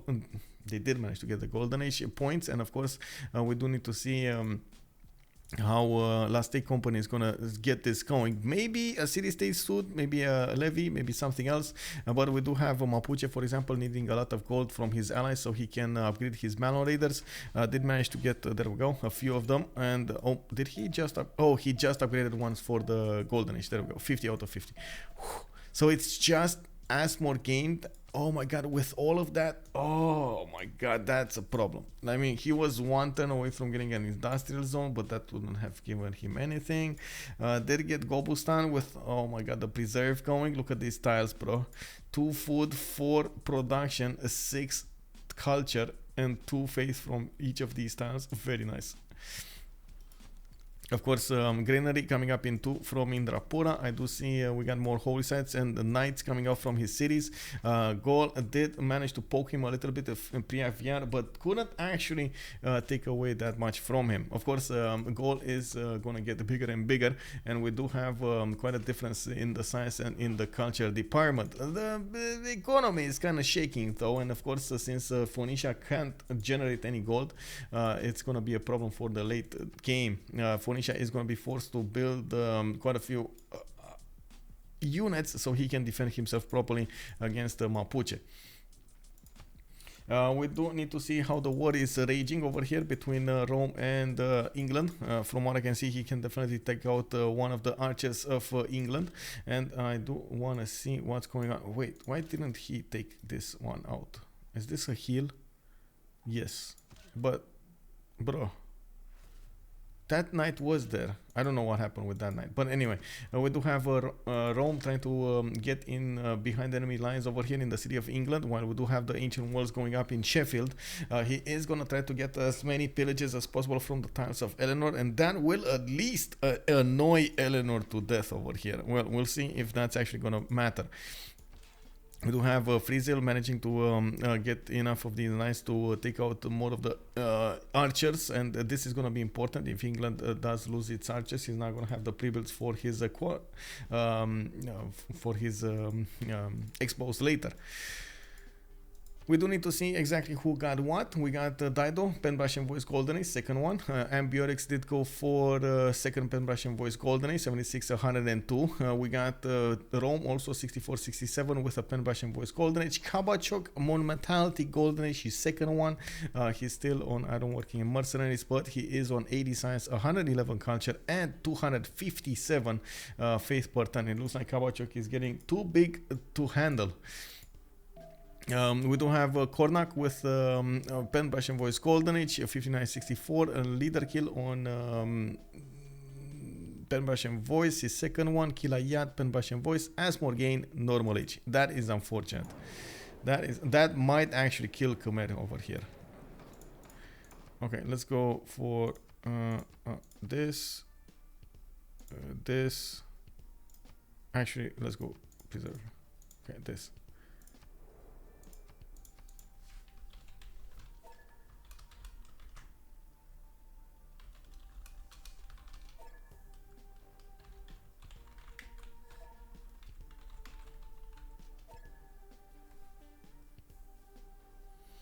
Fire Target Page, good evening. How are you doing? Nice to see you. Just about to head out to get coffee, but I'll take a look at you guys in about 20 minutes. Oh, that's... Wait, didn't you say you're not drinking coffee? Or is it just one of those...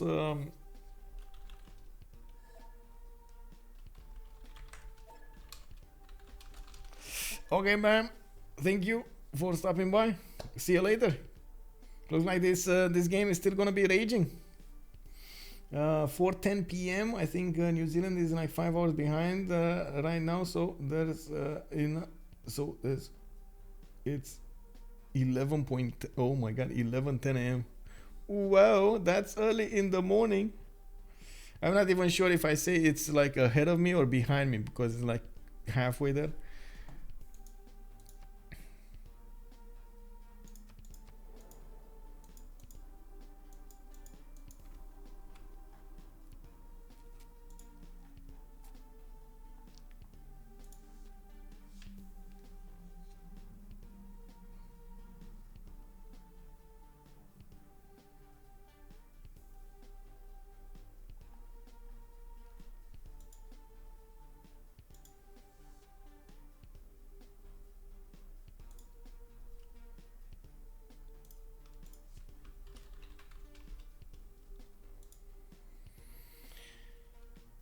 Okay, so what happened in the Congress over here? It's not like it actually matters that much, but it can impact the game when it comes to those districts. I do see Mahabodhi Temple being built in Takamatsu. Trung Trak also recruited here for Japan. He did manage to get one of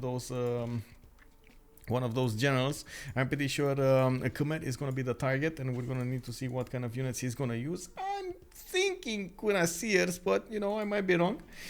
Taking a look at Cree over here, it does look like we don't actually see him building an army yet, but he's starting to put down a few encampments here and there. Definitely prioritizing getting the science rather than anything else. Looking at the war between Rome and his opponent, we do have leads with walls. It looks like a Ledarkill over here did manage to take down one of the Knights of Rome, while Rome is going to keep on trying to pillage the mines to the west side, inside of the territory of England. We did have also a kill of how to say, an archer over here, and it does look like some of his knights did manage to get promotions. Oh my god, did he lose this? Oh, oh my god, his general got pushed back. That's annoying. That is annoying, I have to say. Getting your general pushed back from the front line, that is annoying. Anyway, looking at the session of the World Congress, we did have no growth for the series of Pound Maker. With the culture, we do have Gavron Plaza. No buildings can be created in the district. This is going to be important, especially for the timings of Foreign Ministry and of course the other one, how do you call it, Grandmaster Chapel. The thing is, the ones that needed to get the Grandmaster Chapel got the Grandmaster Chapel, and of course I'm talking about Japan. Wink wink. We got Pound Maker with gains 2 Diplo victory points, and of course we're gonna need to see what he's gonna do with them. Can definitely get Statue of Liberty if he wanted to on the coast over here, but he's not that big in culture. KabachOk is 129, he is on 72. What we do have is Cree managing to get 175 gold per turn, which is going to be amazing for his team. I do want to also take a look at what's going on over here. Phoenicia did need to defend himself against Kornok. We got quite a few of these Malon Readers starting to be upgraded in Pikun Mapu. 2, 4, 6, 7 of them. No general though, so they won't have the 7 movement. But as you can see, they are already benefiting from 6 movement, so they're still going to be quite nasty. We do have the first one going in, and they did manage to actually get next to the city of Piruta. Oh, that's actually putting them at 8 count. We do have courses coming out from Tyre, courses coming out from Biruta. We do see that he's chopping them as fast as possible, so he doesn't let his opponent pillage him freely. This is the moment that, of course, OverDoZz will need to try to defend himself with all of his might and power. He's a bit late on it, though. A bit late on it. Let's take a look at what's going on the Gaul. The Gallic City, Dure Corteron did start to build a builder earlier, and he does have a lot of chops available for that city. If he wants to chop out with an army, he definitely can. The problem is, will he? I mean, they do have a bit of an issue right now with gold availability. It does look like 50 gold on Rome. We got 18 on KabachOk, 22 now on KabachOk. Gaul is on 9, and then OverDoZz is on 36. But I do see a lot more production available for both KabachOk and Gaul. They might try to use that production to just hard build units instead of chopping them or upgrading them, which is still gonna be fine. The big question is, will they have the gold, or will they manage to adapt to the situation properly, and when they do have an army, to have the gold at the same time? That is the biggest concern. Of course, KabachOk did manage to get a lot more cities out, and we do have him right now on 2, 4, 6, 8, 10, 12, 13 cities, and he is starting to buy out units from his frontline cities with Grandmaster Chapel, so he can poke in his opponent a little bit, you know, let's slap in a little bit on the head, so he starts to build up units. Asmorgane is already in trouble with minus 21 gold when it comes to his economy. Does have 165 production to use to hard build units, and he's trying to do just that from Yasudarapura and Bhavapura. And we're going to need to see when he is going to manage to get all of that defense going against his opponent. We still need to see what Eleanor is going to do over here, and I do definitely trust economy of Cree more than I trust the economy of 7CS, of the whole 7CS army here. The biggest thing was actually KabachOk not going for how to say, an economy, but there is, I gotta say, there is a lot of potential on KabachOk when it comes to the long-term gameplay, when it comes to his available science, with his available culture to work with. So we're gonna need to see exactly what he's gonna do over there. The faith is going, the production is there. If he starts to managing to put down a lot of these industrial zones and so on, this will turn into a powerhouse. This empire is already a powerhouse. What am I talking about? It's already a powerhouse. We got spies coming up from Kyoto. We got also great library being built in Osaka. I do see there's a Cree Okchitao trying to pillage tiles over here to the south, and KabachOk did buy one of those knights over there. He will probably take out the knight, take out the Okchitao quickly. While in his north, he did manage to take care of that one. There was a horse, I believe, in Fukuoka. Yeah.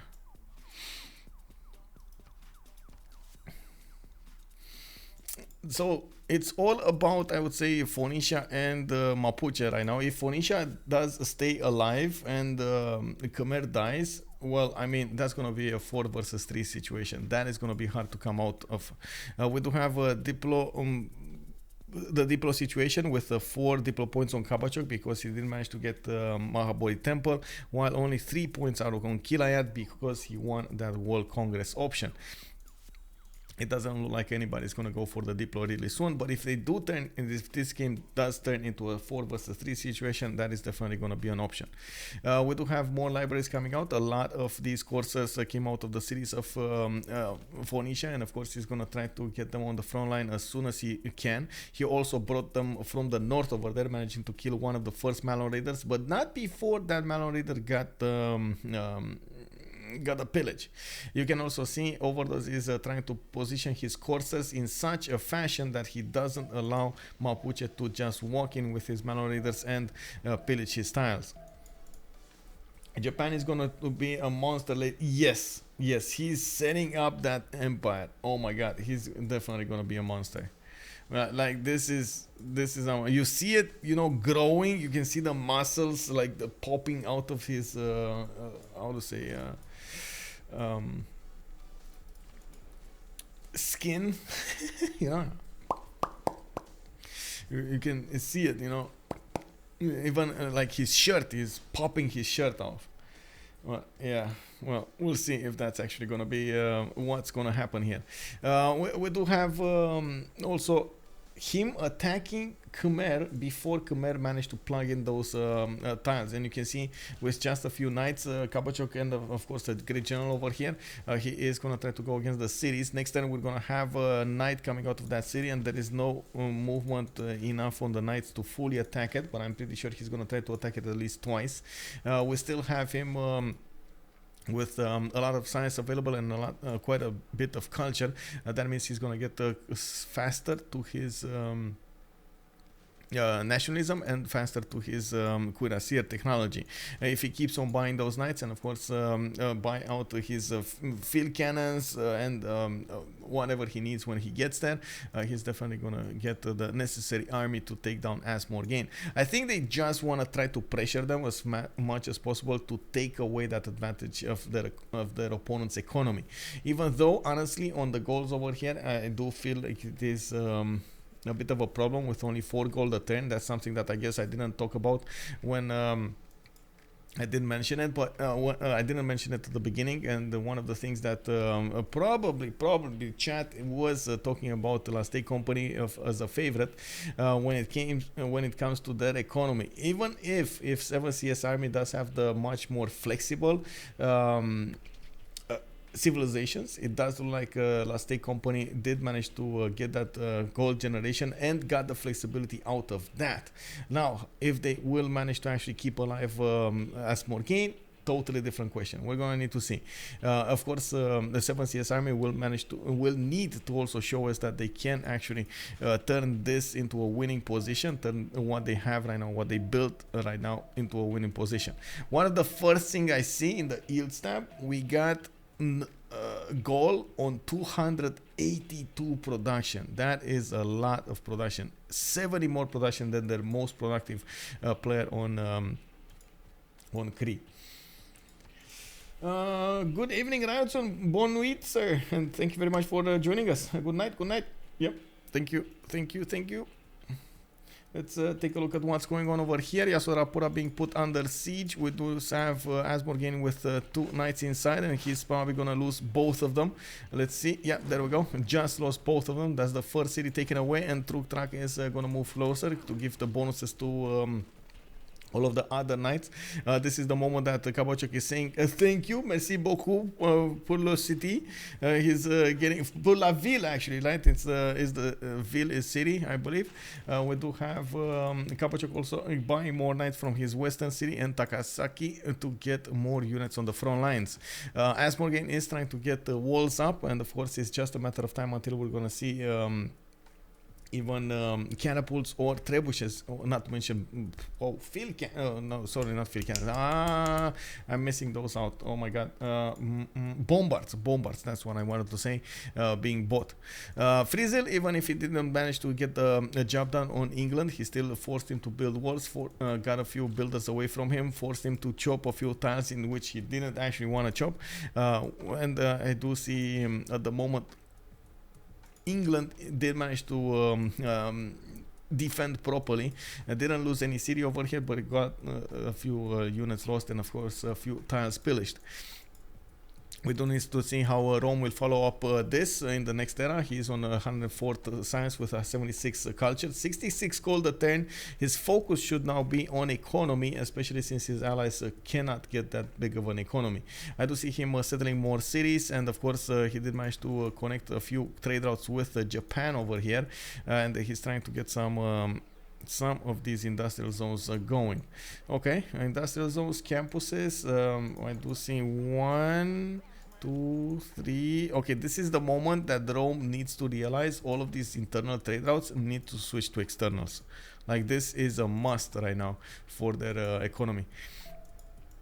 We'll see, and we'll see when that will happen. Taking a look at the pillaging maneuver over here from Kornok, it looks like it's not gonna go his way. We got coursers stopping him at every turn, and it does look like OverDoZz, even with Phoenicia, did manage to properly defend against these nasty units coming out from Mapuche, from Kornok. One of the things that is unfortunately happening, OverDoZz doesn't have a lot of science to work with, and he's not that big in the culture screen either, only 84 and 72, while of course we do need to see if he's going to manage to get enough districts and get enough science from his districts to actually defend against this.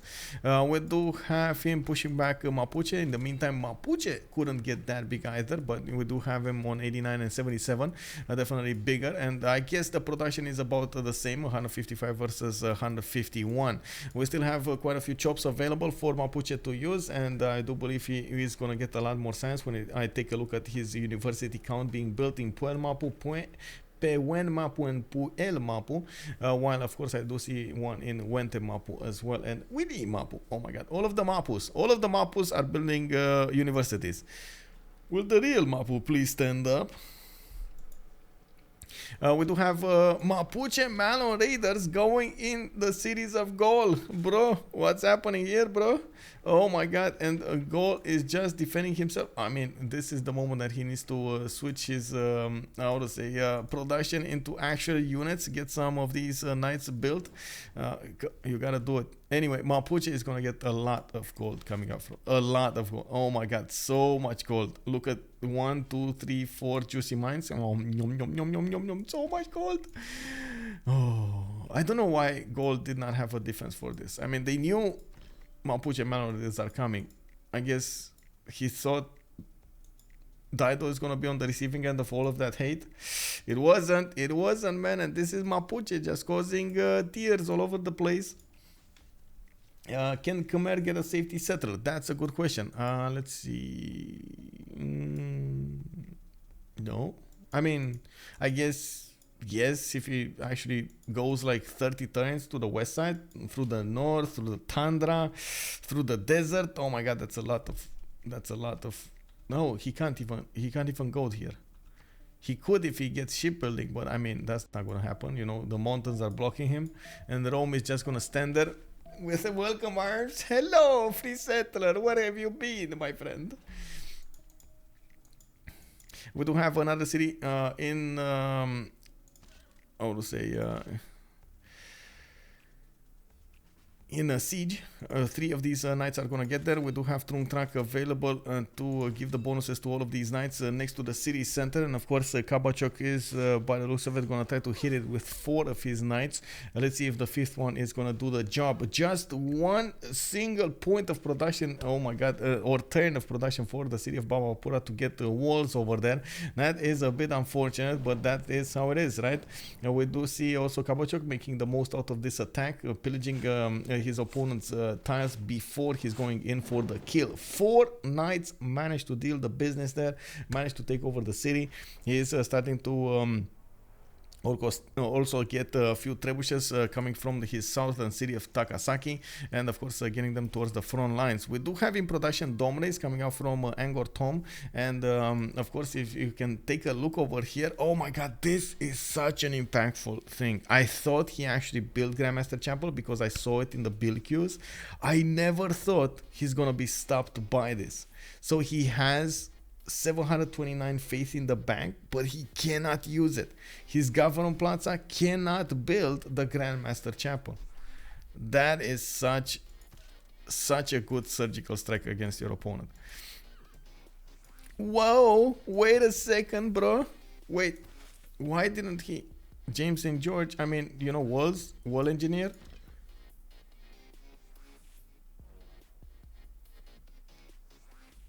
Hello?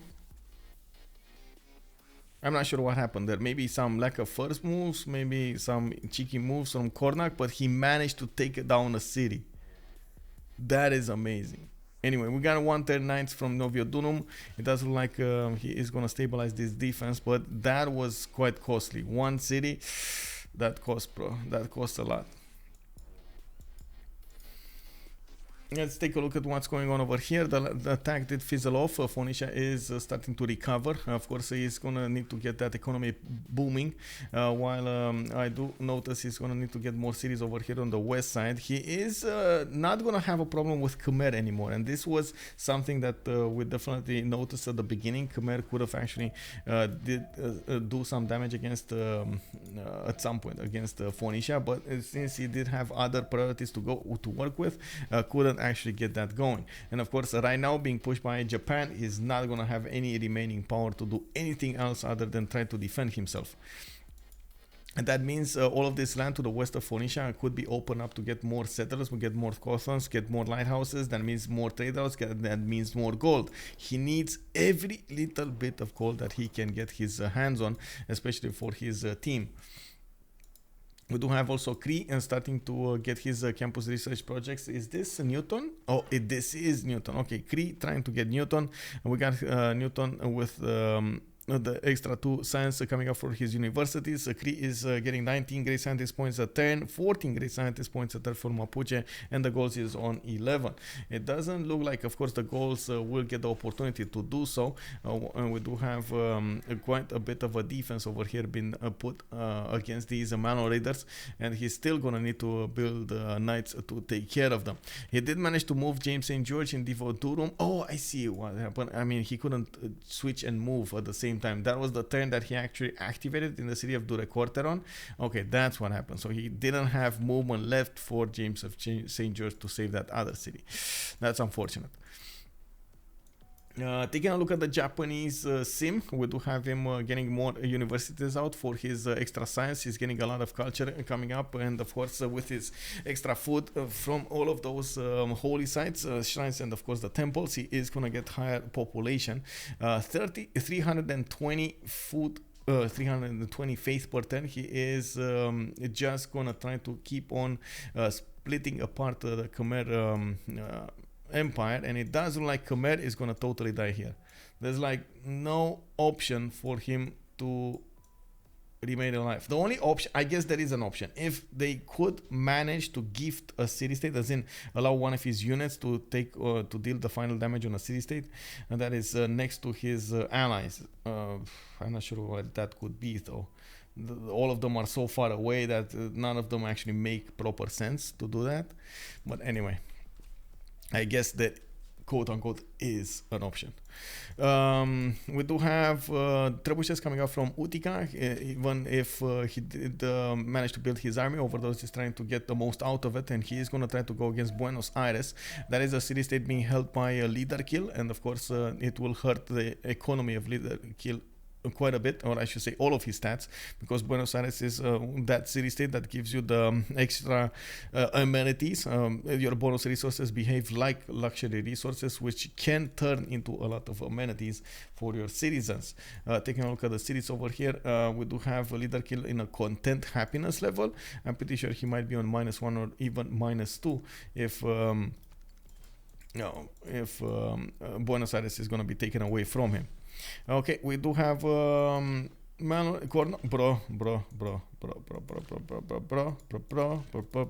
Why is nobody moving here? Okay, there we go. No goals moved. Kornok moved. We got okay. I mean, okay, you're gonna lose the stone tile. That's a given. But at least defend against the other ones, right? Okay, there we go. Oh, Kornok didn't pillage. Well, I mean, sure. It's fine. Only 3 of these Manor Raiders alive, and I'm pretty sure this is going to be dealt with. We do have the attack of KabachOk going against Angkor Thom here. We do have Indrapura with a Dome Ray coming out next turn. He did get another Dome Ray from Angkor Thom, and as you can see, he's starting to get crossbows on the defense. But with the upcoming trebuchets going against the city's strength, they will deal enough damage to take over those cities. Looking at the era score over here, well, I guess not the era score. The technology, KabachOk is gonna get next turn metal casting, and I think he did get nationalism. There we go. We got the core ability available for these knights, and while he's gonna discover metal casting, he's just 1 tech away from getting ballistics, allowing him to upgrade all of these knights into cuirassiers or buy new ones. That's also very important, right? Buying new ones is gonna be a thing. We do have more cities coming up from Nagoya going towards the northwest. He keeps on expanding, KabachOk. This is unbelievable. Keeps on expanding even when attacking. That is quite good. We do have okay, more holy sites coming out. A lot of pagodas also, giving him that nice and juicy diplo favor per turn for his, well, you know, favor per turn, or influence. Influence is turned into influence points, I guess. That's the correct word, right? Influence points for his city-state count. He's getting a lot of these out. Nalanda, by the way, is being held by Asmorgane. Also, we got Fez being held by No Scout, No Glory, whatever it is. No Ego, No Scout, No Ego. Nalanda being held by Asmorgane with 17 is probably going to go, well, poof. And that is going to be a bit of amazing advantage for 7CS. Bad juju for Aztec army. Aztec company, I mean. Okay, there we go. We got some cord up knights over here, and we can take a look at the damage points. These are 80 strength units with the +6 intel on opponent's movement. The Words of Legend card activated. We got all of those other juicy points. Very nice, very nice. A very good damage over here. But I do see Khmer did manage to get his Defender of the Faith going. Looking at the religion screen, we got Khmer, Defender of the Faith and Stupas, and Zoroastrianism, that's Japan's, itinerary preachers and pagodas. Okay. What is the situation with Cree versus Dido? Cree versus Dido, Cree versus Dido. Nothing is happening. I guess there is something happening. Killayad is trying to get a few coursers out, a few knights out. He's building up trebuchets and bombards. And this looks to be one of those, oh, okay, I'm gonna come against you in like 15 turns kind of moments against Phoenicia. Is he gonna manage to make it? I mean, he does have 234 science and 92 culture. We do have him managing to recruit that nice and juicy Newton here. So all of his universities are popping with science right now, while he is gonna get alignment in 2 turns, machinery in 1. It's gonna take a while, but I mean, you can't get faster text than 1 turn. So we're gonna need to see how many turns it's going to be until he's going to get tank artilleries and so on. Pretty sure he's not going to try to attack before then. But anyway, I might be wrong. We'll see. We do have Kornok managing to pillage another 2 mines to the south over here. I could go for another 2 ones to the west side if he does manage to get his hoofs on the Malnorator. And at the same time, I do believe Gaul should actually try to stop him. He could stop him. He could get and try to get a shift enter over there on the... Okay, there we go. He's just moved. He just moved. He's gonna get a shift enter over here. Also, the Gauls did manage to get Isodor of Miletus. Looking at the Eel Stab, of course, if they will be in an advantage when it comes to their player count. If they are in a 4 versus 3 situation, they could go for a Diplo victory quite easily. And I'm pretty sure Ambiorix over here will probably be the one who's going to build that Statue of Liberty. Is 116 culture a turn right now with 121 science. Unfortunately, he's losing quite a bit of gold with minus 31. But he does have 282 production. KabachOk is also, oh my god, look at this, 282 production and 355 faith. Oh my god, this is just a beast. We got Freezil with 233 production, 133 science and 93 culture. Mad Beats, good evening, sir. Welcome. What did you say? Any team has an advantage at this moment? Would have an advantage? Oh my god, they have different advantages, I have to say. So one is the science advantage on a last day company, but they will have the disadvantage of losing a player over here. That's a military alliance that they're going to need to make up from somewhere. On the other side, we do have the advantage of a lot of science and of a lot of production. So I tend to favor at the moment 7CS. Killwiz, good evening, sir. Do you know if it's like the or LA as in Los Angeles? Wait, La or wait, what are you? LA? Oh, is it LA Steak? It's no, it's they're French. They're French, bro. It's La Steak Company. They're actually, I think they're. Wait, I guess I can ask. I can. That's a good one, actually. Killwiz, that's a good one. I didn't get, I don't know if I can ask right now. Usually I'm not allowed to talk with the players in the game, so I'm a bit worried of sending a message, you know, a private message through the stream. I'm like, bro, is your name coming up from like LA Steak Company? That's a good one, bro. White and Nerdy, how are you doing, man? Oh my god, I need to get used to sitting on this chair differently. I'm sorry. I'm used to sitting with my foot underneath my, you know, other foot. But yeah, it happens. Anyway, Rome did stop his attack on the west of England. You do take a look over here and you do see he's rising in the science, rising in the culture, and at the same time getting his economy going. Very important to note, he's getting some industrial logistics projects, and I do see him trying to get he tried to get the scientists, couldn't quite make it.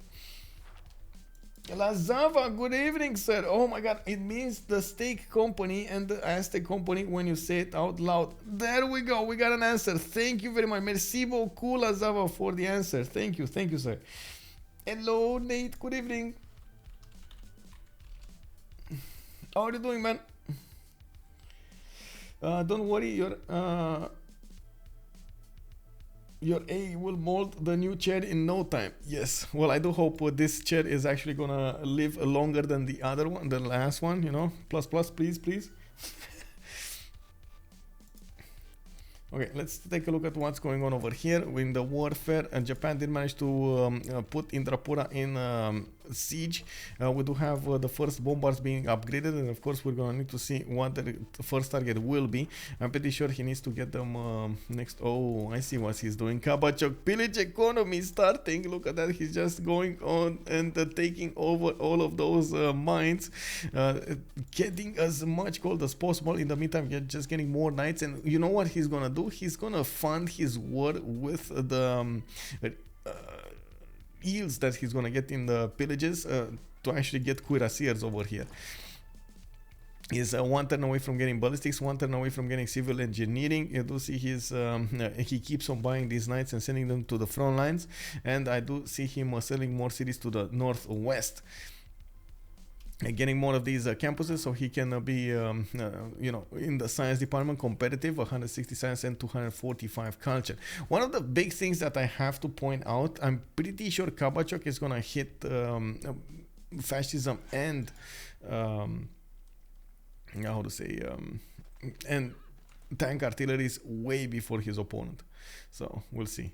Wait, oh, okay, so he got those back so he can upgrade them. Got it. It's coding up. Okay, Cuirassier cores coming out next turn, and we're gonna see when he's gonna get enough bombers to actually go on the offense over here. I'm pretty sure he's gonna want to first deal with the units and then deal with the cities that do have the walls built. Taking a look at what's going on in the cities of Killayad, we do have him building a few of these bombards. It's going to take a while until he's going to get his knights going for his there we go, upcoming attack. I do see him putting down encampments, and of course to actually get good production, good yields coming out for your tank artilleries, you actually need to get a lot of these encampments with all of the buildings, all of the bling on them. You know, you get stables going, you get the armories going, you get all of those military academies going. That's a lot of time. That is a lot of time. He does have the science to go for the tanks. I'm not sure if he has actually the production to go for the tanks, and of course the time to go for the tanks. He's on 244 production, while you can take a look over here. Rome is on 233, very close to him. But then we do have Hojo Tokimun 300 production, and the Gallic Empire, even if he did manage to get well, one city down, unfortunately he lost the city to Mapuche. He's still up there. I do notice Khmer is not going to give this up. He did manage to get a settler out from PFVR. He is escorting it with a horse, trying to move it a bit further away on the east side, while of course we do have Phoenicia actually poking a little bit at Buenos Aires. I'm not so sure he's going to be successful though. By the looks of it, he's actually retreating with his coursers, doesn't want to sacrifice all of his army for that city-state, while of course he might actually try to upgrade them into the next techs. We do have him on nationalism next turn, with metal casting also next turn. I do notice we got Cuirassier Corps coming up from Japan, and these units are going to be much better suited to go against Khmer's Domres and of course Knights, while in the cities in the north you can see that KabachOk is pillaging as many tiles as he can get these Knights on, or the hoofs on. Let's take a look at the tech side over here. Asmorgane is one turn away from printing, one turn away from humanism. At least he is going to get a little less damage against him. You can see the +6 intel on all of these knights. That's gonna turn into a +3. But you can easily see how the Domres have a problem attacking into the Cuirassier Corps, while the Cuirassier Corps are just gonna get more promotions. If they do get a +10, if the promotions, if they do get a +7, and so on and so forth, the barding, it's gonna be a problem for all of these units. Japan is like, thank you for these extra holy site cities, Khmer. Yes, I really need more faith. Wink, wink. Indeed, and of course we do see that KabachOk is buying more of these Cuirassiers every turn. He does have enough faith per turn to buy one per turn, so it's definitely gonna be a snowball over there in the north. In his main cities, he's on 16 pop, 14 pop, 12 pop over here. We do have an industrial zone also coming out from Kyoto, while where is that industrial zone? It's over here. It's gonna be a +6 industrial zone between all of those districts. Of course, he did manage to get a few more great writers, and even if somebody would be thinking, oh my god, I want to go culture victory, he cannot. Japan is up there.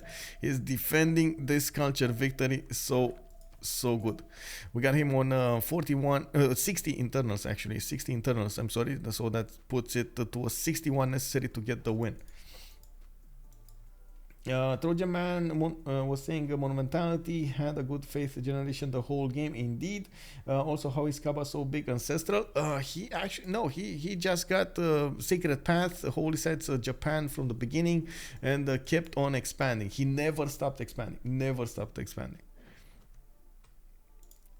Okay, so Cuirassier Corps getting some promotions on. He didn't actually go and attack before he got those promotions. He's even, wow, can he actually take the city? No, he can't. Okay. He's gonna take it next turn. You see, if he could have gotten it if he didn't have a Night Core. Well, it's fine. He's still gonna get it right next turn.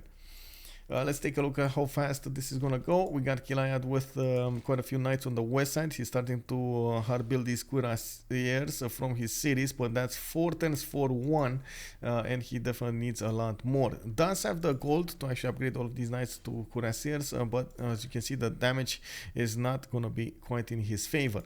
We do need to see how Phoenicia is gonna deal with this. He just keeps on building coursers, not really. I would say he's not building knights, nor is he building oh my god, this is a bit weird. Then I have to touch upon this subject a little bit. So the idea before behind going coursers probably is they don't have enough iron, and they need to split it up somehow, right? So the coursers do require give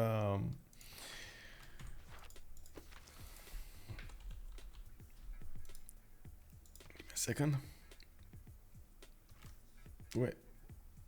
Why don't, bro, coercer. Okay, there we go. It does require horses, right? While of course if you go for the top, for the knights for example, they do require iron. So they're trying to split up these resources somehow. The problem is on the tech tree. So this is what I want to point out. First of all, let's see this.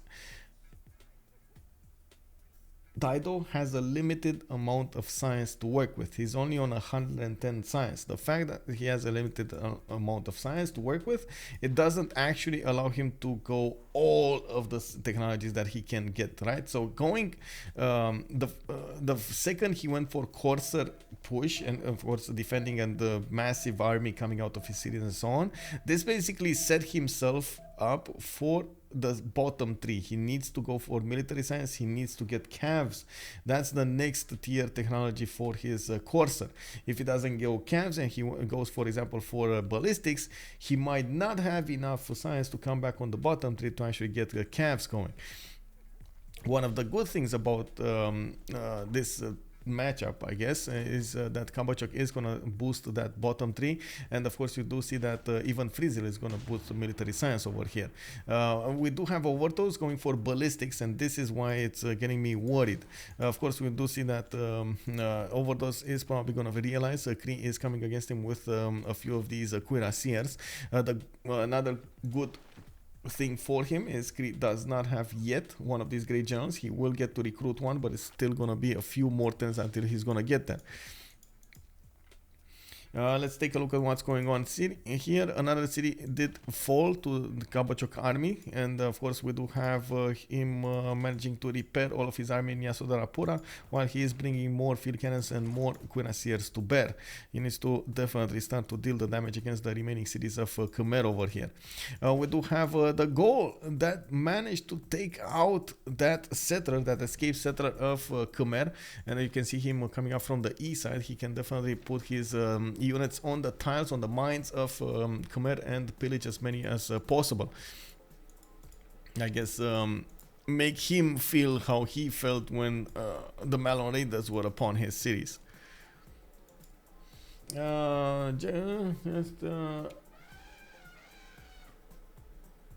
Oh, Kek. Jasper, good evening, sir. Manianushkin Oblique, good evening, sir. Also, let's see, Oracle City is very nice. Yes, indeed, that is very nice for him. Sun City with Colosseum, easy peasy.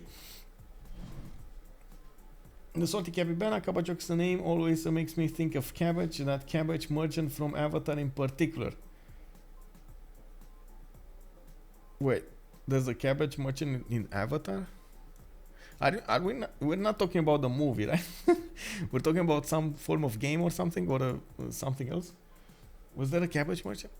I don't remember a anyway, I'm getting confused right now. We got Apadana coming out from Rome, 2 turns away. It looks like Machu Picchu comes out from Puteoli in 6. Not sure why he's building it, but because that's just 1 tile. I'm pretty sure he just wants the era square. And of course we do have 5 more turns to finish this medieval era. Now we do have KabachOk managing to push in towards Angkor Thom, the capital city of Asmorgane. As you can see, the field cannons are starting to deal considerable damage against the units. Not that much against the city center though. He definitely needs the support help of his bombards. Avatar: The Last Airbender. Oh, that one. Okay, that one. I got it. Oh, Birmer, good evening. And looks like everybody's actually calling out my cabbages. Let's go, boys. Yeah. We got the campus still being built from Angkor Thom, surprisingly. But anyway, KabachOk is gonna move in with his Phoenicia course and take that tile over. We got a few more knights from the north that need to take, their position as cuirassiers and go towards the south here. As you can see, we do need field cannons to move up towards the city of Angkor Thom and start shooting, and that's exactly what's gonna happen over here. Doesn't have enough strength to take that city down immediately, but he can definitely make it painful. You can see first he's dealing with the units, and then he's gonna deal with the city, putting it under siege. The city is not gonna recover any health, and we do have some desperate attacks coming out from Asmorgane trying to take back his tiles. Couldn't quite nail that attack going. Of course, with 75 cities over here, 75 strength cities on Japan, it's very hard to actually take them back anyway.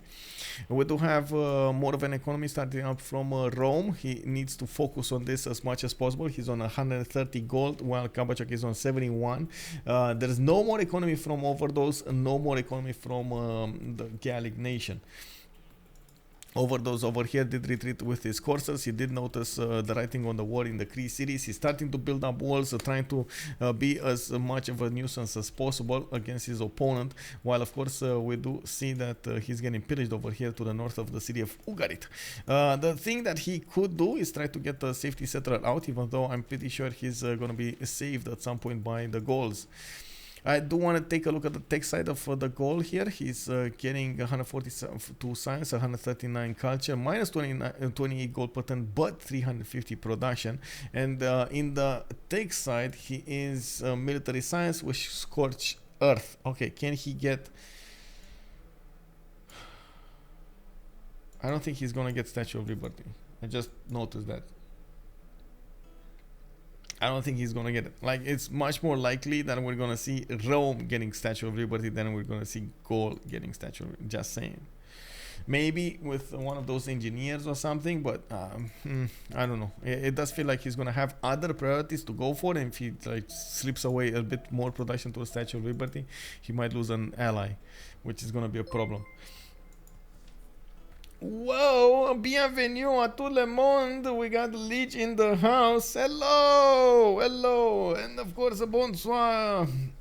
We do have over here a game from the second division of the CivFR Squadrons. They will fight each other today. 7 CS Army versus Sodythaek Company. And it does look like we're watching a game from...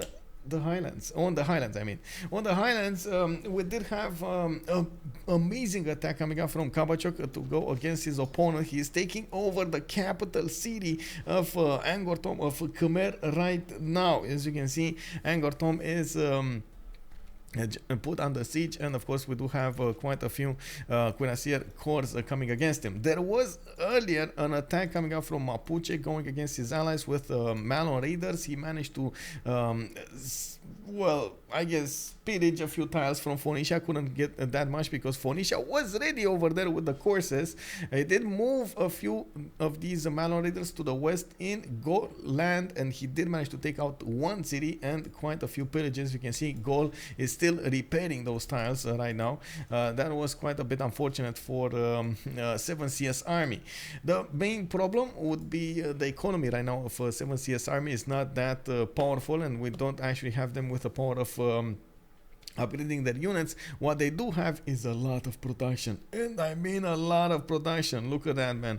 They have 250, 400, 338, 174 coming up for OverDoZz, while on the other side the biggest man is with 283. Of course, the biggest man is also starting to get a lot more of an army here. He will try to go against the cities of Phoenicia and try to take out a player for to be in a 3 versus 3 situation, but I mean the the future is looking bleak. And why do I say that? We got KabachOk 213 science, 262 culture, an insane amount of cities right now. If you take a look in the what is it, army tab, it's era tab, he's on 18 cities. That is 7 more cities than the Killayad and Ledarkill, and he's gonna inherit another 5 more. So 1, 2, 3, 4, 5 more. That's gonna be an issue. That is gonna be a big issue coming up for the upcoming points in the eras. Of course, we're gonna need to see exactly how this will develop in the long term. How will Cree try to defend against this? Ledarkill also will get a bigger and bigger over here. Did successfully defend against Rome's initial attack with some knights, and at the moment is trying to get more stats on his belt. 156 science, 207 culture. Of course, Freezil is not giving up on that defense. He also has 203 science and 122 culture. Krieger clone, you're not bothering anybody. And by the way, welcome to the stream. Where can I find the schedule of upcoming games? To which games are you referring to? My games in particular, or the games that are coming up in the different tournaments? I don't have, I mean, it's kind of hard to get all of the games in one side. I did try it at some point, but it was just way too much. For the CWC, you can also you can always see the website http. Wait a second. It's civ6worldcup.com. On that website, you're gonna find out all of the events that are coming up. I just put them actually up today, and as soon as I know the casters available for each of the games, I'm gonna update the links. You can just click on the game that you want. You're gonna get immediately on the website, on the page. First of all, it's Twitch already to see it, even the chat. It's embedded in the web page, and also if they're coming up from YouTube, you're gonna see that multiple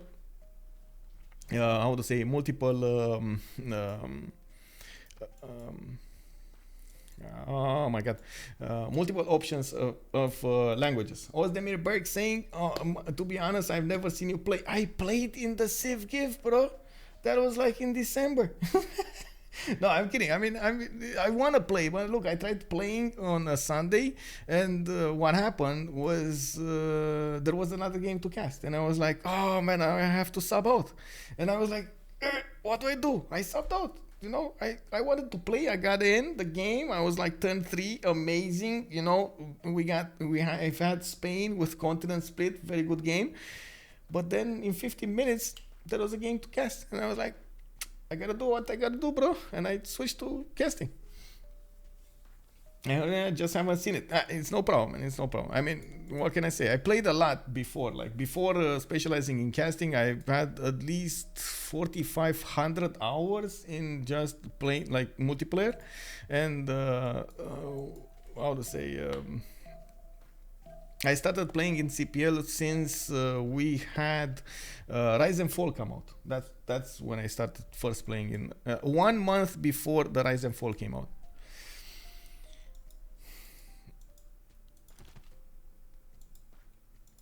But yeah, I mean, you can imagine I want to play some as well, but I also think it's very important, and for my viewers, for the community in general, and for everybody to actually be as specialized as possible.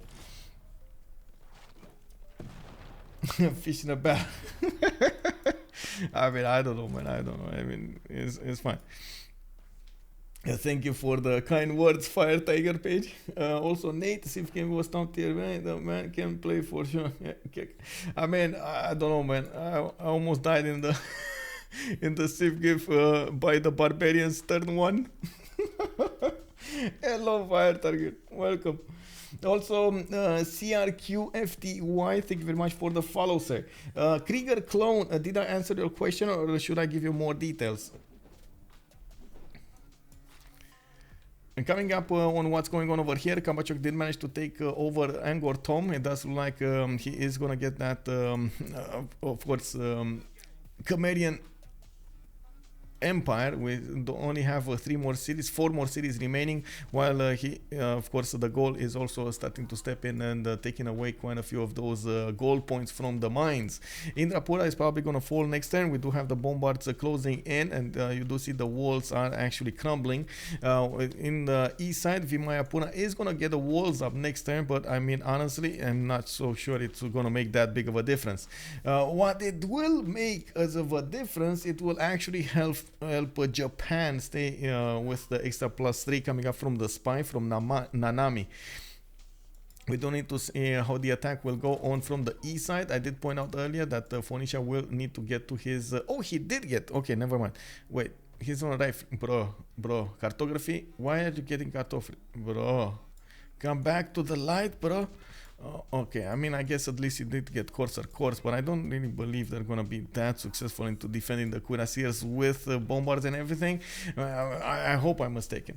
We will see Statue of Zeus also come out from Tyre. He's gonna get quite a few free units coming up from there, and of course we'll have the opportunity to upgrade them. Free field cannons, free of these anti-cav units and so on. That's gonna be nice. Is probably also gonna try to get his pike and shot course going.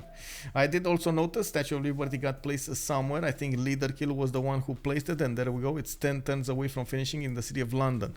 I do also want to point out in the Diplo screen over here, it's not like we do have on the last day company a lot of points for them. We got only 3 out of 20, even with the Statue of Liberty. This feels like more of a deny than actually a going for one of those victory conditions. Sodythaek, oh yes. Wait, Hazagi still has his I don't know, man. I don't know. I think we need to ask Hazagi that. Maybe you know more details than me. Let's see. We do have KabachOk managing to take Indrapura. He's moving to the east side. Looks like the Gaul is also gonna maybe take a few cities over here. Could give that city directly to Japan. You can see the Cuirassier Corps can definitely snoop in and take it over. I don't think actually KabachOk needs that many of these cities. Simanoid, thank you very much for the follow, sir, and welcome to the stream. We do have Takasaki with temples coming out of his cities. In the main cities of Japan, we did have him building a lot of these amphitheaters, and now he's gonna go for Forbidden City. Did manage to get the great musicians and great writers, and I have to point out, I did notice if you open up, by the way, this in the culture tree, look at this. KabachOk already on 8 out of 53 for the culture victory. He can actually get this culture victory pushed through. Tourism 127 per turn, 388 culture per turn. He's not that far away from getting his oh, and he's trying to go for Statue of Liberty. Man, this man is everywhere. Unbelievable. Okay, I mean, he doesn't have, or does he? Let's see. No, he doesn't. Okay. I was expecting maybe he has, you know, some Imhotep somewhere, or some Isodor. No, Isodor actually got picked by the Gauls. I was expecting maybe, I don't know, maybe he had something in his pocket, but he doesn't. Okay.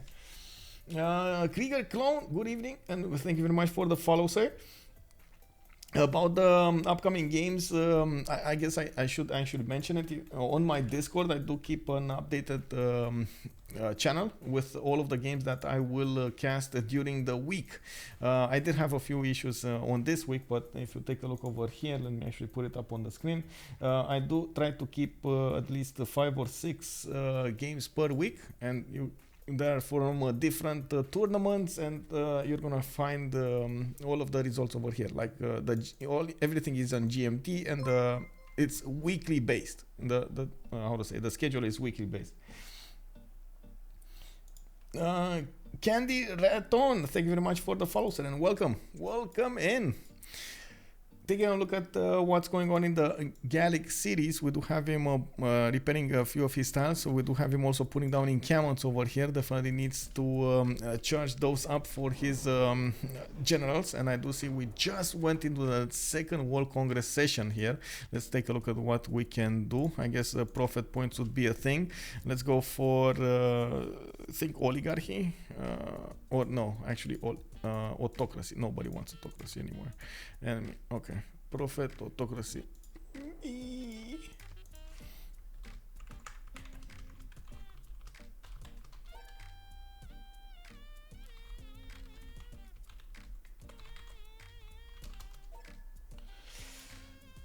With much pleasure, sir. Any question you have, feel free to ask it in the stream chat over here. I'm trying as much as possible to pay attention to everything that's going on. Even if you send me a private message, I'm still gonna try to respond as soon as I see it. I'm there. I'm not sure if you saw, but I get distracted really fast.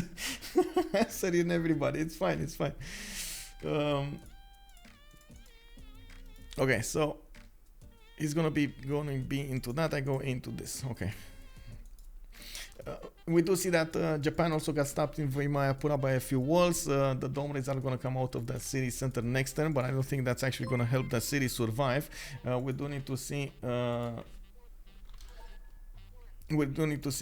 those cuirassiers will slap that city silly and of course take it over.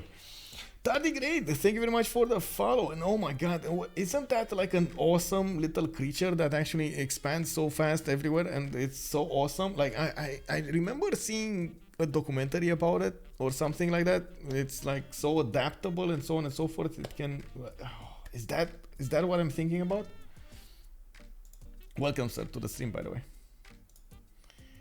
Tardigrade. Oh my god, this actually makes me see. I said that I'm getting distracted, so isn't Tardigrade? Yes, it is. Let me see. In English, can I have it in English, please? The water bears or the moss piglets. I think I like the water bears more. Are a film of 8-legged segmented micro animals. Micro, tiny. They were first described by the German zoologist Johann August Frein, who called them kleine Wasserbahn. Okay, the little water bear. Okay, they have been found everywhere in Earth's biosphere. So from mountaintops to in the deep sea and volcanoes. So basically, these guys are everywhere. Everywhere, man. Unbelievable.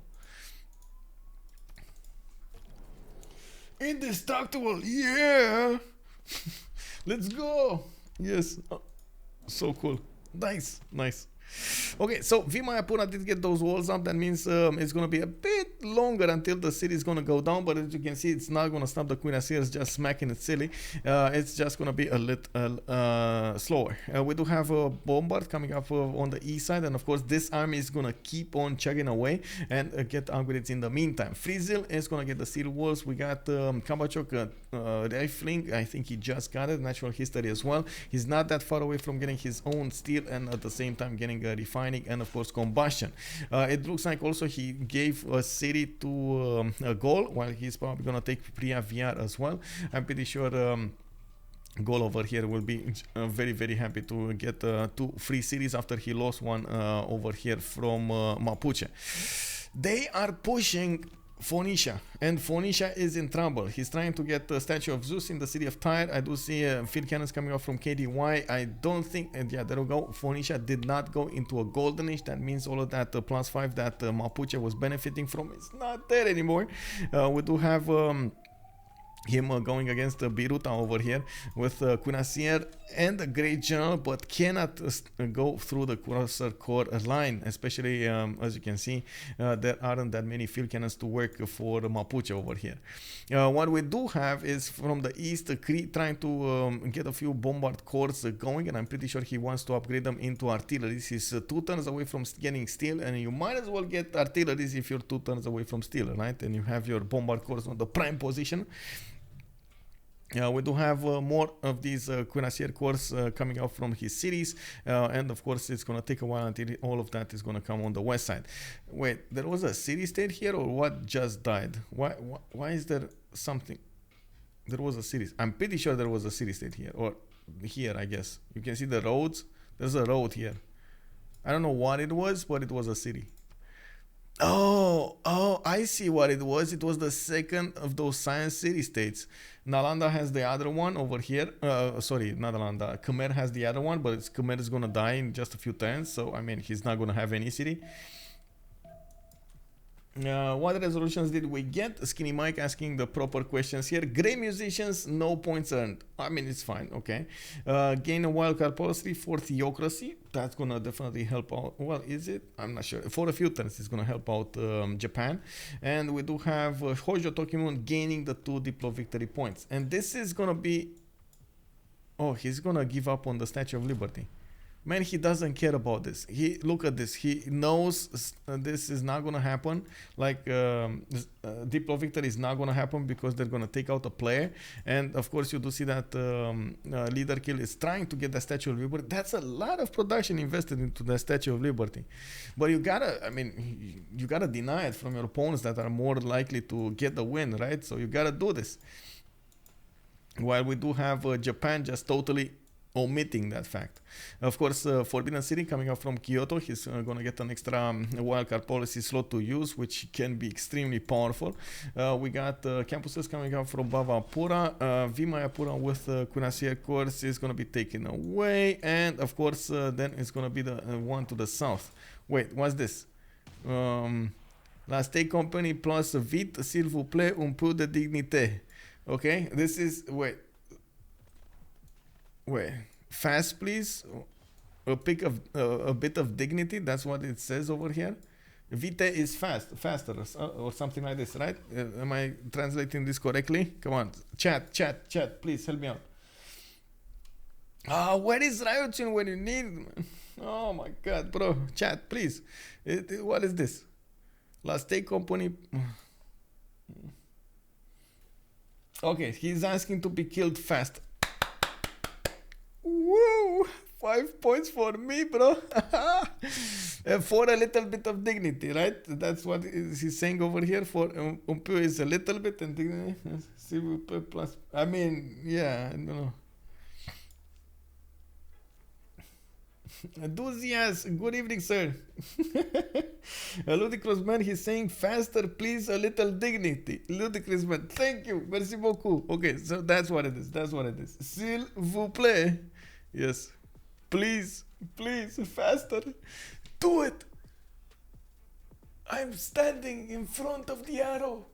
Do it. Oh, he's doing it. Well, slowly. Well, we do have KabachOk coming up from the north with those Cuirassier corps. He is probably going to want to give that city to Gaul here. We don't, by the looks of it, we don't have a safety settler from Khmer anywhere. And of course, all of those cities on Japan just got a little bit bigger, didn't they? We do have a campus coming up from Fukuoka. More settlers. Man, what is this guy up to? More settlers. Like, this guy is not stopping. Not stopping, bro. Oh my god, KabachOk gonna be bigger than ever. We do have Nanami Spy coming back to Kyoto, and we're going to need to see where he is actually going to implant it next. Where he's going to send it. That's going to give us a readout on what he is going to prioritize as getting a target on. We do have Daido also needing to get these defenses going. You do see that he's getting the field cannons, and he did get quite a few units to the south. The problem is the south is not his issue. His issue will be Cree coming up from the east with all of those artilleries. Killayad over there is definitely gonna come against him with so much firepower.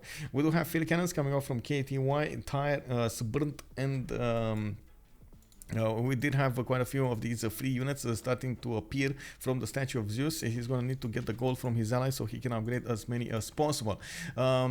Phoenicia, this game, couldn't actually get a good economy going. Like, for the most part of the game, he worked internals. For the most part of the game, he tried to get an army up. So as you can see, he couldn't quite get the economy he really wanted for his team. But it does look like, of course, on the other side, we do have Freezil with 336 gold a turn, just popping right there. He formed the coinage, golden age. The trade routes cannot be plundered. International trade routes providing 3 gold per specialty district. He has his economy connected to the economy of Japan over here. Very nice, very nice. You can see all of these traders are passing through the coastal cities, and of course that's gonna be oh my god, helped out by Reina next turn in Mediolando. Very nice, very nice. Of course, 237 science with 107 culture. Not a lot, but definitely can help him defend against Ledarkill. There will be a moment when Ledarkill will probably get... well, is he? Actually, let me check it out. I wanted to say that there will be a moment when Ledarkill is going to get fascism, mobilization, and so on, and he will have an advantage for a few turns. Not a lot of turns. It's like 4 or 5 turns difference or something like that that he can benefit from. And I'm pretty sure it's not going to be enough to take down Rome. Let me see, is in the total tab 3. Okay, so it's not that big of a difference. You see he only has like 500 points of 600 points of difference in the culture department between Rome and Ledarkill. Well, that's not enough. Not enough. We do also need to see when and who is going to try to get his armies going, his tanks going, and that will be revealed to us by the number of encampments that are being put on the battlefield. I'm pretty sure we will see the first player taken out. Asmorgane is gonna have his dignity back this turn. It looks like his last remaining city is going to be taken over even one turn before Governor Victor managed to get there. I mean, he got there, but he was too late. He is probably right across that lake over there, you know, like charging, and he's like and then he sees the city being converted and he's like, no, and he goes back, you know. Too fast, too furious. Whoa.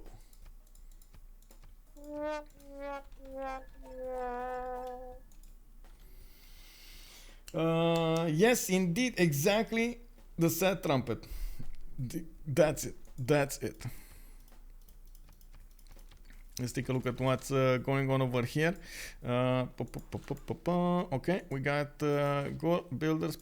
We got more bombards coming up over here. Okay, so it looks like Gaul is the one that actually is going to try to get his oil generation going.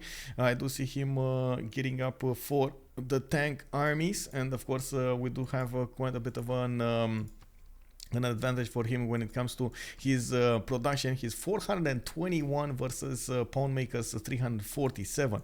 Poundmaker did manage to get a lot of trade routes going, which does give him a lot of advantage, but instead of going for industrial zones and then going for his encampments, he went for encampments, and now he doesn't have the production to hard build everything that he needs. Especially if you take a look at over here, even artillery corps, which probably do benefit from the half cost card, is still gonna be 4 turns in the build queues of CAD.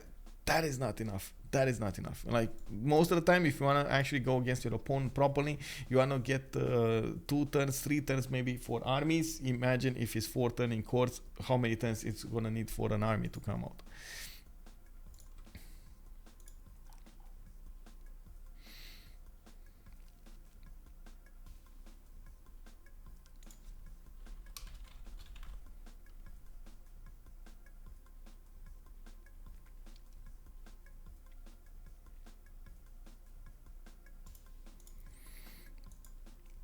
I wanted to see what's going on here. It looks like Phoenicia did stabilize the defense to the south. He's not going to get pushed anymore, and this might be actually quite a revelation for Killayad when he's going to figure out that he cannot actually push into Phoenicia, or even if he pushes into Phoenicia, it's going to be extremely costly. This might actually be the CC. This might be the usually, I mean, you know, that's, yeah, exactly like Nitro is saying, this looks like a really bleak future for them. KabachOk here, after he managed to win against his opponent, against the Khmer to the north, got all of that land, and now he's going to repair it. Now he's going to try to get more stats up, and we do have him on 518 culture. That means he's and 329 science. That means he's gonna go computers. He's also gonna go environmentalism, so he gets the 50% tourism from each of those, while he is right now on 9 out of 63 with his 700 751 faith a turn. Is that for real, bro? 751 faith attack. I mean, he's just gonna win this by playing. Oh, I see what he's doing. He's gonna plane his opponent first of all. But anyway, you see the settler is going to the west and But anyway, in the meantime, he could just rock band roam over here, and I'm pretty sure the Gauls would not mind a few of those rock bands. Looks like culture victory is more likely than domination here, or faster than domination. Where is he on the tech side? Ideology in 1, refining in 1. So ideology is gonna be, let me see, it's gonna be here. He needs I'm not sure if he's gonna pass these next ones. It's important actually to go fascism, democracy. If he starts going rock bands, and if he just switches off his production towards a few of these how to say, holy site projects, he's just gonna buy 10 rock bands and start playing all over the place. He's already, what, 2,500, 2,100, 24 faith in the bank right now. That's a lot of faith. And 700 per turn, that's a lot of faith per turn. We do have him putting more campuses down. I see him working on the Theater Square projects. He can't recruit musicians, but he can definitely recruit artists and raid writers. And he does have a lot of Theater Squares to work with. Remember, one of the big bonuses of Japan is actually to get the half-cost Theater Square. So it's extremely easy, if he has the population count, to just spam those Theater Squares everywhere on the cities you have, or in the cities you have. We do have him getting the shipyard in Okayama, 6 turns away from getting Statue of Liberty in Kyoto, but I'm pretty sure he's not gonna get it. We got it finishing in 2 turns from the city of London. In the Diplo screen, we do have him on 8 out of 20 Diplo points, and of course, I mean, it's still close. It's still closer than ever. He's still like 3 congresses away from getting a win, but I'm pretty sure everything else is gonna be faster. We do have artillery course coming up from Cree. Looks like he did retreat his cuirassier course, and he probably realized that without tanks he cannot properly push. He's getting combustion next turn, and of course we will need to see how much oil he has per turn. I do see he is benefiting right now from 60 oil in the bag, in the storage, and all of these tanks are gonna get the benefits. Oh my god, okay, there we go. Now that's a good damage. 108 versus 66 coursers. You know, 2 techs above the courser, that is enough damage. Cree should attack 25 turns. Yes. Cree should have attacked alongside Mapuche. They might have broken Phoenicia, but even then, I think Phoenicia was ready. Like, he had an army here to the east of KTY with coursers and some crossbows. I think he would have been ready. One of the things that I would definitely like to point out, the difference between Phoenicia and Khmer, is Phoenicia actually has the opportunity to get a safety settler out, and he's doing just that. You see this one from Utica? That is a safety settler. He knows. Good shoot, good evening, sir, and bienvenue. Yields, yes, sir. I'm switching all over the place here. You can see the amazing production of big KabachOk here. 700 production per turn from Japan. Freezil is on 300. We got Gaul also on 463, while on the other side, the 3 nations on 344, 326, and 234. No problem, glad to see you. And Haley, hello, good evening. Long time no see, man. Don't think CV happens that fast. More faster than what? I'm not sure what you're comparing it to. After all, Mapuche and Cree won't hit fascism. Here comes the Cree tanks to grief. Yes, Cree tanks to grief. It's the rock bands that is gonna speed it up much faster. Not the actual tourism per turn. And also, no defending culture. If you look at the yields tab, Ledarkill is only 236 culture a turn. If you look at the culture tree over here, KabachOk is now on 154 tourism, and that is environmentalism pre-computers. He didn't even want to flex that much in the culture department until now. Now we actually have him going for Theater Square festivals and trying to get more points. Back then, nothing. And look at the campuses, man. Commercials coming out. What is this tribal hut doing here? Man, can you imagine these guys? They actually survive until 980 AD, and they have like a city next to them. They can see the city, the buildings. What is in their minds, man? What is in their minds in their little tiki huts over there? Anyway. Too many questions for them. Too many questions. Ludicrous Man, I sincerely believe the names for Phoenicia cities were made by a bad Scrabble player who tried to feed random letters and was denied. What is the Japanese settler doing? Get a missile launch? Yes, that's why. I'm not sure if it's a missile launch, but that is definitely a city that could put down an airport. That is. What is the guys send me gold to buy a tribal village hut? Yes, exactly. The 20 gold hut produced don't matter anymore. Yes. But why is it there? Why did it stay alive? That's the biggest question. Why was that tile not scouted at the beginning? We found the chink in the armor of KabachOk. He's not scouting his land. That's the chink in his armor, man. No, I'm kidding. I'm kidding. He did an amazing game. Amazing game.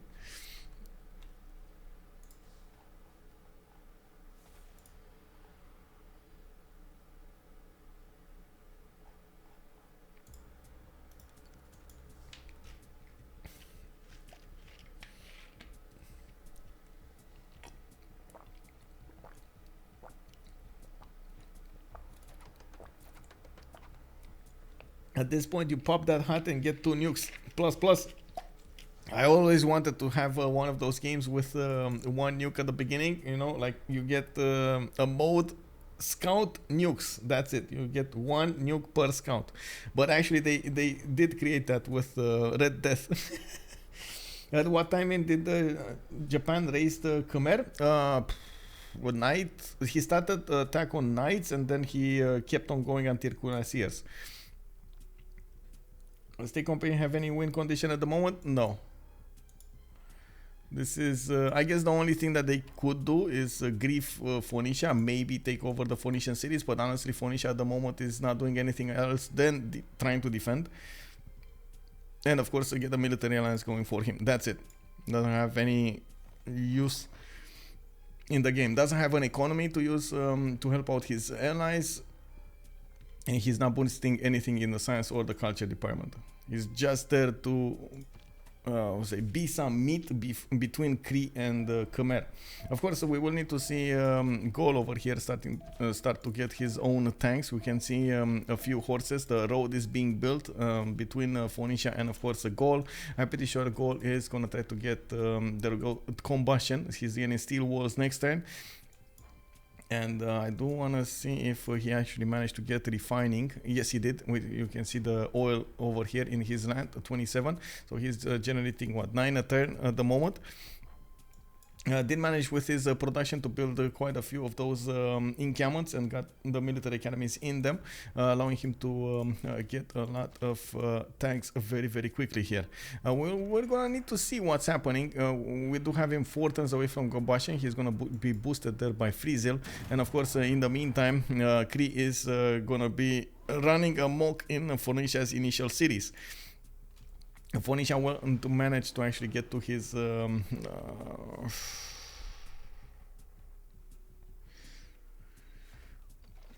steel walls. It would have been important to get to steel walls. It would have stopped this attack a little. I mean, it would have been delayed it a little longer, but it's fine. I mean, it wouldn't have been that long because artillery corps, and of course you do see he's getting military engineers everywhere to connect those tiles, allow those artillery corps to move everywhere. We got Gaul sending himself up to defend a city from Phoenicia. Phoenicia for some reason got that city back in his Utica. I'm not sure where he's gonna go over here, but I would have definitely expected him to keep on going towards the northwest, and it's gonna take a while, like at least 12 turns to get there, so he might as well get moving. I'm not sure what he's waiting for. Maybe he doesn't trust, or I mean maybe he trusts Gaul to get the defense going before he's gonna be taken out, because if Gaul arrives there with tank armies and a general, that's gonna be amazing, right? We got modern land units general Dandara next. Rome is probably 2 turns away from getting one. Gaul is like 3 turns away from getting one if he's not gonna get a project, and I don't see he's getting a project. Wait, is he 3 turns? It's 4 turns actually. No, but it's 3 turns. 3 turns. I said that right. Math is hard at 3 a.m. in the morning. We do have more artillery cores coming up from Killayad. You do see that actually his production is not actually helping him that much at the moment, and he did lose most of his economy. Now he's going to be on the backs of Kornok and Ledarkill to actually get that economy going. And of course, Ledarkill will have other problems of his own. First of all, you know, nukes and planes coming out from his opponents from KabachOk, and tank armies. You can see KabachOk is getting a few cuirassier pre-builds on the west side, and he can definitely keep on buying stuff. We do need to see when he is actually and what he is actually going to do against Ledarkill. Looking at the tech side, we do have Ledarkill 2 turns industrialization, 5 turns mobilization, and at the same time KabachOk is totalitarianism, just going into fascism right now with astronomy coming up next time. I want to see if we are actually going to see... no, okay, that's my answer. Rock bands. I don't see rock bands. If we wanted to see rock bands, I don't see rock bands. What I do see is a lot of faith. 5,000 faith in the bank. I'm actually curious what he's going to use it on. We do have roads connecting the cities from the east of Rome to the west of Rome. So if he actually wants to push an army through from the east to the west, he can definitely do it through Rome's land. A bit of an awkward situation there. There are some tiles disconnected because of the encampments, but I guess he can connect them quite easily. Bro. I mean, okay, there we go. He's stabilizing it. You don't want to give a free city to England, you know? Don't want to do that, bro. Dudes, yes, thank you very much for the follow, sir, and welcome. Did Japan delete units? No, I don't think so. It's he's repositioning them to the south. He keeps on bringing them. Look, they're moving southwest. It just takes a while. And that's the problem. Okay, we do have the first city taken out. It looks like Cree did manage to get a KTY, and I do notice we got a tire over here with more field cannons coming out. Of course, these cores are just there to soak up the damage. They're not there to actually defend this. It doesn't look like they can defend this properly, even if they are so many together. They just don't do enough damage on return to those tanks. There still is going to take quite some time to actually go and take over all of the Phoenician cities, and of course until then we will probably going to need to see Gaul get his tanks going. He did switch a little bit towards the buttress. I'm pretty sure he wants to get a few more of these cuirassier armies out, and he wants the encampment training projects to come out of his cities. That's next turn. He's gonna get probably he's gonna get Great General. I'm not so sure. Rome could pass this Great General though. It's not like Rome is actually gonna get any use out of a Great General. He's more useful right now in his with his economy than he is in anything else. Maybe you should have put Last Company more than Last Compagnie to have city names taking less but half of the screen. Yeah, I mean, what can I say, man? Come back to CWC, not D2, please. Wait, what? Oh, bro. I'm sorry, bro.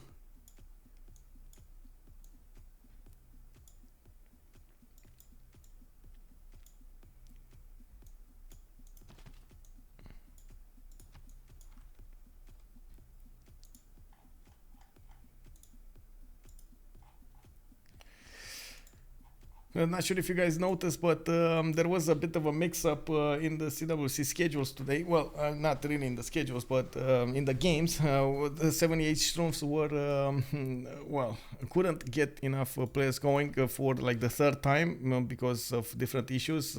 First timing with Easter and so on and so forth. Second, health issues and so on. And at the moment, it looks like they had to forfeit this game tonight. Well, unfortunate. What can I say?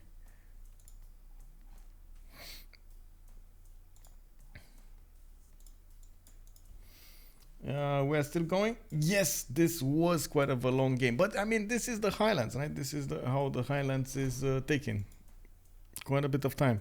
KabachOk going Rural Valley, like really 6 turns away from getting Rural Valley in Kyoto. 109 production city already. He's trying to get some water parks also for some extra amenities. He's still on the content level, as you can see over here. We do have him going for more theater square festivals, and of course he's generating quite an important amount of great writers and great artist points. They did go for the great generals, and by the looks of it, we do have Rani Lakshmi Bai picked up by the Gauls. We do have Japan picking Filippo Brunelleschi, Dandara, and Edgar Allan Poe. Of course, getting Filippo over here is quite how to say, quite an asset, especially if he wants to get to Rule Valley faster. Where is he going? Oh, he's getting it in Hue. Okay, I mean, that's important as well. You do get this one, for example, with a few more culture points. A few more of these lake times will be important. And this, oh my god, these tiles in Takamatsu will be amazing. Hue does give you that extra 2 culture and 1 production for all of your tiles in lakes. It's amazing, by the way. Amazing if you do manage. It's extremely how to say, and extra food. It's extremely expensive when it comes to production, 710 production, but if you do manage to get it, it's awesome. I see electronics factories coming up from these industrial zones, and he did get aqueducts going, and of course that's gonna be plus a 20 industrial zone. Oh my god, that's gonna be a lot of production. Did manage to inherit the Colosseum from his opponent over here from Khmer. And I do see in the main cities he's starting to get a few more of these aqueducts going. Looking at the Gaul upgrades here, we do have him 3 turns away from combustion. Oh, he just finished combustion, or he didn't? Wait, didn't he? Oh, Freezil didn't finish? Oh, KabachOk is gonna finish it. Okay, I was like wondering, why did he not get it? Anyway, I guess Freezil moved away. He was very close to combustion and then moved away. KabachOk is gonna need to get also his specializing building in his government plaza. Did he actually build it? No, he didn't. Look, it's this one. That's from the city of Kyoto, and at the moment he's prioritizing getting Rule Valley over everything else. If he doesn't, he's gonna lose that. I mean, if he doesn't, then he switches to democracy. That is, I'm pretty sure he's in. Oh, he's still in theocracy. Okay, never mind. No, kick W. Look at this. He's just buying tank armies in the face of England. Oh no. He's even getting Cristo Redentor, so it's going to be faster for the tank armies, you know, create a highway for the tank armies. Kick W, bro. It's not going to be planes, bro. It's not going to be planes. It's just going to be plain tank army smashing of Bam Bams. We do have, of course, Cree over here with a few of his tank wars trying to get Biruta. He is going to get it next turn. He did manage to take out that defense with the artilleries. And of course, as you can see, Phoenicia is still trying to defend himself with a few field cannons. Doesn't look like it's going to matter that much. It's fine. He's still going to get maybe a 1 or 2 tank kills over here if Killayad is not going to be on his buttons to upgrade those.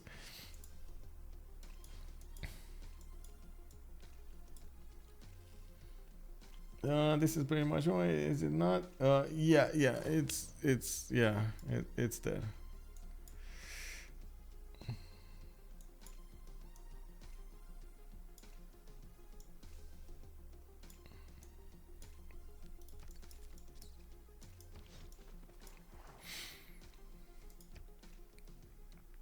$490 science, 549 culture for big Japan. One of the weird things is he's not moving Dandara from Okayama. Maybe he just forgot, or he has other priorities to his frontline city, so he can actually give the extra points to these tank armies. But in the meantime, we will probably gonna see them prioritize getting the tank armies on the Gauls, and I do want to see the damage counters over here. He did manage to upgrade 1, 2, 3, 4, 5, 6 of these tank armies, and of course he does have another tank core over there, another tank army that could be upgraded. Let's see the damage counters. Tanks against tanks. Tank armies are going against the tanks. 113 against 112. He does have the 6 intel on opponent's movements. And Ledarkill calls it the GG after. Oh my god. Losing a player over here. They did manage to deny the Diplo victory. And they tried to get an attack going against Dido. Couldn't quite push through before Gaul came in, swooped in with his own tanks and and of course stop that attack dead in its tracks. We did have Khmer managing to take out an opponent completely. That was sorry, not Khmer, KabachOk on Japan managing to take out an opponent completely. That was Khmer actually that died over there, and we did see Khmer actually make quite a few sacrifices at the beginning of the game to actually get his money's worth on the Colosseum, on that Oracle, and so on and so forth. It couldn't quite get there where he wanted to. He needed a lot more time to actually keep up and be productive against Japan and Gaul at the same time. We did have Rome also trying to poke in a little bit and slow down England, Eleanor England. Ledarkill did very well to defend against his opponent, against Rome, and at the same time we did have right now, of course, Japan doing the next attack, bringing tank armies on the front line. It was enough for his opponent to realize that those tank armies will probably take out his defenses. Let me actually take a look where they are in the chats over here. Give me a second, because they are probably in a CivFR chat somewhere. Give me a second. By the way, bit of how to say disclaimer over here. We are in the French community. They will talk a lot in French, and of course I do want to say I'm sorry for any English speaker that does not know French. I don't know that much French either, but I'm gonna try to get some questions asked over there and try to get some translation as much as I can from my side. So let's jump in and see the post-game chat. J'ai une question à vous poser, ça va faire un peu salé, mais je suis un peu salé là-dessus et je comprends pas pourquoi. Pourquoi vous avez genre un mec de CWC dans votre équipe? Pour le coup. Genre, y a pas une règle là-dessus? Non. Qui est dans notre équipe là? Bah oui, mais enfin le mec... Il est solo win là, enfin... Bah il est solo win, quoi. Genre il fait ce qu'il veut là sur la game. Et mais après c'est pas forcément... Si, non mais là... Bah en vrai, ce Louis, on lui a acheté tellement de trucs gros. Parce que Asmorgane a plus... Oui, non, je suis d'accord. Là-dessus, là-dessus, on est d'accord. Moi, c'est ce que je disais. Je pense que sur Asmorgane, c'est lui, c'est de sa faute. Genre, je pense pas que ce soit KabachOk qui fasse la différence. Oui, il est bon, mais il a I think it's like... I think it's just like there is just a level gap. We can't win against this player. I think he could raise Khmer really fast if he wanted in tank and artillery. Oh, you're talking about KabachOk?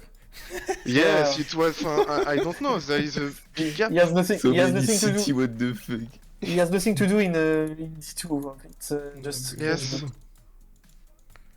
I don't know why this player is here. It's like, imagine tomorrow we have like Jack or Lej in D2. It's just free win, because it's. Of course, we did so much mistakes, and there is so much to learn for being better. But I think it's just auto win because KabachOk is just so good.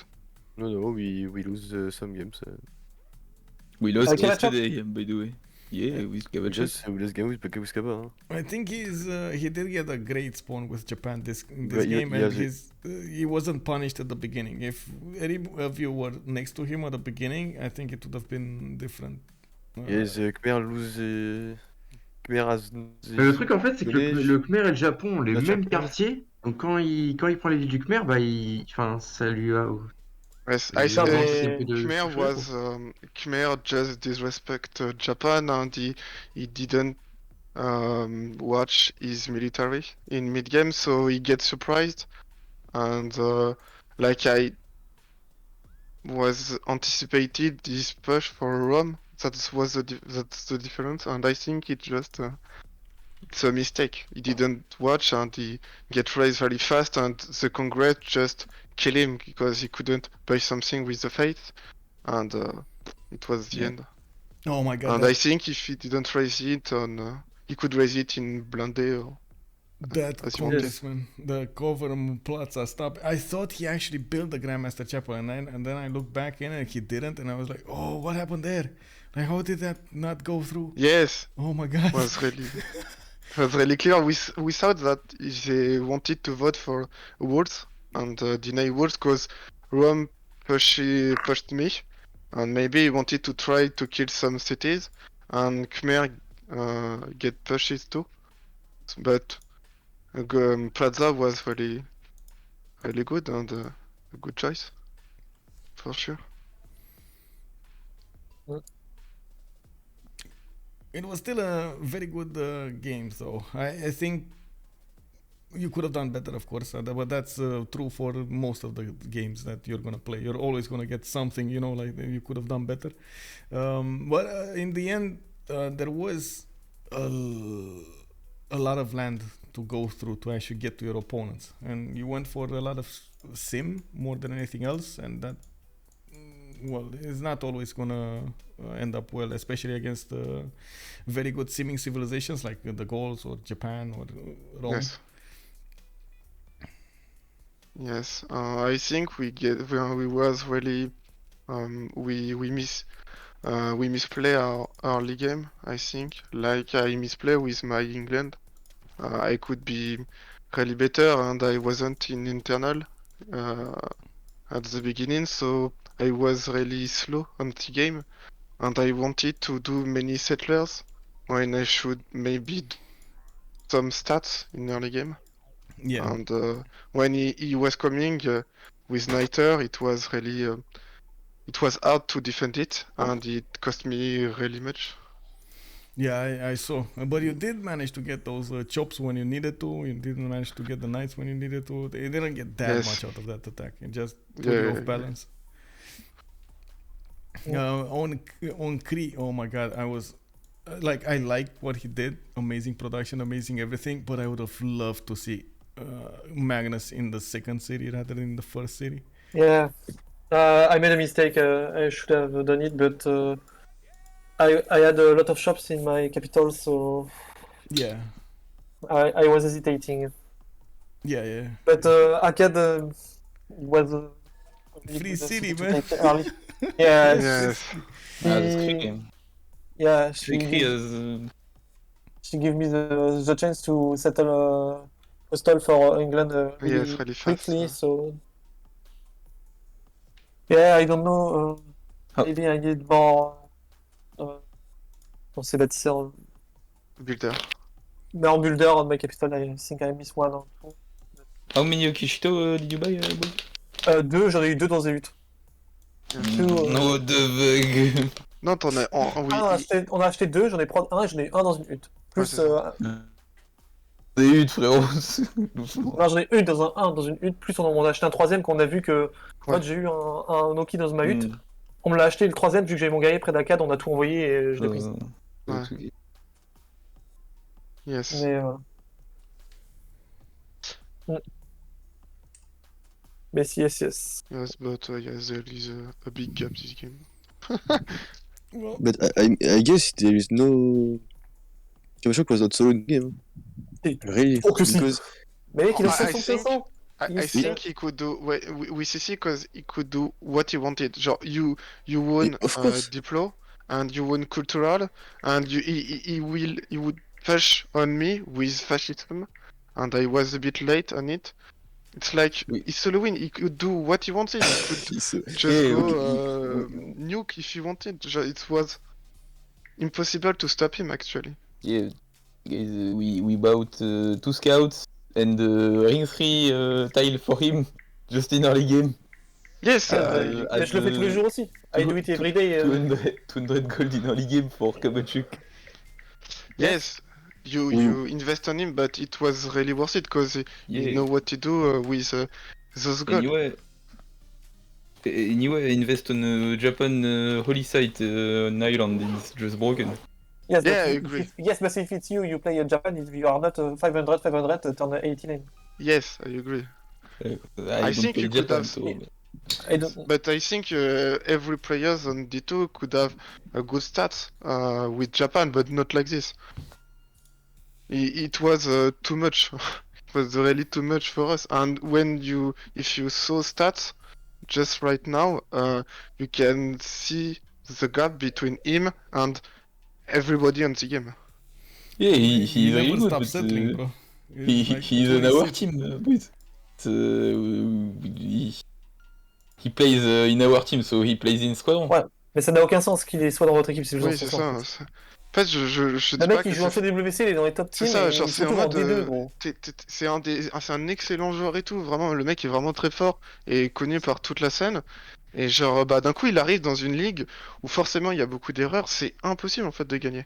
Genre, enfin, c'est très compliqué, je dis pas que c'est impossible, mais Moi, on Non, mais part c'est déjà avec impossible, un mais c'est du gros déficit. 80-20 en fait. C'est C'est du genre. demain, je vous dis, on ramène, enfin, il y a Jack qui arrive en D2, il arrache tout le monde, peu importe les games. moi, je Et pense que c'est solo win. bizarre, c'est quand un inter join 7CS, ça râle, mais quand c'était Blackpink, personne n'a rien dit. Ils sont en D1, mec. Oui, mais Ils 101, étaient c'est en différent. D2 l'année Tu vois. dernière. Non, mais oui, sauf qu'il n'y a pas Oui, eu mais ils avaient d'international pas de, ils avaient pas en d'inter. D2. Ils ont À part recruté sur le Nerevar et James. playoff. Non, Avec le Nerevar et playoff. James. Corny n'a pas joué les playoffs. Ouais. Oui, non, mais moi je suis d'accord, si Corny avait été en D2 et tout, j'aurais râlé de la même manière, tu vois. Que juste le joueur est trop fort aussi. Et juste là, c'est genre en mode, enfin, c'est juste le mec qui est trop fort, tu vois. Genre notre jeu que le mec qui saute dans une équipe ou l'autre, il solo win. Genre c'est juste le mec qui est vraiment très bon. Et c'est juste bah quand t'es en D2, l'idée c'est de s'amuser, tu vois, et c'est de progresser en même temps. C'est de Donc vous avez perdu progresser. juste parce qu'il y a KabachOk.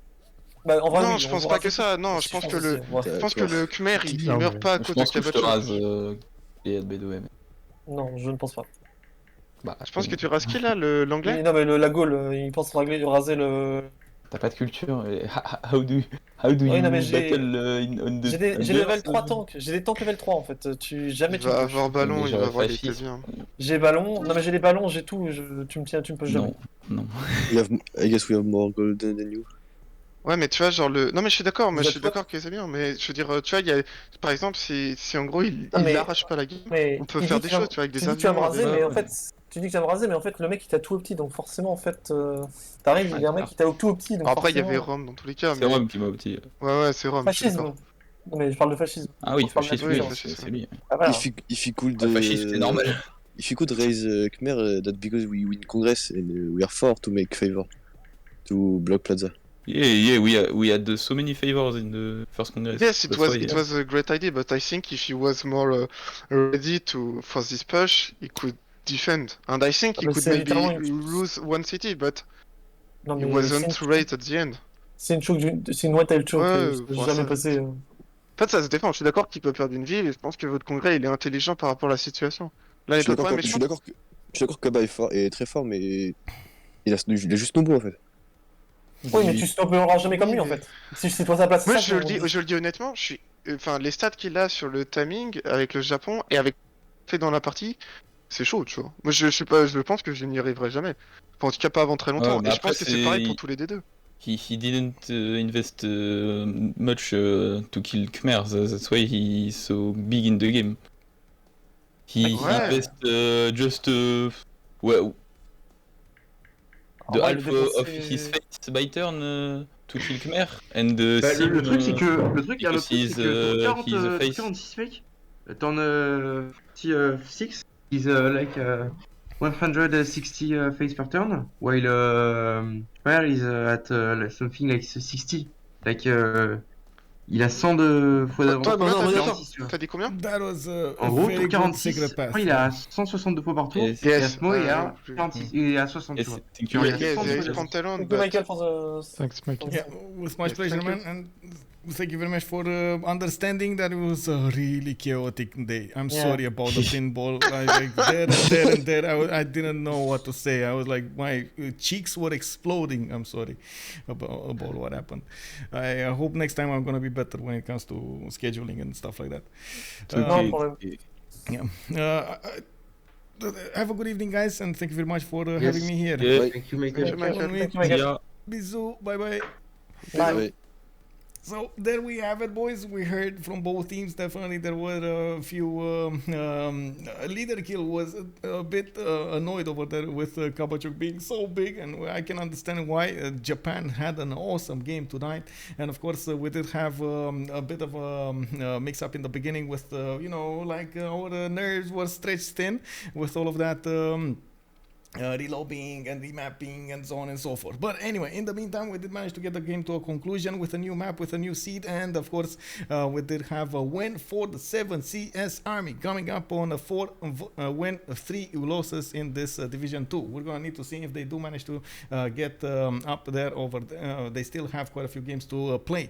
So thank you very much, guys, for the follows, for the subs. Much appreciated, of course, for the support of the stream. If you do want to pay attention to my upcoming games in my upcoming streams, !Discord, you can join my Discord, and you're gonna have my schedule always over there displayed.